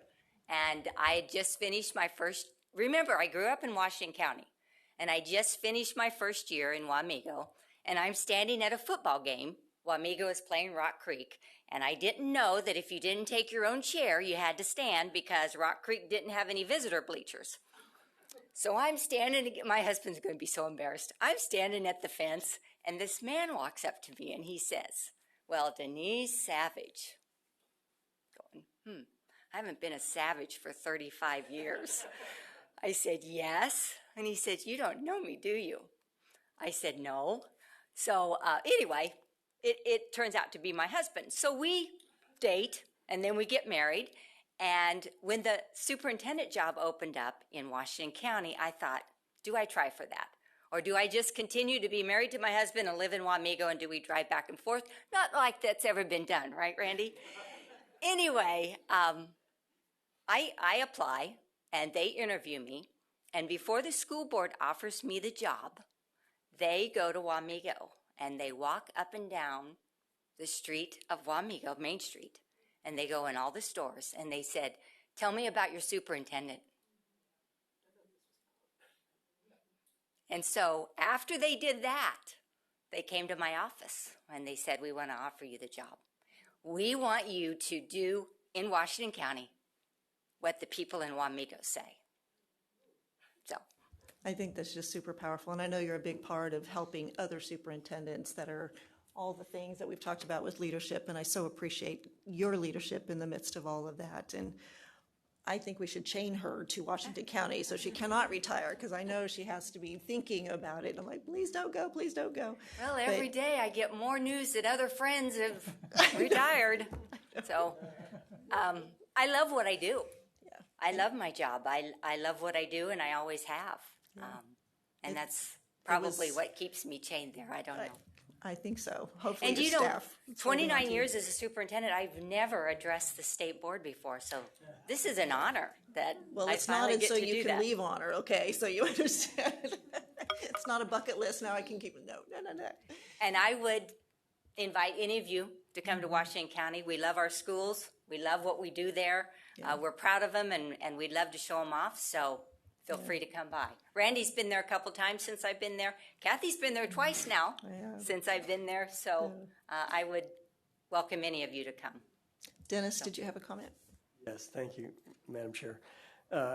Denise, to find 25 farmers that will donate meat, how much arm twisting, and what did you, that's quite a PR job. You know, when they figure out that you care about their kids, it's just it's a very, I've never been in a community that was so supportive of the school and their kids. Okay. I mean, they're just supportive. We passed a bond issue a couple years ago, just a small one. We needed to add on to our elementary school. We are one of the small schools in Kansas that's growing. When I went there in 2016, we had 329 kids. And I think this year at enrollment, we had 374.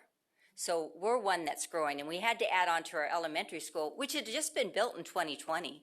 So it wasn't like it was that old. 72% voted in favor of it. I mean, it's just a very, and I agree, because you know what cattle are worth right now? Yes. So you can buy a small car. So I agree that they. Well, I think it's just that is so key to some of our small communities, small districts, and I think your modeling is just a great message to send out. I'm close to Haven, and they have some farmers that donate there.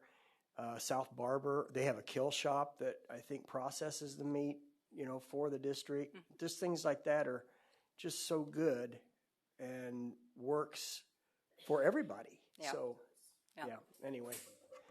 We're very Great proud story. of it. Thank you. And when students know that they're family members in their community, I mean, it's just, there's nothing but a win. And in we that. make a big deal about that. We, at a local event, usually a basketball game or a football game, depending on when we do it, we bring all those people out that donate. And we give them all a certificate. I mean, we're very public about who has donated and who hasn't, or not who hasn't, but who has donated. We even have people who will give us money to pay the processing. Yeah. So we don't have to do that. Earlier, someone talked about children owing money on food service meals.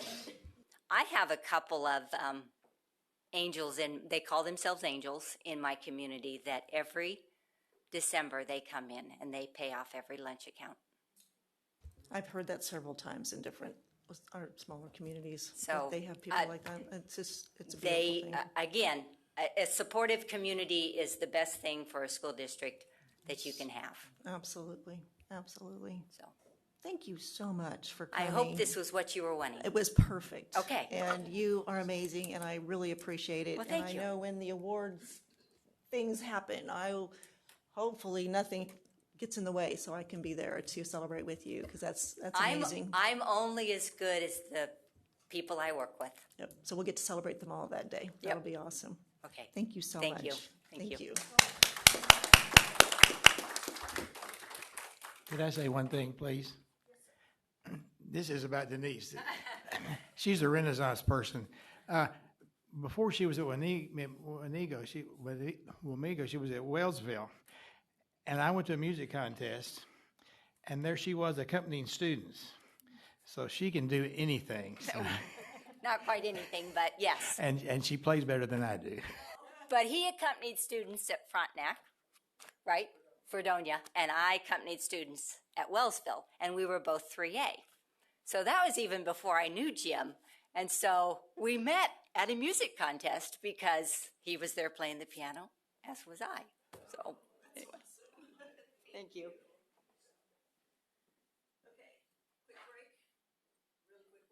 Let's take 5 minutes, and we'll get back to it.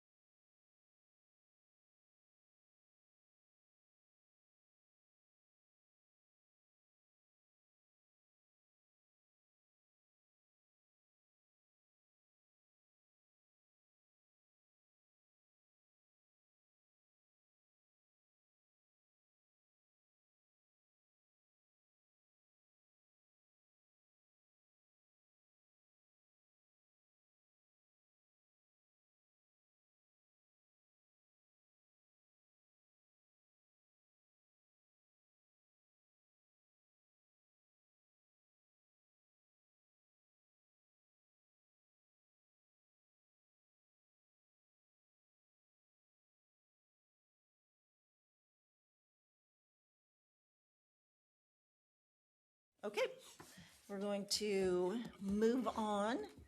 So last month we had the receive item on two different contracts situations. And so Julie and Beth, which I rewatched most of it last night to remind myself. So if we have any questions, we're going to start one at a time. So with A, it was about the Lexile, Quantile, reading and math with the whole alignment to grade levels. That just seems to be a pretty necessary item in the midst of life, right? And so is there any questions in the midst of that that Julie or Beth could answer for anybody? Any comments? Any discussion? Oh, Connie? Okay. Yes, I guess my main question is, why is it for 6 years? I think it's 5 years, actually. 5 years? Yeah. Yes, And can it be a shorter span of time? Because I would like to amend it to be 2 years. So we have two items, and I'm not sure if which one you're looking at. The first item is for the request for proposal for the Lexile and Quantile measures that will be added to the student reports for our summative state assessments, and then all of those resources that we looked at last month on parents and grandparents can look up the number that is given on the reading and look at books that are at the same reading level or same interest that they have, and by all means change the year, but we are looking at two different items. Right. So on that first one, instead of going the 5 years, Connie, you're looking for discussion about shortening that time? Yes. Okay. For the request for proposal. So what would you see as well, actually, let me let Debbie comment first, and then we'll kind of fill Yes, in.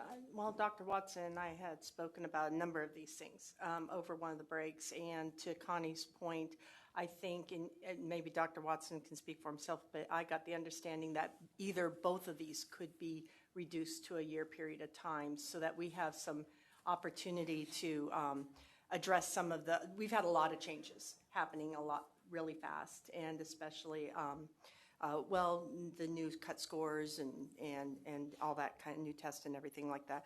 So bringing this down into a 1 year period of time, did I understand you correctly, Dr. Watson?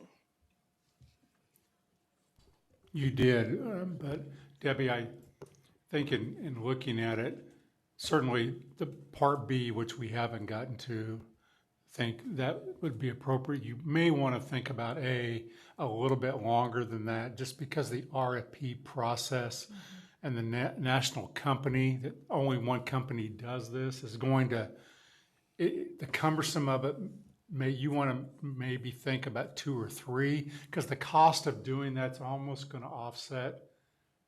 You get a savings the longer you go out. So the more that you have to do that one, the more you run the risk of really inflating the cost of that. So, but we did talk about that, but I think I would differentiate the two. Right. So on that first one, which we want to stay focused on, and I had talked with Beth as well, and that is part of it. Like if they have to go through the process more often, the dollar figures go up. So we want to keep that in mind as well. And I'm not sure how this would change. So that's why I'm also looking at that. So because of what this one in particular is, I'm not sure how lessening that time is, because there's no other company that can do that particular work. That is a national, they have the monopoly on it, as Beth put out last time. So just wanting to really sit in the middle of both parts of that. And it truly, if they have to jump through more hoops more often, they're going to want more money. I mean, that's just the way it works, and that's what they've seen before. So, really want to keep that in mind at the same time. If we want to change the timing of the number of years, we just want to balance all of that together, because there is no other company. So it's not like they're not competing against they're not each competing. other. Thank you for the word. They're not competing with anybody else. So we would literally be making the same company jump through those same hoops, and it's just about getting those grade level. What's my word? putting those together so that Putting you them can see together at this and- grade level, this book works, like just, And providing those resources and Right. that instruction, that professional development for teachers. Yeah. As well as parents, families. correct. Danny, did you have a comment? Yeah, thank you, Madam Chair. Why is there no other companies? Randy, you want to answer? I don't know Beth the has- answer to that. Beth but, has that one. it's a company that has done it for a long time. There just They got a hasn't been any trademark on it. competition. I mean, it's a proprietary algorithm that they use. The distinction I would make between the reason we're bringing both of these are set to expire the end of June, right? So the Lexile and Quantile, it's a lot of resources wrapped together with the information we provide on the score report. So should you decide in the future to do a different test, that's not the only, like there's other benefits to this that they can use in the classroom for resources for parents. And it's, if you change the test, then they would have to do the study again to see, to make sure that the Lexile and Quantile would be appropriate for the test we'd be administering at the time. That's been part of the contract. It was part of our last contract. It would be part of our new contract. If during the length of this time we change our assessment, they would rerun the study to make sure. So really independent in that sense. It's just we had to bring them both at the same time because of the process we go through to get the contract in place. Yeah. By the time we need to make it for next year. Danny? Thank you, Madam Chair. How much federal government money do they get? The company. Yeah, the company. Oh, wow. So the contract that when we enter into a contract with them, we use the federal dollars that we get from the federal government for state assessments to pay that contract. Yeah, but how much money does that company get from the federal government? Not from us, from the federal government. I wouldn't have any. Do we know that for sure? I have no idea if they have grants or funding. Thank you. The assessment money from the federal government flows to the states, and the states spend the money how they would choose on the assessments and related products to the assessment. But yeah. Okay. Debbie? Okay, thank you, Madam Chair. So I just want to make sure I understand this correctly. The contract that we had with KU used to cover all of this, correct? Because we have the Lexile and we have that already, correct? We saw it on those tests. But the KU contract does not cover this work. Okay, how did we get that before now? We currently have a contract with Metametrics, and that contract allows us to put a Lexile and Quantile on the score report. Okay, and how much did we pay them already? How much did they cost us before now? Has this price changed for this period of contract versus the last time? I think that's what she's asking. Yes. So we've asked for a not to exceed amount so that we can negotiate the contract. Do you know how much the last contract was total? It was less than 1.5 million. Less than? Less than. So that's For our, how long? and that's For as far. 5 years. Yeah. For 5 years? Yeah. Okay. So, so you're saying you're saying at the same time you did a contract for KU in 2019, you did this one as well. So it's just on the same cycle. It didn't show up in the same conversation. So I just did, I wasn't familiar with this separately from that. It must have been a year earlier. I think that this contract was actually a year behind because we had a contract with them before. Oh, that's true. So I think there was a year between, and so we actually extended the KU contract this year, and then they both ended at the same time. Was how that worked. Because we did that last year. But it was a year behind. We had,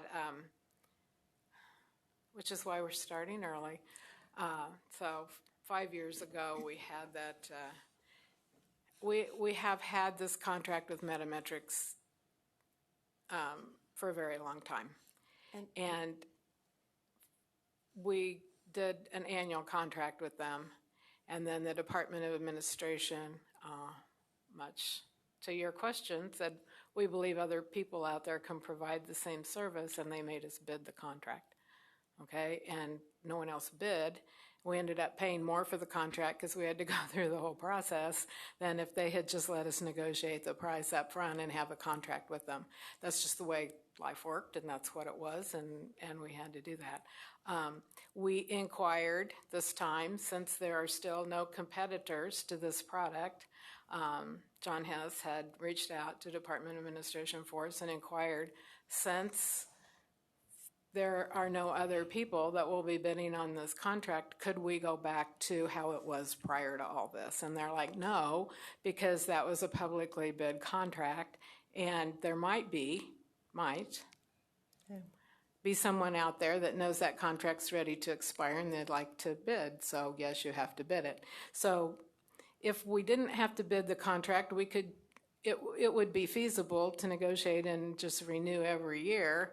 But if we have to go through this whole process, and we just need a little bit longer time to, That was actually my follow-up. guarantee that we can have a price for a certain amount of time, because when you bid it, you don't know. I mean, you know. That was going to be my follow-up, is if this has to go through the RFP process, would it be more beneficial to the board if we could vote to request from the board that does not have to go through the RFP That's process, not since our- there's not, But we don't have that option. no, well, we could as a board ask that, as a board, our voice say, instead of just, Dr. Hess or Mr. Hess, that the board is requesting that we would not have to go through the RFP process on this, because this is something beneficial to us and there's no competitors. So, Debbie, we could do that if we had a process by which we could be the fiscal agent, but we don't. So we use the Department of Administration as our fiscal agent, because we don't have any other way to flow money for this. So we have to then abide by the state law that all agencies have to go through, because we have to use Department of Administration. We don't have any other mechanism by which to do it. So They just won't let us. the board can make that statement, but the Department of Administration would say, well, if you're going to use us, you have to go by the state law. Yeah. So, and it's a very lengthy process.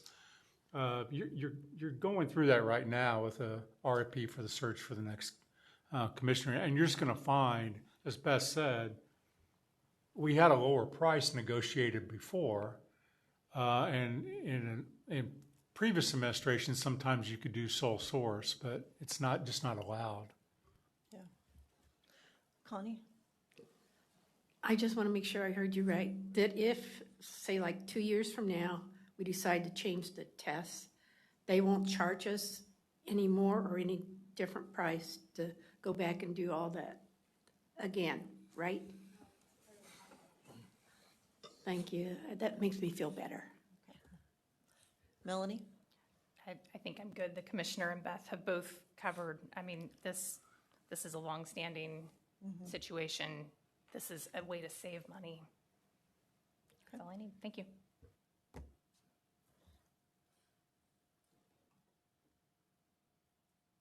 Does anybody want to make a motion? Melanie, do you have your? Happy to make a motion. If you're ready. Yes. I move that the Kansas State Board of Education authorize the Commissioner of Education to enter into a contract with the recommended vendor resulting from the bidding process required by the Department of Administration and Division of Purchasing for the purpose of providing a product linked to the English Language Arts and Mathematics scale score on the Kansas State Summit of Assessments and resources for students, parents, and teacher aligned to the scientific measure of a student's reading or mathematics ability, with a contract amount not to exceed $1.5 million through June 30, 2031. Thank you. May I have a second? Jim? Any other discussion? Dennis? I just, apparently this is law. I mean, this is. As far as going through the Department of Administration, yeah. I mean, you just can't bypass and say, we just don't want this, and yeah, we're going to do our assessments, and that's not going to be connected. So I just need a clarification on that, because Our goals are to start eliminating things, I think we need to be looking really hard as where we can eliminate. And that's, just Okay, but a this basic is question. Okay. okay. We can have that conversation. Okay. All in favor of the motion?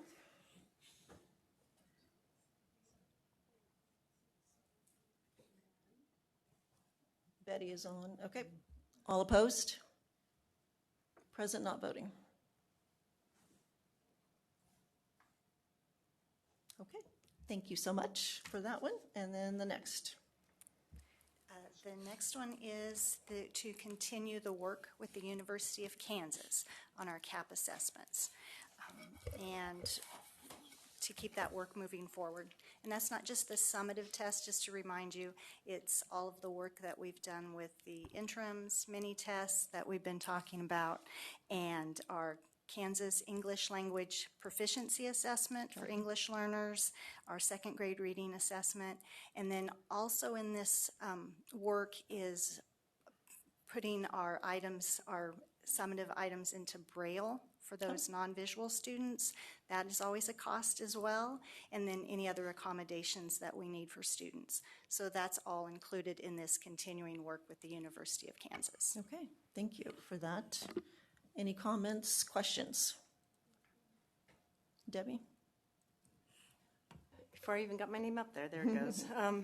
Okay, so I just need on this, I have a few things, but I do want to clarify further, the scope of this motion would not enable the department to, or KU to change the test or make a new test or do any of that without an actual vote of the board.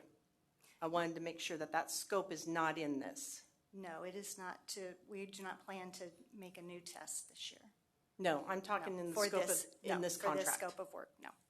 Okay. We plan to add mini test items for teachers to use, and hopefully if we could add some items so those we could release some items from the summative assessment, because I know that's been a big concern for this board, is to see some of those items. So if you were to approve that, that could be part of this work, is to get some released items in there. Yeah, and I was under the impression that they had subcontracted this $1.5 million that we just voted on. I was under the impression that KU had subcontracted them. And Dr. Watson, had they done that or not? I was just curious about that. No, I think what happened was the two contracts were separated and came at different times, and now, as they've said, they're kind of lined up. But They're completely separate.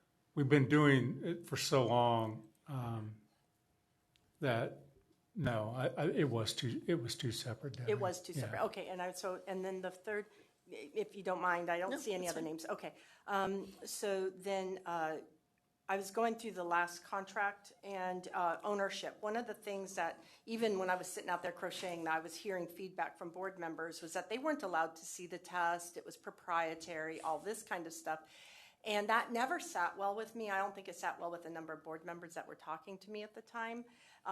But what I did find in the past contract is it said that all the documents, reports, programs, or any other materials or deliverables developed or completed by the contractor pursuant to the terms of this agreement, and all data provided pursuant to this agreement to the contractor shall be the exclusive property of the state. So within the scope of this again, if the board says, hey, we want to be able to preview what's on these tests, would we have the proprietary ability to make that decision as a board that we want to be able to see the content of these tests, what the questions include and such like that? As Beth comes up, I'll let Beth answer this one. So the issue is that you can't, so there's several types of testing, but when you get to the state assessment level, the federal accountability and the state accountability and the test security is really high. And when you have a limited number of items, if there's any release of those items, you have invalidated that assessment, and we don't have enough other items to put another assessment. That's the reason that it couldn't be released. In any extension of this contract, we would be asking for more items to be developed. You could at least see items that had been released. I'll give you an example, Debbie. ACT does that, where you can take old tests because they have thousands of items that they have. We just don't have that luxury right now in the limited amount of money that we paid to develop the tests. That's the only reason you can't see it. But we can sign non-disclosures. I'm just saying that this board should have the power, even if the board says, you know what, I don't think we should take that risk, and they just vote against it, that would be fine. But the board should have the power if it's proprietary to this state and not to KU, because that's what I had been told, was that it was proprietary to KU. So if it's proprietary to the state, we should have the power to say, within the confines, non-disclosure. The board is mature enough, I think, to handle that decision one way or the other. I'm not even promoting that we need to see all the questions. I'm just saying is that I feel like that's a part of the board's responsibility. And if the constituents came to the board members and said, I don't know if I like the content of questions, maybe that would come up, that the board would have the power to be able to do that, is what I'm asking for. I just think we have to, I mean, unfortunately, Scott Gordon's not here. I would have to defer that to him because we're, if you have a comment on it. Can I interject a couple things? I mean, just because you have the proprietary right to own it and that you're paying for that doesn't translate to the other things related to integrity of the tests and whether or not that's going to be meet the federal requirements. I don't have a list of the agenda items, but there was a lengthy presentation on this a couple months back about the testing protocols and why those were necessary. I guess, other than, I mean, the board does set policy at a high level, but trying to second guess the people that are the subject matter experts. I'm just not sure what this dialogue, why you would entertain the discussion about a board member getting access to a test to second guess what an independent contractor and the subject matter professionals within the agency would be recommending to the board. Okay. So I think we need to maybe stay on topic. I'm going to go with Michelle. Do you have a comment? Beth, remind me again, can you do any of these assessments or many assessments in writing and paper and pencil, or do they all have to be on a computer as we have more and more people kind of opting out of one-to-one devices over time? I'm just thinking if we make all these accommodations for different subgroups of people, what are we doing for those that aren't really, do well or better with writing on paper? So if some of the instructional mini tests can be printed out, but they stay in the classroom, we still have the summative assessment is online. And the accommodations that we have are tools that are built into the testing platform. So we have, if you have a passage that you want to read, they have a guideline they have a highlighter, different things. You can increase the size of print, lots of different things for accommodations, change the screen from black or the white background to a dark background. I can't use that one, but other people can. So those are the accommodations that are provided in the testing platform. So we also have to talk about the cost here for the contract for that. So, and we moved to only delivering the assessment on the computer 2012. I know, somewhere in that time.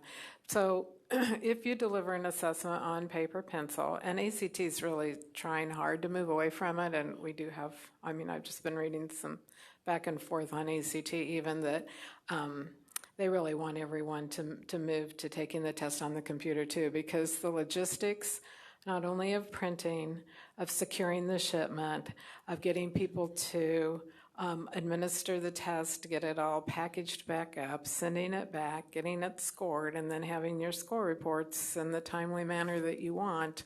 That all adds to the price of the contract. So that would be a big consideration in a contract negotiation if you wanted to go back to having a paper pencil accommodation. So really, Michelle, there'd probably just be an opt-out at that point if they just didn't want them on the computer, wouldn't you say? Right. So I want to be clear, though, Michelle, because there's multiple parts of the assessment contract with KU. The in-class assessment of the standards as a teacher's teaching those, as Julie said, could be printed. The summative exam that everyone has to take for accountability cannot be under the current status. Okay. Connie? Thank you. So the federal government and the state government kind of have rules and regs that go along with this testing? Is that what you're saying? So if the Department of Ed disappears, would that mean the state would then be mostly in charge of the assessment test? I mean... That is a great question, of which there's not anyone here that knows that answer. Because if the Department of Education ceases to exist, the programs could move to another agency, which they were prior to 1977 and the Department of Education being created, which would not stop the federal it would just move to maybe, used to be in what was called Health, Human Services, and Education, I think now. So maybe, but maybe not too. So it's all about how they choose to whether they reorganize. dismantle the regulation and the statutes along with the department, or whether they just move it to another agency. Okay, we need to Thank you. move on. Yeah. Melanie? Sorry, Madam Chair, I hear you trying to move us along. I'll try to be quick because we have had this discussion we've at length previously, but wanted to quickly remind that KU did invite us out. They said, if you want to come and go over some test questions, we will happily entertain anybody who wants to come out. So just a reminder for the board. Thank you, Madam Chair. Okay. Well, I am ready for a motion. And again, if we want to, which I mean, the number of years in here on continuing this contract really are, it is our option. So if we want to pull that back from 3, if we're good with the 3, it's really, we just need to get there because we need to move this along. So, Jim? I'm going to make the motion the way it's written. Okay. And then, however, we deal with that. Okay. I move the Kansas State Board of Education authorize the Commissioner of Education to contract with the University of Kansas for the purpose of providing state assessments to students in accredited schools. The contract will provide development of new test items, administration, school reports, psychometrics, and some released items annually. This contract is for 3 years from July 1, 2026, and would not exceed $6 million annually. And a second. Melanie? Okay. Any discussion? Anything else? Debbie? Thank you, Madam Chair. I would like to amend the motion. I had actually had my name up there. I was just going to make the motion for a 1-year period of time from July 1, 2026. So it would read the same with a 1-year period of time. One of the things I would note in the contract is it does say prices shall remain firm for the entire contract period and subsequent renewals. So I don't think that we should be concerned terrible much about the change of cost. Right. That's at least what I'm reading under 1.36, and I know Mark is excited to talk, but I would just move to amend it to 1 year. I just need there are 2 things about it. A 1-year contract has to actually be for 15 months, okay? So it has to go through September 30th, because if you should decide, we have to end the year. So the assessments, even though we finish giving them in May, right, and get the score reports out, there's the end of the year, all the processes and everything. So right. it would be, I meant through 2027. Through July 1, it was just, or I'm sorry, that was from 2026 So from July 1st to September 30th. It's this going would to be July that. 1, 2027, because it's for 1 year from that date. Right. What I'm just trying to explain to you that July 1st, that we wouldn't be able to get all the work that's needed to wrap up the assessment. The commissioner just presented the assessment results to you this morning, right? Mhm. It takes a period of time After they're taken. after to the finish test up is all the taken work. to get all the back end of everything we have to do for reporting, the back and forth, making sure we have everything we need. So it's really a Would that not be 15 true in it's a 2029? it's a 15-month contract. It should have been written for the end of the contract period should have been September 30th. Okay, so do I need to Whatever amend year. that as well in my motion to amend it to But the so end what of I'm September? the other thing I need to address is that we can't, if we're going to ask them to do a 1-year contract, we can't commit to next year this time next year when we're back again asking for another 1-year contract, that it be the same price as last year, if that makes sense. We can't hold them to future prices. To subsequent renewals, that's in this contract, that's what I'm reading. It says contract period and subsequent renewals. So it's a renewal, it's not unless we're substantially This is a brand new changing. this is a brand new contract. To continue. But if you reduce the amount of the length of the contract. So you're reading the current contract we have right now? Right. So we have been told by the Department of Administration there are no more renewals on this contract. So we are asking you to go out for a new contract for a period of time that you Okay, so select. this is a new contract This to is a brand new continue- contract to Okay. continue the assessments that we've been giving. Okay. It's not an extension of the current contract. The services should be, we're going to ask for the same services, but this is a new contract. It's not a renewal. This contract will be through the University of Kansas, will not be through, and it will meet the expectations of what's called an IGP, so intergovernment procurement.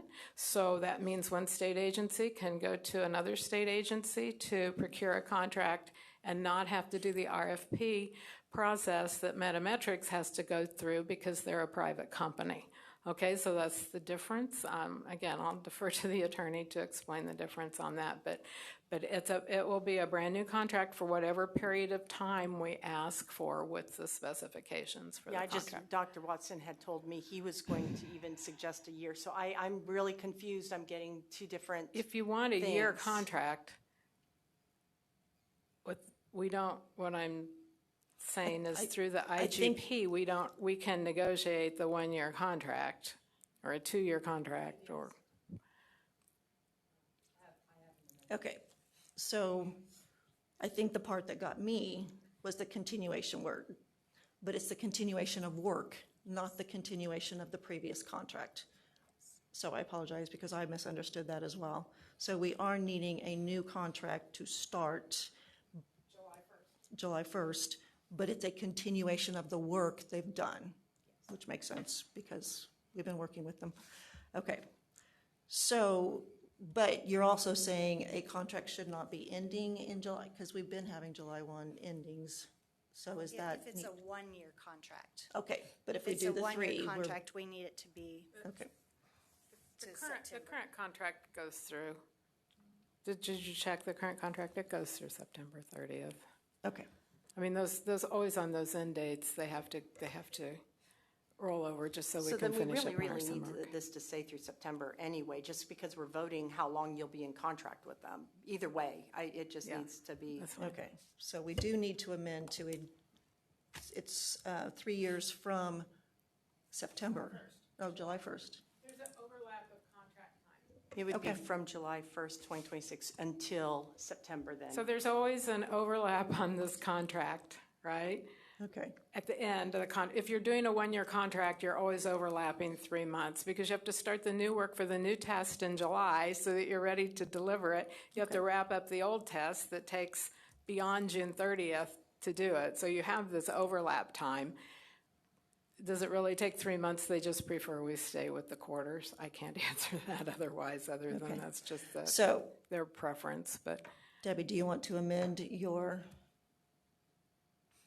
what do you call that? When you Madam, amend it? my amendment, I would, I'm still rather confused because if it has to go through September or you're stuck without getting the reports back, If it's, strikes she's me- saying if you wanted 1 year, Right, then it's I going to be a get problem. that, but if it's 3 3 years years, from now, when it ends in July, if the board 3 years from now went to a different vendor, would this one end in July and then all of a sudden be, anyway, no, I think if it's 1 year from July 1, 2026, ending at the appropriate time in September. We'll make it work. I'm sorry. If we made an error when we put that motion in there, then that's on our problem and we'll figure it out. No, because I mean, it always, if you go look at the current contract, even if you look at the end date on the current contract, you have a copy of it right there. Doesn't it say September 30th? So just look at the very front of it. Betty has a question. Betty. See, if we made that clerical error, we'll take responsibility and figure it out. But I'm amending it. I can make it till September 30th of in a year. 2027. I'm just saying it think depends that's on the doable. length of the contract, right? But you're going to have an overlap to finish the work of the old and to start the work of the new, and that summer period is when that work happens. And so this contract has always had an overlap on it. I'm just trying to shorten it, and I think September 30th is very reasonable. So, Okay, Betty has a question before we move on. Or Thank you, comment. Madam Chair, because it has gone back and forth, and I assure you, it's quite confusing. My understanding was Jim Porter made a motion, was it not second? Yes. And We have an amendment in process. I mean, I thought, and you might help me with this, if there's been a motion on the floor and it's been second, do we not vote on that since it was properly second? No, we can have an amendment. We would have to vote to accept the amendment. Well, yes, we would need a second on the amendment with a vote to accept the amendment. And if that fails, we would go back to the original motion. Okay? Okay, thank you. All right, so Debbie, you are amending your motion so that the contract would be ending on 30 September. of 27. So it's a 1 year from July 1, 2026, ending on 30 September. Of 2027. 2027, yeah. That would be till the end of this board and a little beyond, yeah. Okay, is there a second? Connie seconds that motion. All in favor now, the first vote is going to be on amending. All in favor of amending the motion?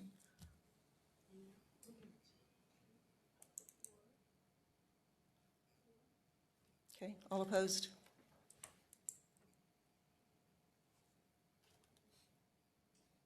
So 4 to 5, or 4 to 6, I'm sorry.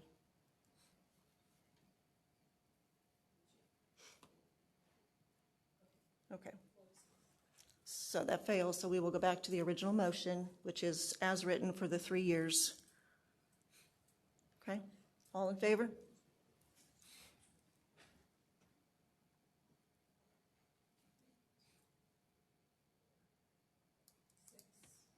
Opposed? 6-4, passes. Thank you, appreciate it. And you're out here, okay.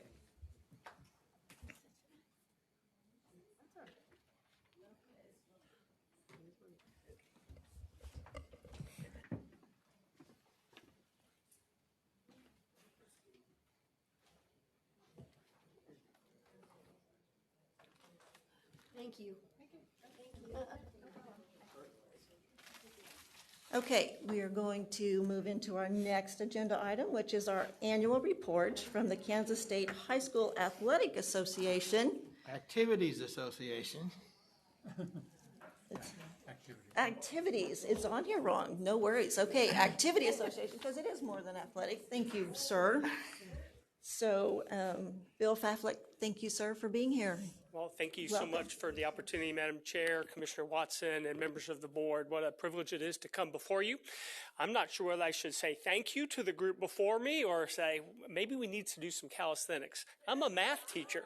I'm not going to get you up and have you stretch, but I'm not also going to ask you for money at the end. So that might be a good trade. But thank you so much for the opportunity to come and be part of your meeting. We're excited always to share with you the good things that are happening in Kansas schools. We're blessed with fabulous kids and great coaches and teachers that work so hard with kids, and we're very excited to share with you. Make sure I can get forward on here. Oh, there we go. Got it. All right. And I know as a leader, we are asked to do certain things at certain times. And, my basic request of my staff, of my family, my kids, because I'm a teacher, coach, a dad, is to show up, to engage, and to produce. And we want kids to show up. We want coaches to show up. And I know as leaders, you need to show up. You need to be part of what you're doing. You need to be willing to listen, to learn, so that you can lead, make the best decisions possible. You certainly demonstrate that through your long meetings, through the number of correspondences that you get. So thank you for that. You need to engage. There's not a group that engages any more than our elected officials, because you count on hearing from your patrons. As educators, we do the same. We want to hear from our patrons. We want to hear from our school leaders. We want to hear from our students. We want to hear from our coaches and our stakeholders. So thank you for doing that. You have a big job, kind of like mine, across the state of Kansas. And yet, as diverse as we are, geographically, demographically, we all have that same mission: make a difference for students, providing an opportunity for kids to be better as a result of being in our activities. Because why? We want to produce. We want to produce at the highest level. And we are so fortunate to have coaches, to have athletes that pursue excellence. And that is certainly our goal as an association. So we have great leadership. I want to say thank you to Mr. Dombrowski and Mr. Porter for serving on our board of directors. We have a large board of directors. There are 75 slots, and you see images of people from your community that you may know. They have a direct voice in the decisions that we make that govern our association. A subset of that group, a little bit of data on that group, 73 members this year. We have 2 openings, 2 board appointees by our governor. We're looking to fill from Congressional District 1 and 4. I'm looking for candidates, and I know that hopefully the governor will be able to fill those. We've sent some names that way, and hopefully they'll vet out and be added to our board as we move forward. But as we mentioned before, that diversity is there. We're a lot of building leaders, a lot of district leadership, but also a lot of elected leaderships are members of our board of directors. They make those tough decisions, and we do appreciate Michelle and Jim for their attendance at those meetings. A subset of that group is our executive board. They meet more frequently, and they govern our championship events. And that subset has included Mr. Porter. We appreciate his wisdom, his connection to this body, his connection to schools, his connection to education, because it pays huge dividends to have someone that's been there, done that, and knows what's going to be good for kids. So we really appreciate the leadership of our group of educators from across the board. Our staff, no new faces, so I don't bring one along with me to share with you what hardworking group that they have, because they want to know, or they want to make that difference for kids. They have all been beneficiaries of the activity program, and I do have a 36-way tie now, up 1 from last year, for my favorite activity in the state of Kansas. And it is activities, not just athletics, because Mr. Porter will never let us forget that, nor would I, because I have a daughter that's a music teacher. So we know that our role is to provide that leadership, provide that support for our member schools, and that accountability so that they can move forward together. As I mentioned, we have great kids. Jack Punswick is one of those students. Jack is a student that graduated this past year from Blue Valley West High School. Jack is a unique story because as he was honored by the National Federation, his story was told across the country. There was not a dry eye in the auditorium when we heard the story of Jack Punswick, a young man that went out for baseball his freshman year and got cut. So instead of finding another school where he could play baseball, Jack found another sport at Blue Valley West, and he became a swimmer. And Jack made it to the state swim meet, qualified for the state swim meet by his performance. His junior year, he became so proficient at swimming, he was a state champion. Soon after he won that state championship, Jack came down with cancer. Jack would not let that define him. The same tenacity that he had in swimming, the same effort that he put into being a successful student at Blue Valley West, a successful athlete, he took to overcome cancer. And when we introduced him on July 1st in front of our National Federation audience, he is now cancer-free. So we're excited for Jack. And, the rest of the story is really, Jack said, I'm going to beat this and I'm going to beat it fast. And I want to return to what I've done. He's preparing to be a college swimmer. He thought he was going to be able to defend his state championship this year. And he made it to the state meet this year while still recovering. And he came this close to winning his second straight gold medal. However, in our minds, he won in life because he has taken those same values of his family, his school, his activities, and shown all of us how you can overcome some of the most difficult challenges that we deal with. We have great students. We have great programs. Our Performing Arts School of Excellence was honored this past month. Lawrence Free State was selected for their excellence across a broad spectrum of performances. We don't look at very many activities other than in isolation. Baseball by itself, debate by itself. But this activity honors the best in music and performing arts, debate and speech, thespians, and we are so excited that Free State was our winner. It is a one-of-a-kind award across the country, a second of a kind. There's a national award that Washburn Rural won in 2018, but Free State was our second winner, and we're so proud of what they do, and we had the opportunity to celebrate with them. As a board, as a staff, we work in buckets, and we work to make progress in a variety of areas, and you see the different areas of our focus this year. We are always going to be about risk mitigation. We promote championships because that is the culmination of a season or a career of hard work, and we want those to be extra special for those students that are participating. We need to make sure that we tell that story of what activities are all about. We know that every team wants to win, yet our purpose is to teach. So we have to make sure we maintain that. We try to use technology to really enhance that experience. In terms of a few risk mitigation protocols, our pre-activity timeouts are so important because that puts everybody on the same page at the beginning of an event. A brief meeting, 5 minutes or less, with the administration representing a school, coming together with officials to share about emergency action plans, special events, special concerns that they may have, pays huge dividends when an issue comes up later in the day. I know where to find the host administrator. I know where to find the visiting administrator if I'm the host, so that we can address a fan problem, a student problem, an issue that comes up, or just a weather-related problem. Emergency action planning certainly is huge. We work with the American Red Cross, but we work independently and have quite far ahead of what the state mandate was this year, as we have been doing emergency action plans and required those from our schools for a number of years now.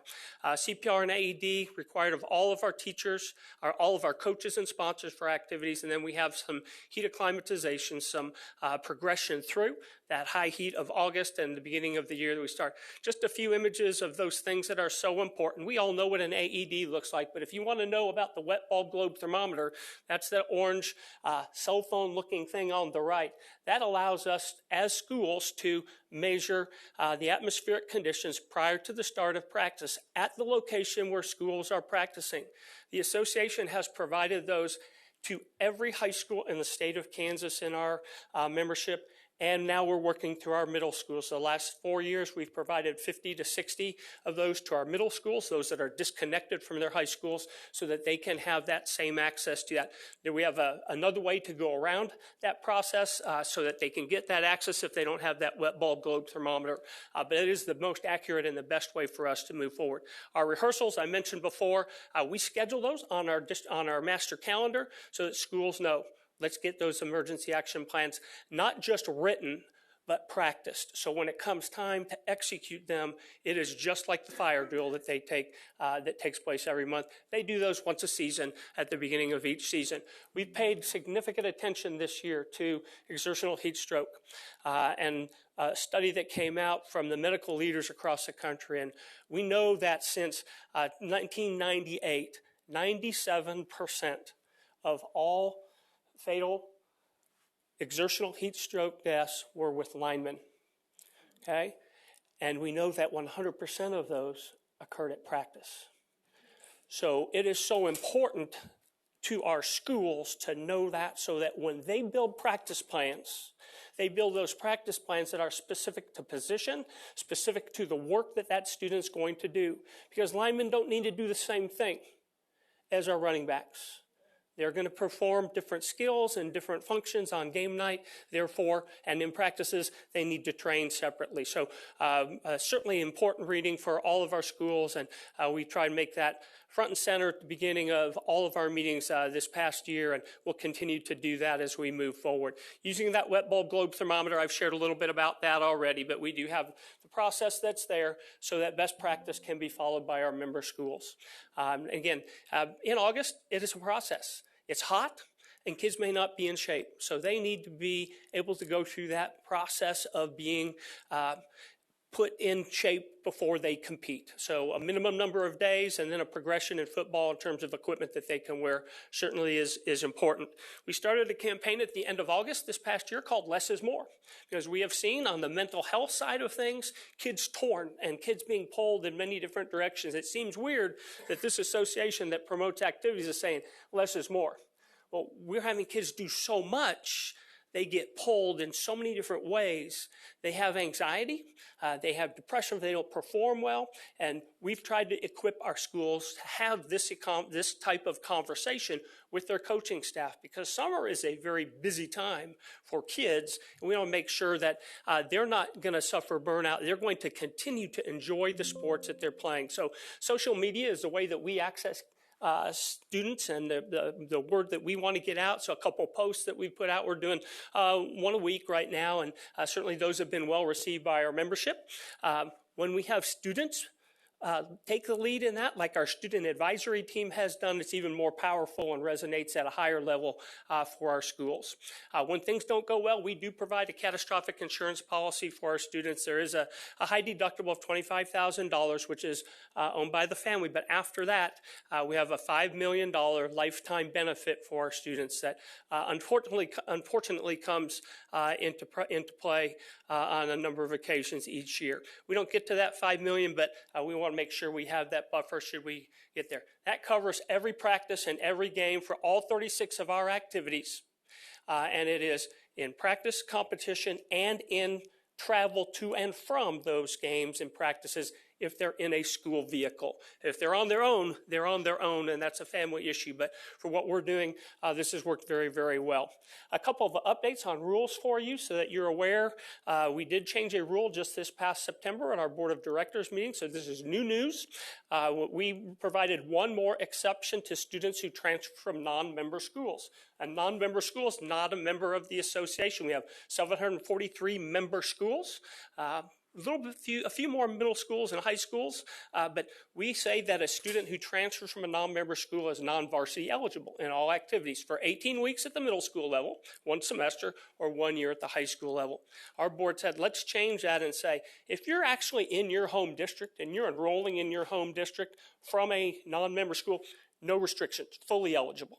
So a big step for this association because we're trying to keep kids in school. We believe in what our teachers do every day and how important it is. This is one less barrier that may have kept kids in a situation that wasn't ideal for them academically.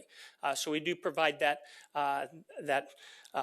not get out of jail free, but get into school and have full eligibility as long as it's your local public school. You know, non-district kids, when we have them in a virtual program now, are eligible only in the public school where they reside. There's no transfers for kids out of district. It's only at the school where they're residing. So that's been important for us as we've navigated. That seems to be a very common question. I know with open enrollment, it certainly was an issue. I mentioned non-public schools. I have a little bit of data spread throughout my presentation. This data is from last year, from our first executive board meeting Mr. Porter attended until this year's first executive board meeting. Our number of non-public virtual kids, non-public or virtual kids has increased. It's increased from 478 to 663 year to date. So, you know, we see that growth at both the middle school and the high school level. It's kind of an across the board a growth that we see there, more than we've had previously, but we are now counting our virtual students that are in our public programs. Historically, we had not done that. So we expected to see a little bit of growth. We really thought open enrollment would impact our transfer rule. and it has not. Because our schools have done a really good job of communicating with parents that if you transfer, you don't necessarily have eligibility at the varsity level under the open enrollment. You're making a choice to change schools. If it's starting high school, not a problem. But we believe, as lifetime educators, that the best thing to do is to get into a curriculum, to stay in that curriculum that is aligned so that you can go through that sequencing and you can have that scaffolding build. Because as soon as I change schools, I've lost some learning. Holes will occur. As a math guy, I know how devastating those holes can be. That is so important to have that foundation. So we continue to keep kids eligible, but they may be at that non-varsity if they go into that transfer situation. I am going to apologize on the front side of this. I think I have a couple of numbers backwards here. The numbers in the columns are correct until the bottom. We actually had 1,987 transfers last year. To date, this year, we've had 1,038. So we're tracking to about the same point, not a significantly larger number of those. Probably our biggest increase is going to be in hardships. And it's not necessarily the number of them, but it's the intensity in which people come to you with an issue that they believe is a hardship. And our board becomes very familiar with defining this is a hardship and this is not. And it's all based upon what our membership has told us over the years. So we continue to hold kids accountable because we know kids in school are going to be better when they're in activities. You know, sportsmanship is a huge issue for us. We changed our sportsmanship award a year ago. So when I came last year, I said we're going to do something different.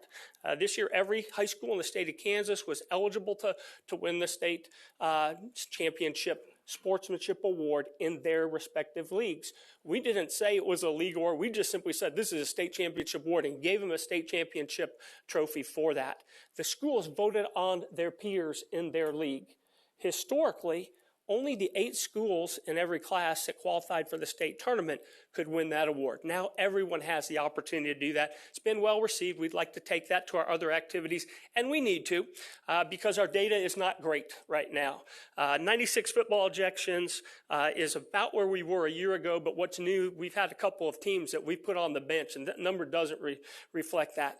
When teams got into a skirmish that was really uncontrolled, we just simply said, you've got to sit. And we hate doing that, not because of the accountability for that team, but because of the team that they're supposed to play doesn't get to play. There's always that ripple effect. But we felt so strongly about that there had to be a sit-down period. We had the same thing in soccer where we didn't impose a suspension of the team, but it was self-imposed because they had so many kids leave the bench and enter into a skirmish that they didn't have enough left to play. So kind of self-inflicted on that one. We've even had ejections in tennis this year, which is unheard of for us. So hopefully we'll be able to continue to attack this problem with communications, with expectations. We have told administrators time and time again, the single biggest thing you can do to impact sportsmanship is to be present. Okay, if you permit it, you promote it. If you're going to let this behavior, these catcalls, this boorish behavior come from the fans to continue, it will continue. You need to address it. And that's hard to do.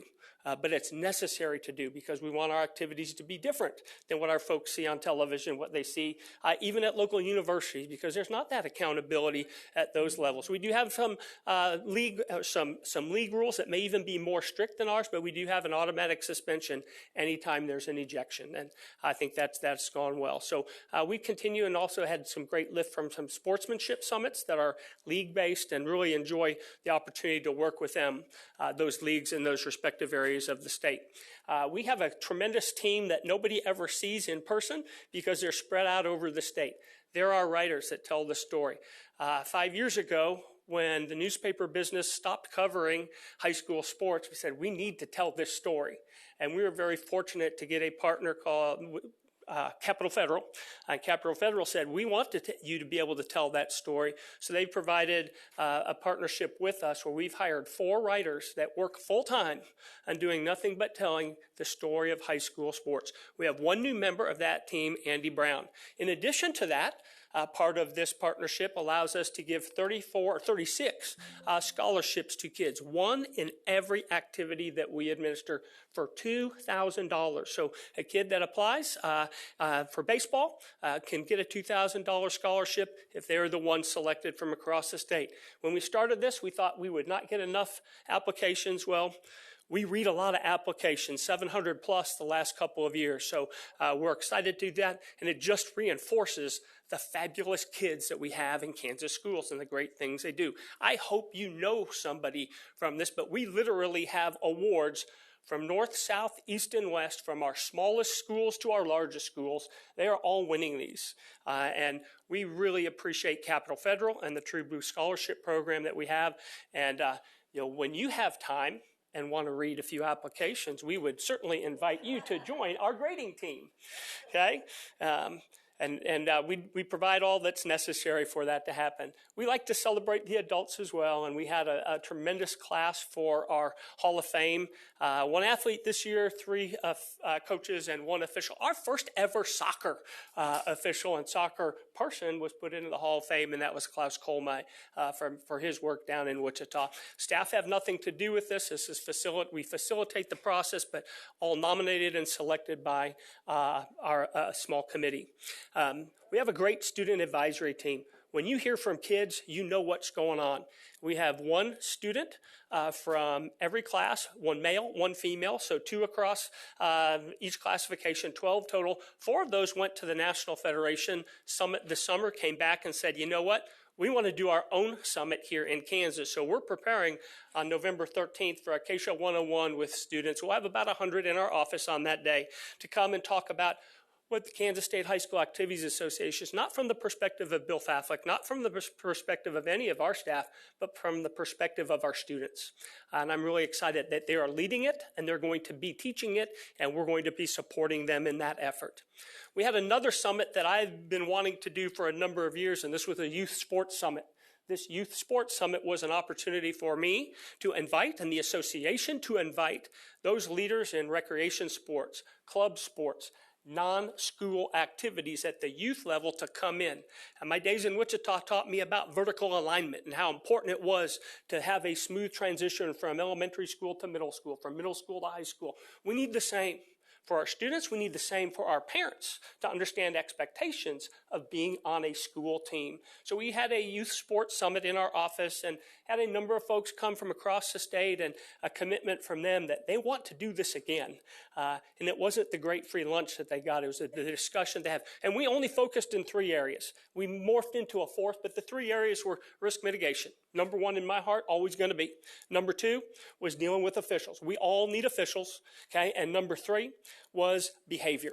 They're seeing the same behavior we're seeing. How can we support each other? Common language, common expectations. Will do nothing but support our school community. So looking forward to that. We did start talking about coaches, and coaches are so important for what we're doing. We'll talk a little bit of data if I have time, and I think I'm running out of time. But our esports is brand new this year. We'll have an esports championship. We're excited for that. It will be a winter championship. We have 84 schools signed up for that in its inaugural year, which is fabulous. This is first year for us to have a brand new format for basketball. We're going from 7 sites to 4. I think that's going to be outstanding. Football, this is our 2nd year when we play the Friday and Saturday after Thanksgiving, from going from 8 different sites down to 3.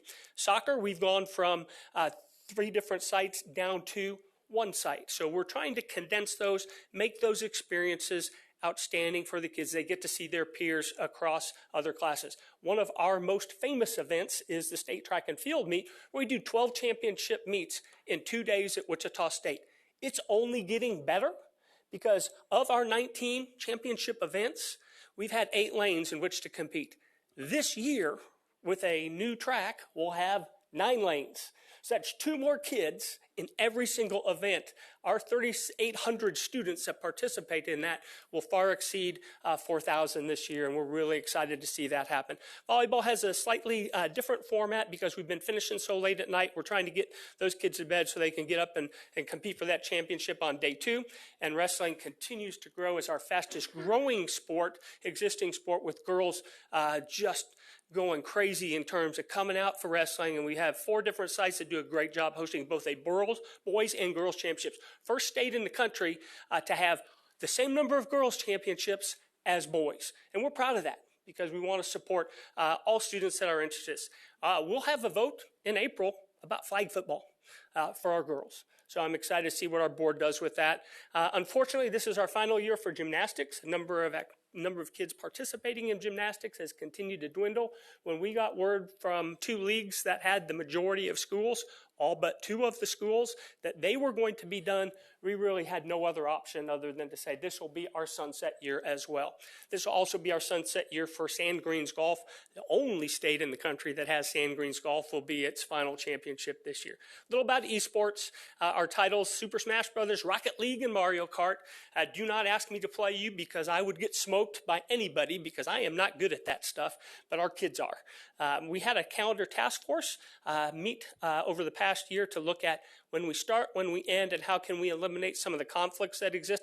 I don't know what our board will do with that, but we're going to talk a lot about that at our regional meetings coming up this next 2 weeks. So I'll be out on the road for a couple weeks, just like Dr. Watson does, and get the opportunity to listen to our schools and our school leaders and hear what's important to them as we collect data on the different topics that you see listed. And really well thought out. We find that the things that are successful are the things that have the most discussion on the front side, and that helps them move forward. Our coaches, as I mentioned before, are important. Our teachers are so good, and we looked at some data. I only provided this because I know you get this presentation, but our percentage of supervised and unsupervised, those are non-teachers, is about the same at the high school and the middle school level, a little bit different, but 65% of the high school coaching staff are licensed teachers, and 73% of our middle school coaches are licensed teachers. So pretty good numbers. We sometimes feel like when we have these conversations that school staff has no teachers on board, and that's really not been the case. The difference between assistant and head coaches is there as well, but 27,000 coaches plus in Kansas making a difference every day in their respective seasons for our kids, and different ways to look at that by classification. Our large schools and our small schools, like I mentioned before, have a lot in common, and their data is not that significantly different from large to small. So officials are important for us as well. If this was National Officials Week, which it often is when I come, I would have provided an invitation for you to participate in that way. I can see some of you saying, I'd rather grade assessment or I'd rather grade scholarship essays than that, but our officials work so hard, and one of the things that we've gotten great big lift from is Ref Reps, which is a school class in our schools where students in the high school level are learning how to officiate, taught with a curriculum, online with a licensed teacher, and it has been a great success across the state. You see our number of schools there, 99 this year, just one away from our goal, but we'll get there as we move forward. We did update a few policies, multimedia to protect kids, making sure that that multimedia policy, not for media itself, but multimedia, if someone shows up to videotape my daughter playing, it ought to be my coach or the opposing coach capturing the other kid. But if it's somebody else, well, we're not a fan of that. And unfortunately, sometimes policies become necessary, and that was one that came out of this past year. Our drone policy continues to evolve as technology evolves, trying to save schools money by allowing a drone to go up and down at a football game to get end zone video, not just sideline video, never over the field of play, never over a crowd, but certainly in a cylinder off the end of the field has been good. And I mentioned our ejection suspension policy. One new partnership that we have is actually a business relationship with a group called Teal Property Group. And Teal Property Group is a group that is helping us market our events so that we don't go to schools, we don't go to stakeholders and ask for increase in fees, increase in dues, or higher ticket prices. When 50% of your budget's based on ticket prices, you don't want to keep going higher. We're one of the best deals in the country right now. $10, you can go to Wichita State and watch 7 championship basketball games this fall. You can go to Emporia State and watch 3 championship football games for $10. Not $10 each time, $10 for the day. Okay, so it's a great deal for that, and all of our tickets are $10 at a state championship level, 6 and 8 on the lead-up rounds, and we count on those proceeds to help our association stay in business to provide opportunities for kids.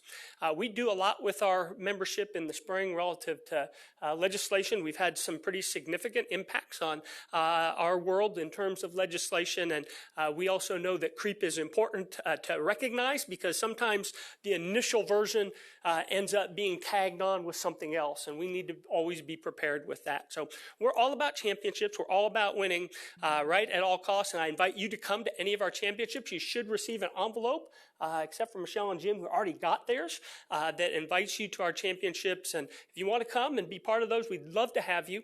If you want to help with awards, just send me an email, give me a call. We'll have you on the award stand, not as an endorsement other than just to be present and see the kids and get to meet them. So busy schedule coming up. This is our first championship week, and I'll have the opportunity to be from Salina to Prairie Village this weekend for state tennis on Friday and Saturday. We talk a lot about goals and purpose, and I mentioned it already. Our team's goal is always to win. Win a state championship. It does not mean that they've had an unsuccessful season if they don't win, because we know our purpose is being fulfilled. Students prepared to be successful in class today, successful in next opportunities in life. So that's the purpose of our program, and we want to continue to make that our reality. We do that because sometimes it's hard to hand the baton off, and sometimes it's hard to say goodbye. But Dr. Watson, on behalf of the Kansas State High School Activities Association, we're so grateful for how you have carried the baton and how you have represented this state so favorably, supported activities, but supported schools and students for over 10 years. I think of 10 graduating classes, and I think of the number of students that have been impacted by your work.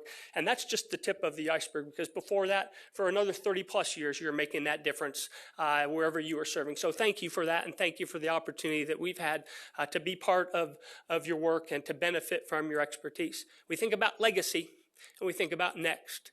And Randy set the table just like we want to do. We want to set the table for next, because when I'm not in this role, the valedictorian of the class of 2041, the valedictorian of the class of 2043 will be, I hope, benefiting from activities. They're not going to be state champions because they're too much like me, okay? But they're going to be successful in school and in life because of coaches that care about them and the support that they get from the teachers and the school communities and the state board. So thank you for the opportunity to share a brief report. I was told to cut my 150 slides down, and I did, but I still had a few extras. So thank you for the opportunity. I'll just leave this one up just so we can all look at that, those great kids. Happy to take any questions if time allows. Yeah, Dennis. Bill, thank you. I like your enthusiasm. This is just a quickie. I've got parents that call me once in a while and they say, "How's come my kid got expelled from the football game for 2 weeks? He was just in the bathroom when some other guys were, vaping or something like that." I mean, is that people I send to you, or is that a local? Yeah, but the great question. No, we're probably not going to get involved with that other than to work with the local school to make sure that they're aware of the situation, the concern, and they address it according to local policies. Student discipline, coach employment, all of those things are local control. Okay, our job is to do those championships at the end and provide that best practice. So please refer those types of calls and concerns first to local administrators. We want to have them be able to tell us, here's where the issues are. Our board is representative for a purpose, and we want them to be able to come to us and say, we're having an issue here. And that will allow us to address that strategically when we see that pattern develop. Yeah. Debbie. Thank you, Madam Chair. So you're a math guy, and all of that list, I didn't see Math League. So I'm going to put in a plug for Math League because that was the one thing I lettered in high school. Again, go to your local administrator and say, we have Scholars Bowl, okay? And one of the components, there's 5 components in Scholars Bowl, foreign languages, math, science, social studies, and current events. Not the same. Yeah, not the same, but yeah. I've been to the Pittsburgh State Math Relays a few times too. I get that. So, yes. Melanie. Thank you, Madam Chair. Thank you, Bill. I have always appreciated your perspective on why it's important for kids to play sports. I mean, yes, it's about winning, but they get so much more from that. Great job being a fast talker today in a good way. I think you helped catch us up. And I just want to say thank you to Michelle and Jim for serving on this board. I know that it's a lot of time and energy and driving, and as a board member, I appreciate your service. So thank you both, and Bill, thank you for being here, and great report. Absolutely. And I was just going to, sorry, Michelle? Okay. I was in Hugoton, just trying to remember which one it was, and we were talking about esports, which I can't say I've ever thought of being a fan of, because I'm like, really? Is that, thing?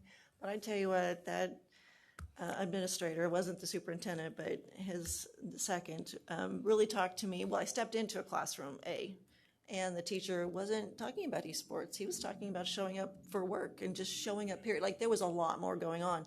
But also was told how the kids, I don't remember how many, if they're just a couple of years into it, it's new, like you said, but how they took some of those kids, and he was looking at their absenteeism, and it had completely changed because they were engaged in something that meant something to them. And I was like, all right, how do you argue with that one, right? So, but stepping into the classroom, it was obvious that there was a lot more than that being given to those kids. So that was really very cool. So I'm like, okay, I will change my mind.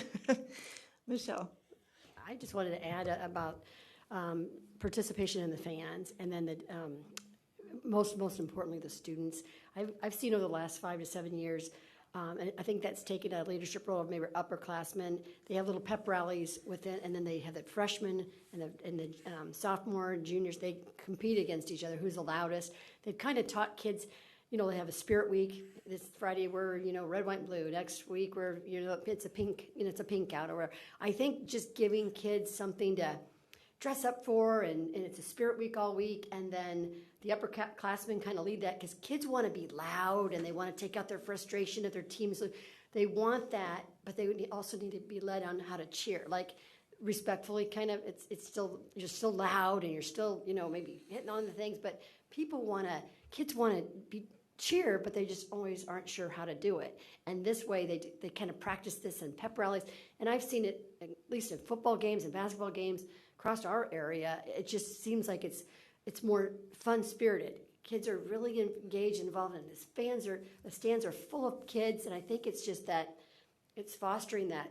We want to cheer, we're just not quite sure how to cheer, and it's more, I think I've seen more respect, and it's more, they make it fun.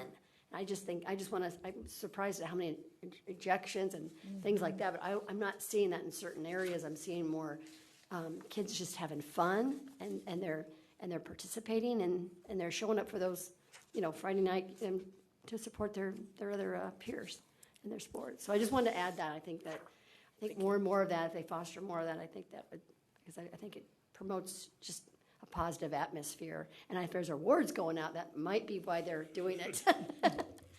School culture is impacted by activity success, and we know that, but to me it's not success, it's participation. It's connecting kids to something they like. That's why 36 different activities is better than 26, because not everybody's going to want to play football. Not everybody's going to want to debate. Okay? Not everybody's going to want to be a musician. Okay? Sorry, Mr. Porter. Okay? But everybody should find something that helps them be connected to their peers, to their adult that cares, and to their school community. Yeah, absolutely. So thank you, and thank you to the staff. I think I love athletics. I love activities. But I think it's really difficult in today's world. If you just see what's happening at the collegiate level right now, you just kind of shake your head and go, where are we headed? And I know that comes down to you, trickles down in the club sports. So it's really a difficult job, Bill. And you and the staff have just done a really wonderful job of bringing the member schools together to formulate what is it that we want. I think we lose track of that sometimes. It's not Bill and staff saying this is what we're going to do. It's the member schools saying this is what we ought to do. And it's a really democratic way of doing it. And when I used to sit in different seats, sometimes you don't like that democratic way because it's slower. Yeah. It just takes time, and that's on purpose. But it means that you get better policy that way. And so thank you, and make sure that your staff know that too. I want to tell a story. You know, when I was superintendent, I always looked at what can we add within the budget that would attract different students. And we had the opportunity to add bowling. And first of all, the bowling alley gave us the lanes for free. Someone donated the shirts, you know, and the coach's salary. And anyway, it ended up costing us nothing. And we won the state championship in the very first year. And we only had one kid in that bowling team, this was boys, that did something else. He was a debater. Otherwise, no one on that team had done anything else. And they came to school in their bowling shirts. And they were so proud to win a state championship for McPherson High School. And you cannot underestimate what a kid wants to do for their school if given the opportunity. So thank you and to the staff. It is getting ready now for a long year of post-secondary competition ending with the state track meet, but enjoy it and thanks again. Thank you. Thank you. Thank you, guys. We're going to take a quick break and come back and finish up. Yeah, me too.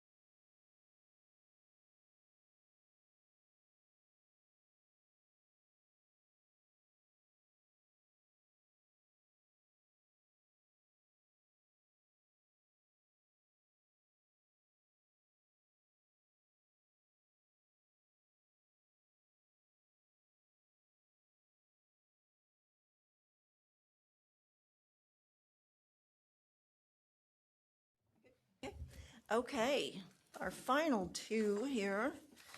We're going to get our presentation on a survey that was done on school-issued device use with our districts. Peyton Lynn and Dr. Steele worked on this for us, so take it away, ma'am. Okay. So I am just going to go through some survey results with you about a survey that we did of superintendents on district-owned devices. This survey was not asking about things like cell phones or personal devices, personal computers that a student might take to school. This is specifically focusing on the devices that the school purchases and provides for students. That might be something that they're taking home with them at the end of the school day and using for homework later on. That might be a classroom set of devices that they're using in class, but that is what we're talking about when we're talking about district-owned devices. So just a little bit of background on our survey. The purpose was really just to understand what the current state of device use in Kansas was. We wanted to give some real data that shows which students at what grade levels have access to district-owned devices, how and how often those devices are being used.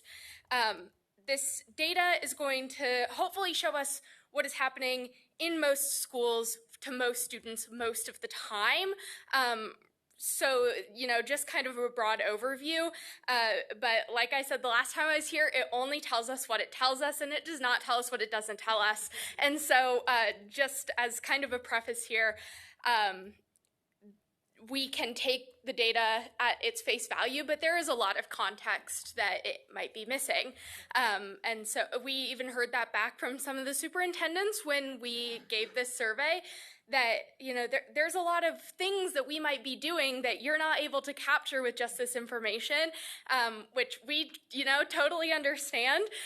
So again, this is just going to give us kind of a broad overview of how often and how some of those devices are being used in schools.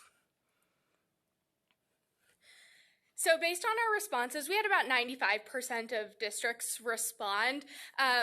These are the grade levels in which students were provided school-issued devices. So only about 26% at the pre-K level, and then 90 to 97% K through 12 are provided school-issued devices in some form.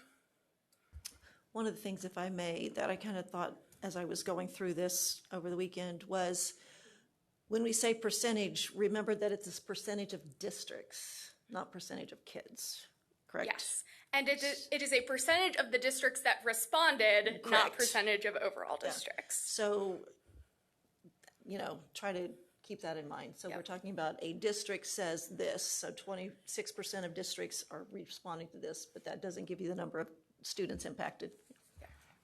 And this doesn't tell us whether or not they're going home. It will. This question does not. Okay, but you'll do that later? Yes. These are the grade levels that students are permitted to take school-issued devices home.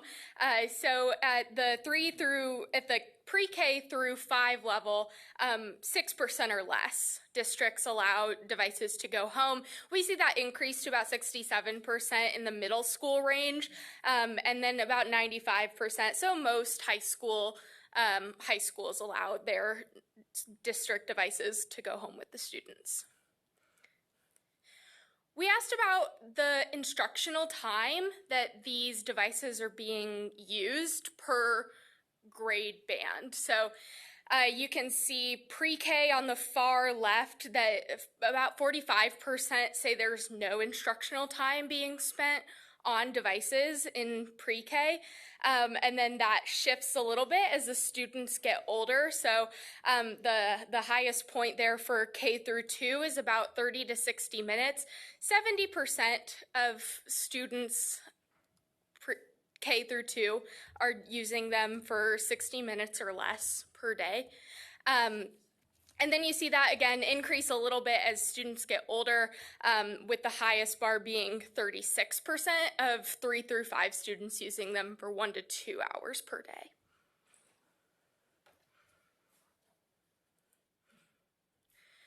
We changed the question a little bit when we're talking about grades 6 through 12 because it was a little bit harder to quantify in minutes. So we asked about number of class periods per day that devices were being used in middle and high school. The highest for middle school is about 4 class periods per day.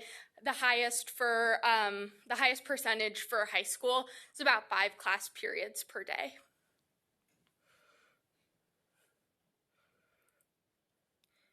This one is a little bit harder to read because there's so many bars, but this asks the most common ways that those devices are being used during instruction for each grade level. So the blue bar on the very left is pre-K. It's pretty small in some of these because pre-K had the least amount of use overall. And then K through 2 is that green bar, 3 through 5 is the red, 6 through 8 is the yellow, and then 9 through 12 is gray. So at the high school level, we're seeing it a lot for essay writing, creating presentations, that sort of thing. At lower grade levels, again, it kind of changes as students go through the schooling process. It's more common for kind of personalized learning platforms, some digital learning games that students are using, and then that changes as students get older to be more of the research, writing, that kind of thing.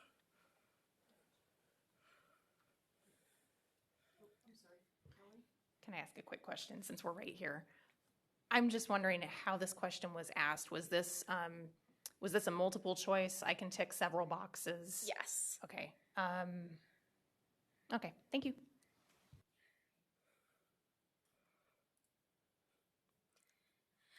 We then asked what the primary role of school-issued devices was.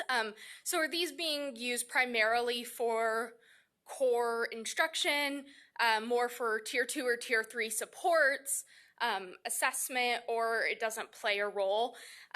So at the high school level and the middle school level, we see a lot that is being used as kind of that core instruction or daily instruction.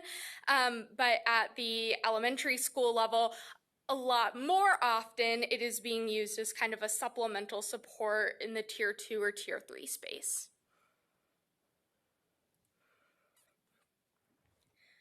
The subject areas that these school-issued devices are being most frequently integrated into instruction, this was another one where they were able to select multiple options that were the most common for each grade level. So again, changes as students get older. So for science and social studies especially, we don't see students using them quite as much in the younger grades. Middle and high school, that number increases on the science and social studies side. Same, but it's a little bit closer on ELA and math.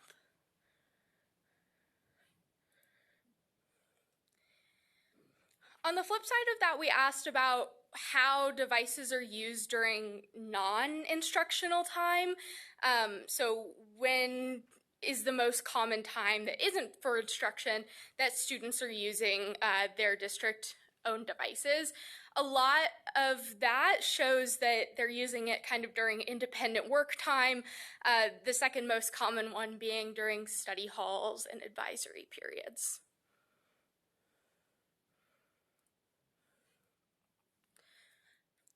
These next several slides are going to go over kind of perception data on how the superintendent or the person filling out the survey feels that devices have had an impact on their school district in some way. So this one asked about student engagement. We had the majority of districts say that this has had a that devices have had a somewhat positive impact on their student engagement from kindergarten to 12th grade. And then the biggest chunk is no noticeable impact on student engagement for the pre-K level. On the student learning side, kind of the same data that we're seeing here. It's a somewhat somewhat positive impact as the majority for K through 12, and then no noticeable impact on student learning at the pre-K level.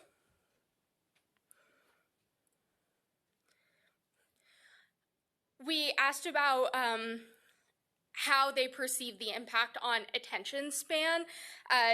The biggest category here is no noticeable impact for all grade levels on attention span. A few more saying that there's been a somewhat negative impact on attention span, or a somewhat positive impact on attention span. Then we asked about classroom behavior. Same thing here. We see that most districts are saying that there's been no noticeable impact pre-K through 12 on classroom behavior, and then a little bit of a somewhat negative impact on that middle school bar, which is the yellow one, and then a few on the somewhat positive impact side.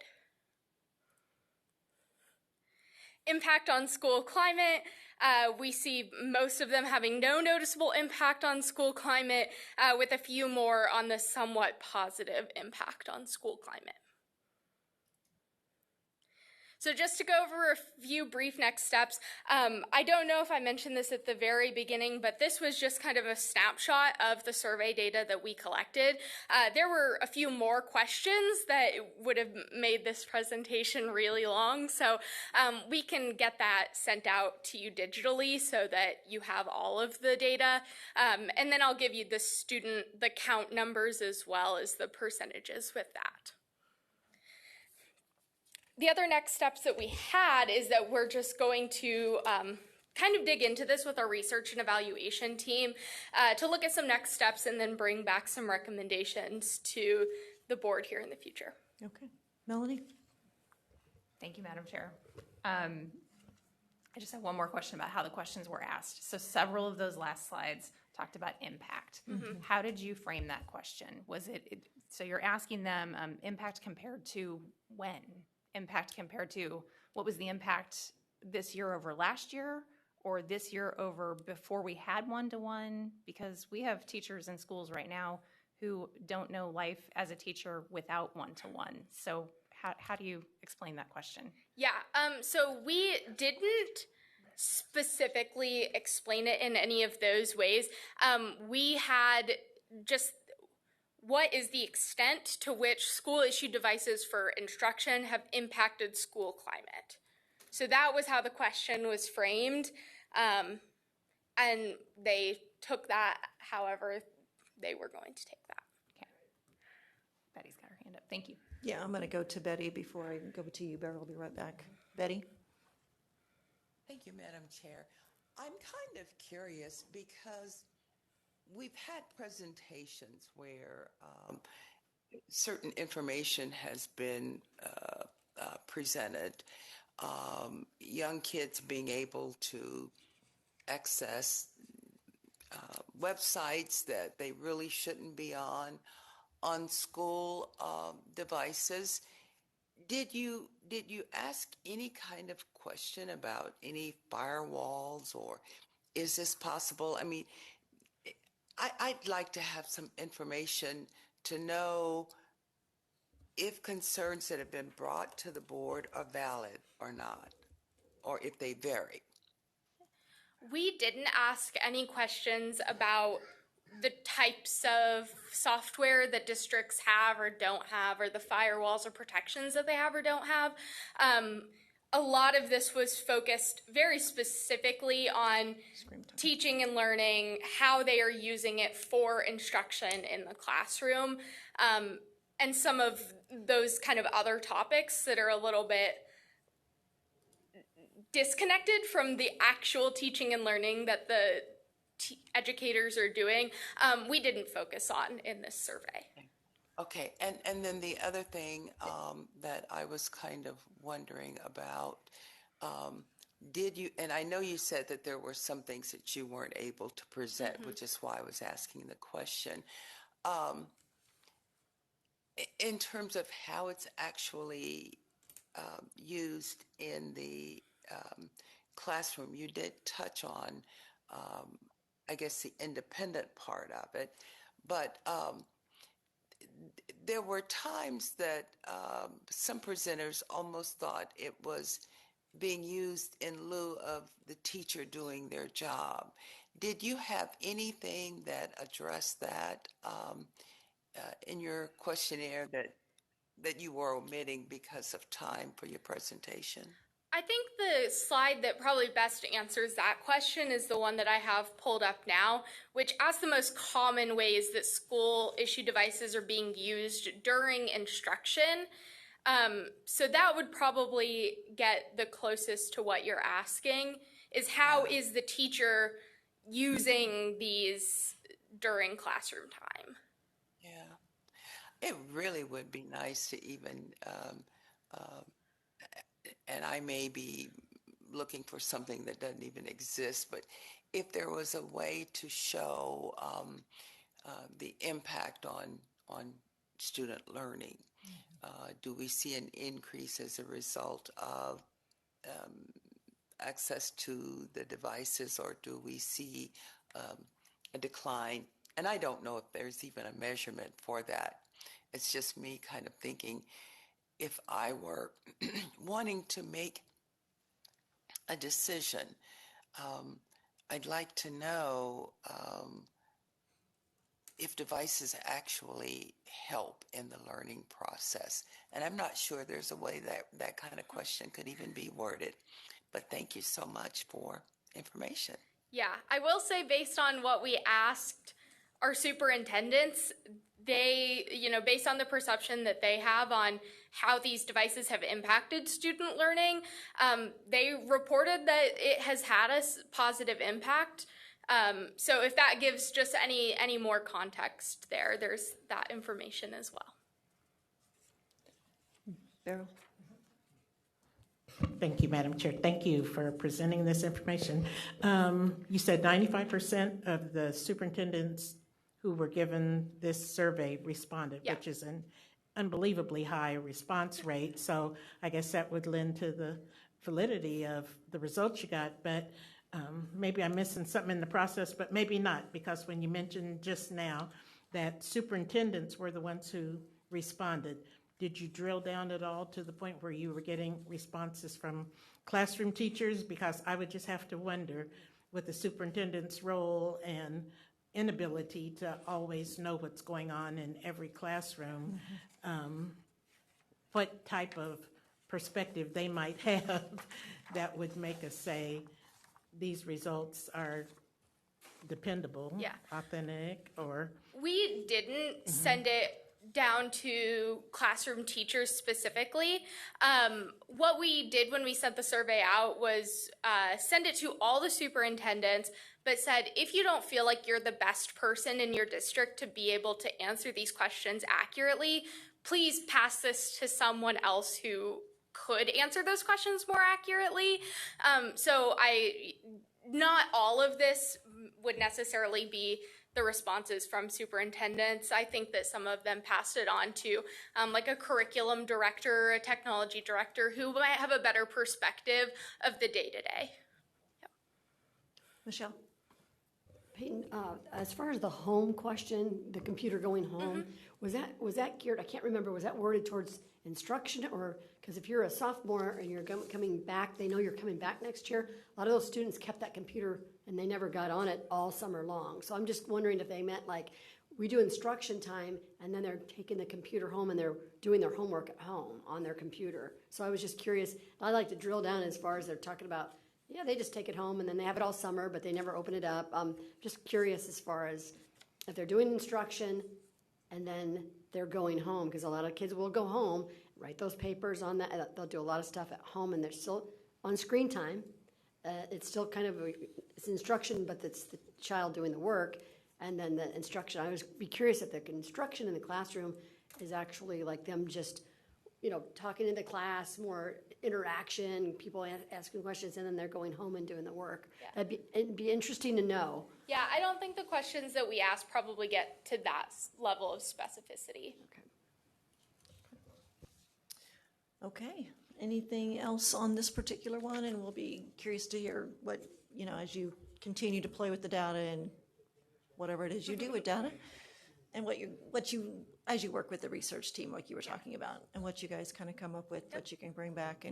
And, you know, I invite questions to Commissioner who can filter that out as far as what are we looking for? Because we are looking. We're trying to find a place to have an understanding of what's going on in the classroom and, you know, how much these are being used. So thank you. Yeah. Appreciate your time in all of that. Thank you.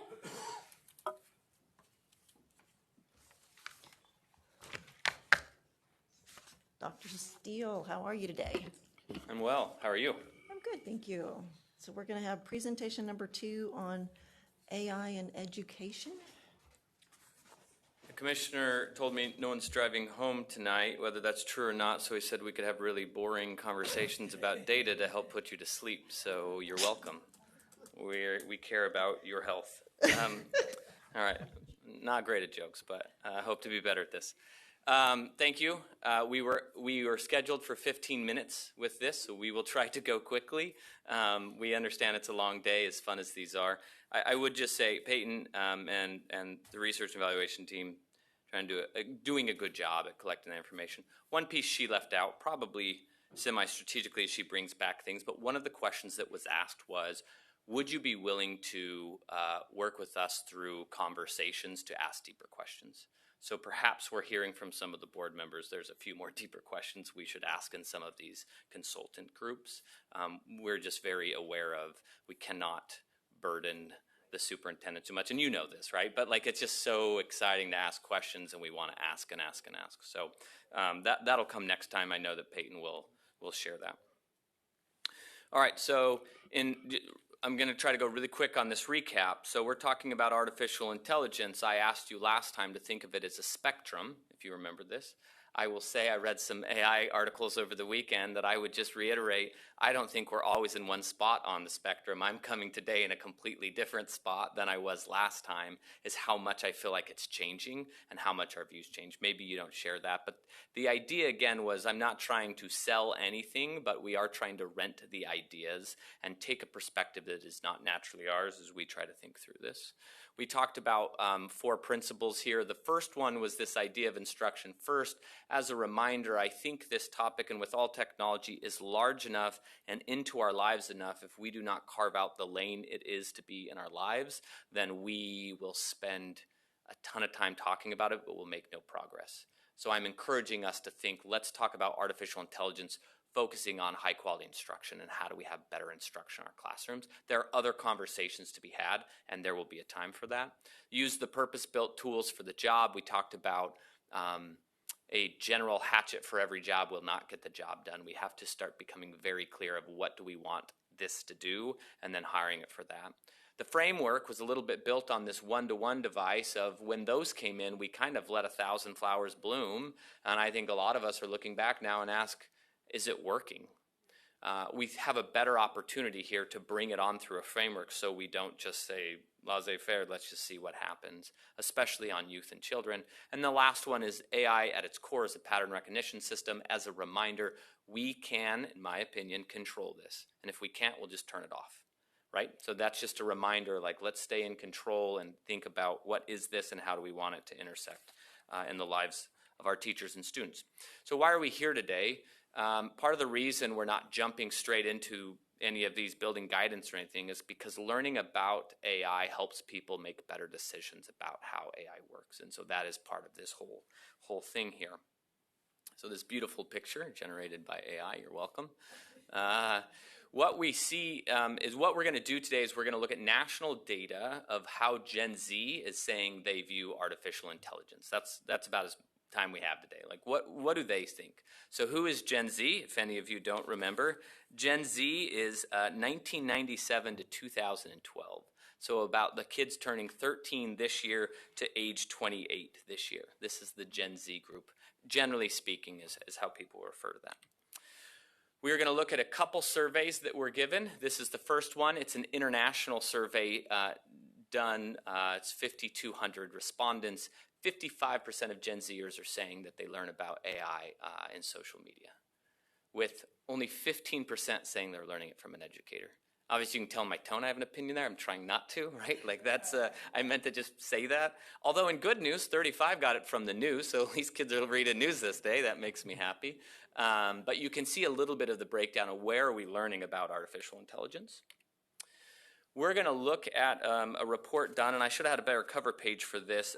Gallup and the Walton Family Foundation created a report that was talking about Gen Z AI use.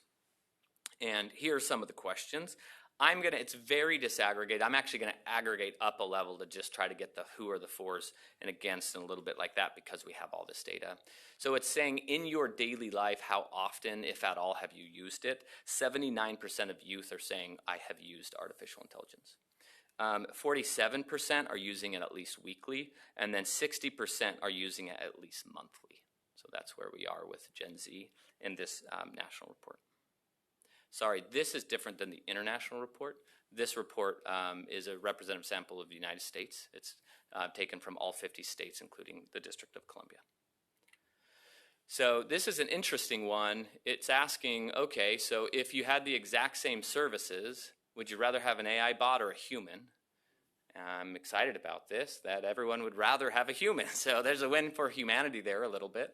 But if you look at the very bottom piece, the smallest gap would be a tutor.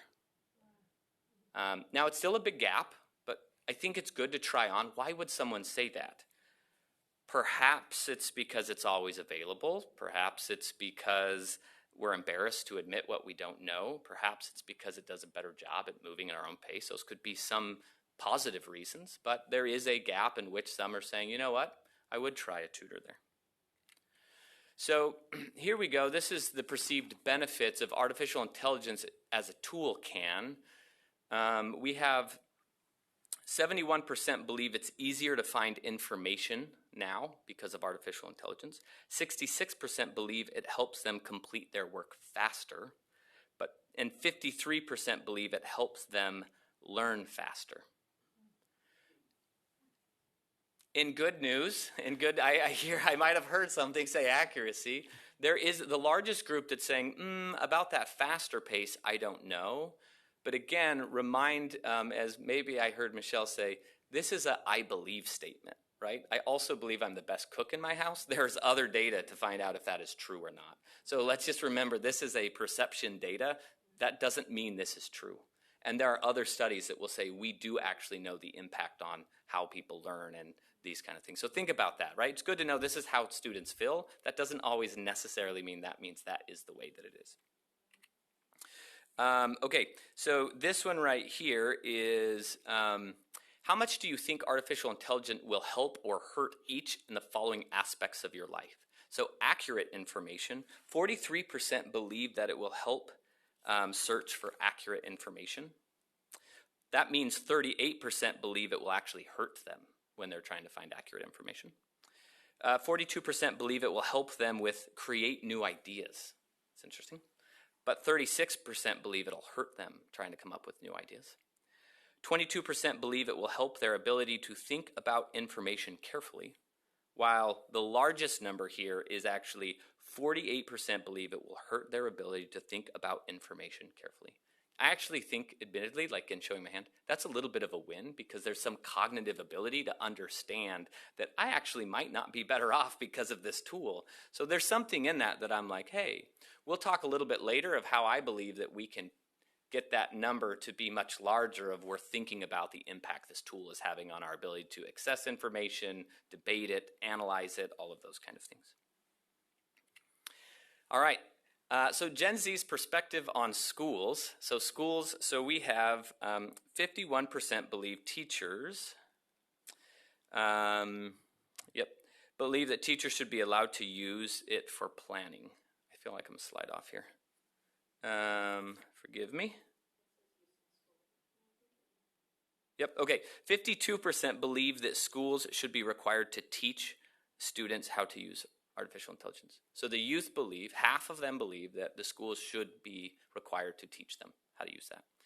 48% believe that students should be allowed to use AI in classroom and homework. Now, this also made me laugh. And admittedly, when I left this last time, the press immediately came out. I got our comms director. I did it correctly. They asked questions. Their first question was, cheating. And I did not try to skirt the question. But the only thing I will say here, trying to have a positive mindset, is I think we've done a good job in education deciding when it is appropriate to use a calculator. So perhaps it's similar, right? Like in calculus, I think calculators are a really good tool. 8th grade math, not so much. So maybe that's not just like, oh, I would love to cheat more on my work, but maybe there is a world in which it is like, hey, this actually helps us in, fill in the blank. So trying to give those youngsters a leg up there. 51% believe that teachers should be allowed to use AI for planning. 39% believe that they should be allowed to use it for grading. But 31% also believe they should not be allowed to use it for grading. So want that personal piece there. I think that's really interesting. Okay, so here's some policies. I think this gets even a little bit closer to what you all do. This is talking about the policies in schools. 50%, when you're looking at this, of students say their schools have clear policies regarding AI. So half of the students are like, we have clear policies. Now, to be clear, the clear policies are somewhere between it is permitted or it is not permitted. It is not saying 50% say we're good to go. It is 50% of students know we can or cannot use it.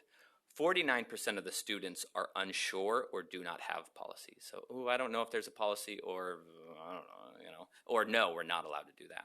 This will come up again later. We'll talk about the impact perhaps these policies are having on students. How clearly are your school rules on how that you can use these? So 74% of Gen Z would say that their school rules are clear or extremely clear on AI policies. Isn't that interesting? That's a bigger number than I would expect. Perhaps I have heard people say, being like critical of myself, schools are way ahead of you guys on this, right? Speaking of states as I'm things, and perhaps that's exactly it. Teachers have become very clear already about we have to make these rules. Looking at, have you ever wanted, I don't really get this question. Have you ever wanted to use artificial intelligence to help you with your schoolwork, but were unsure if it was allowed? Like, that's fair. 47% of students were like, yes, I did want to use it, but I didn't know if I could. 31% said no.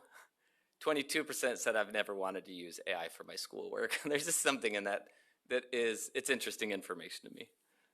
With some of the other data, I don't know how it fully lines up of how many students know about AI and things like that. How many of your classmates, so this is a great perception of like, we know you, but what do you think about others? So these always go really well. 6% of Gen Zers say that all of their friends are using it in ways that they should not for their homework.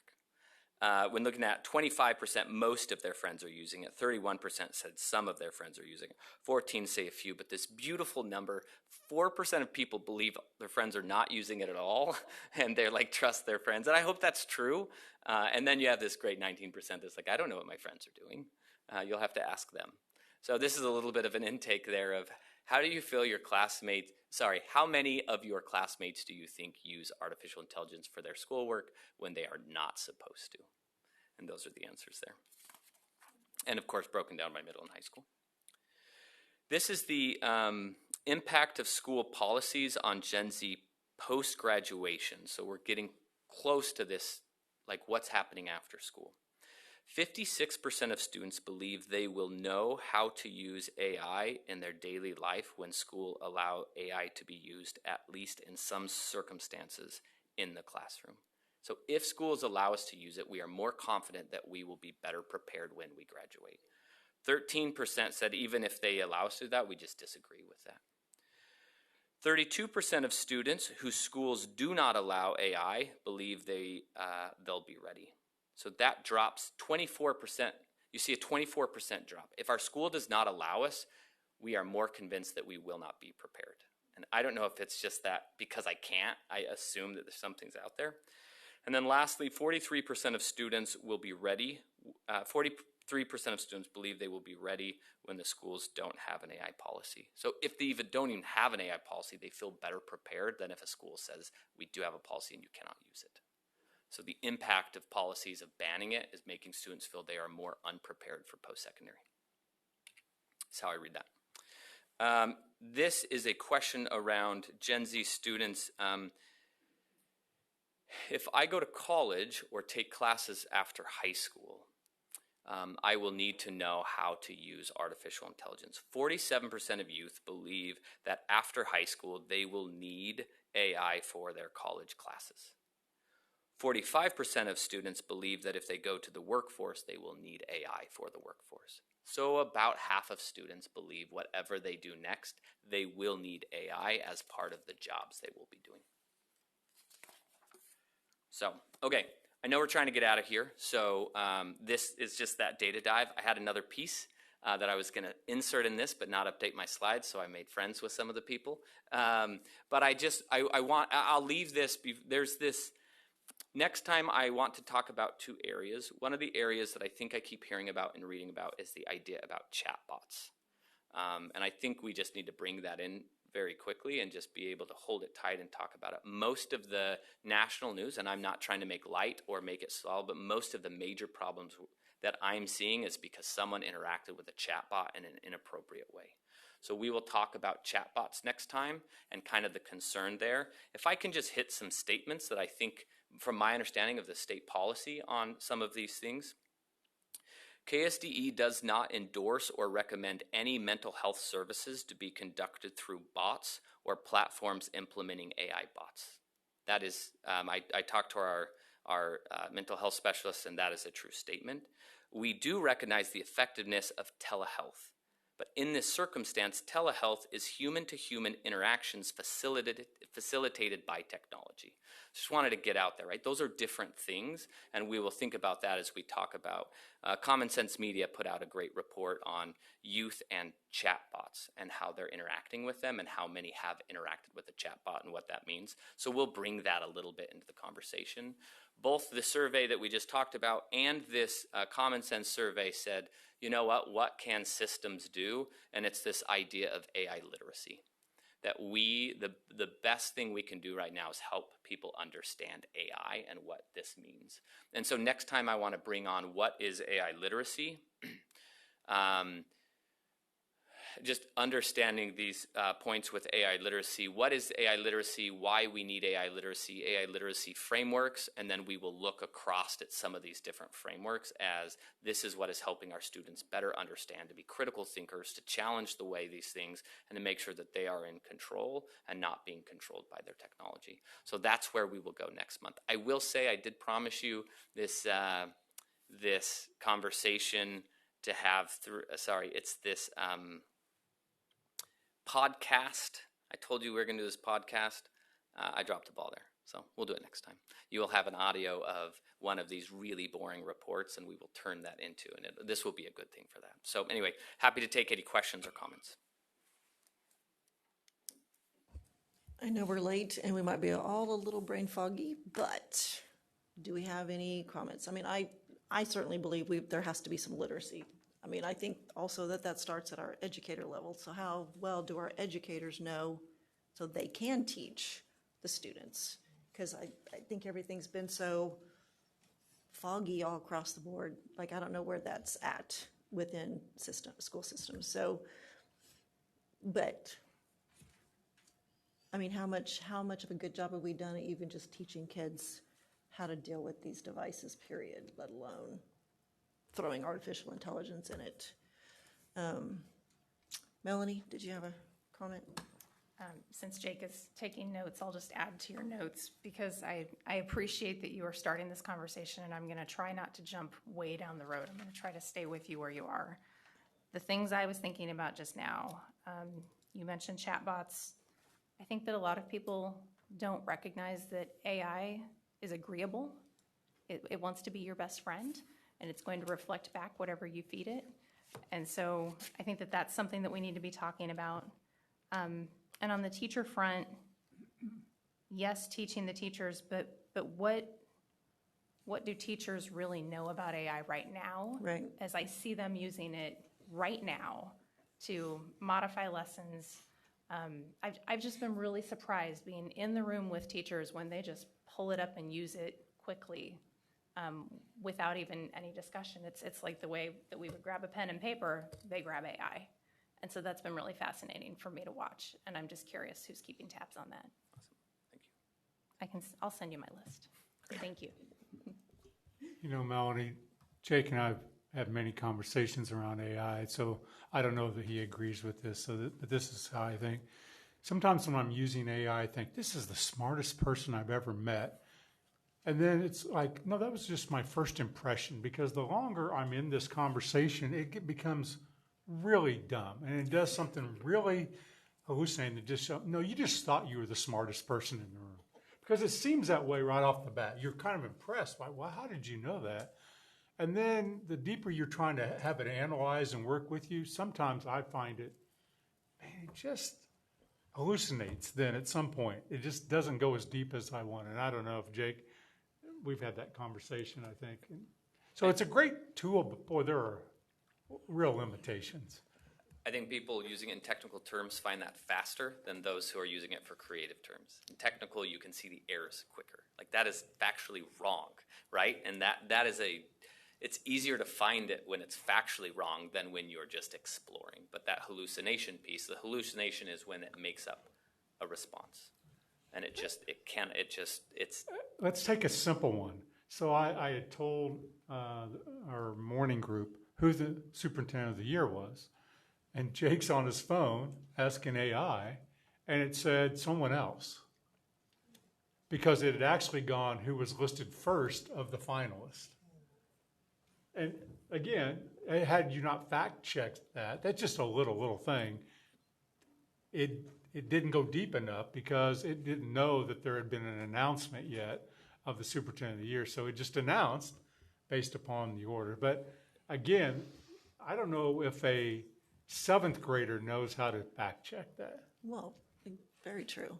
And I literally, I'm not trying to throw G.A. Bowie under the bus, but I'm pretty sure I'm accurately representing what he's shared in a superintendent meeting, that he watched somebody talking to a chatbot or whatever the heck you call these things, that convinced the chatbot that 4 + 4 was 9 within about 15 minutes, until the AI thing was arguing its point that 4 + 4 really is 9. So, I mean, all of those things, right, are just, that's freaky to me.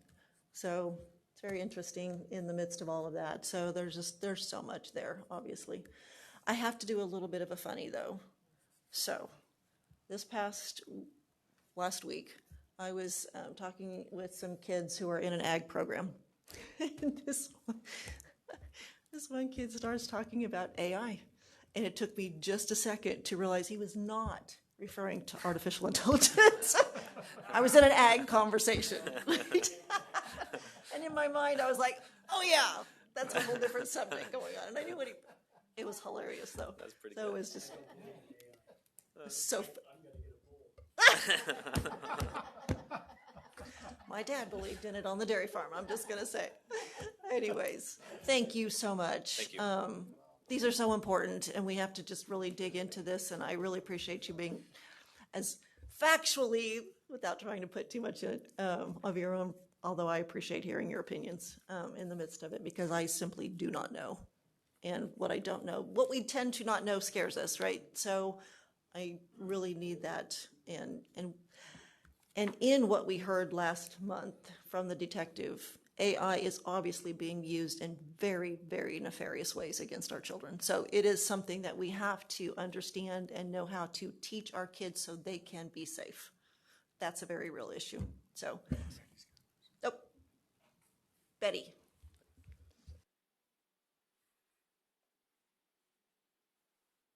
Thank you, Madam Chair, and I will be very brief.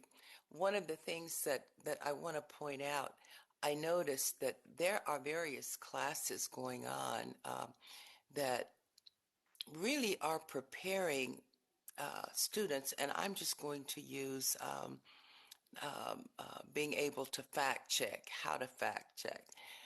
And I learned that when classes were on whatever, the computer, and I listened in on some of them. One of the things that we need to remember, and it just made me think, to bring something back about what districts may be doing to help educate students on how to use technology, because those kinds of things are going on in the district. And when we when you come back and you bring information, that really might be something beneficial to know about the different classes that's helping them to manage technology that we would not know about. End of Very my good comment. point. Thank you very much. Okay, any other comments? And I close my stuff, so you'll have to raise your hand. Nope, okay. Thank you, appreciate you. Sorry we kept you late as well. We will recess until tomorrow morning at 9 a.m. Thank you, board.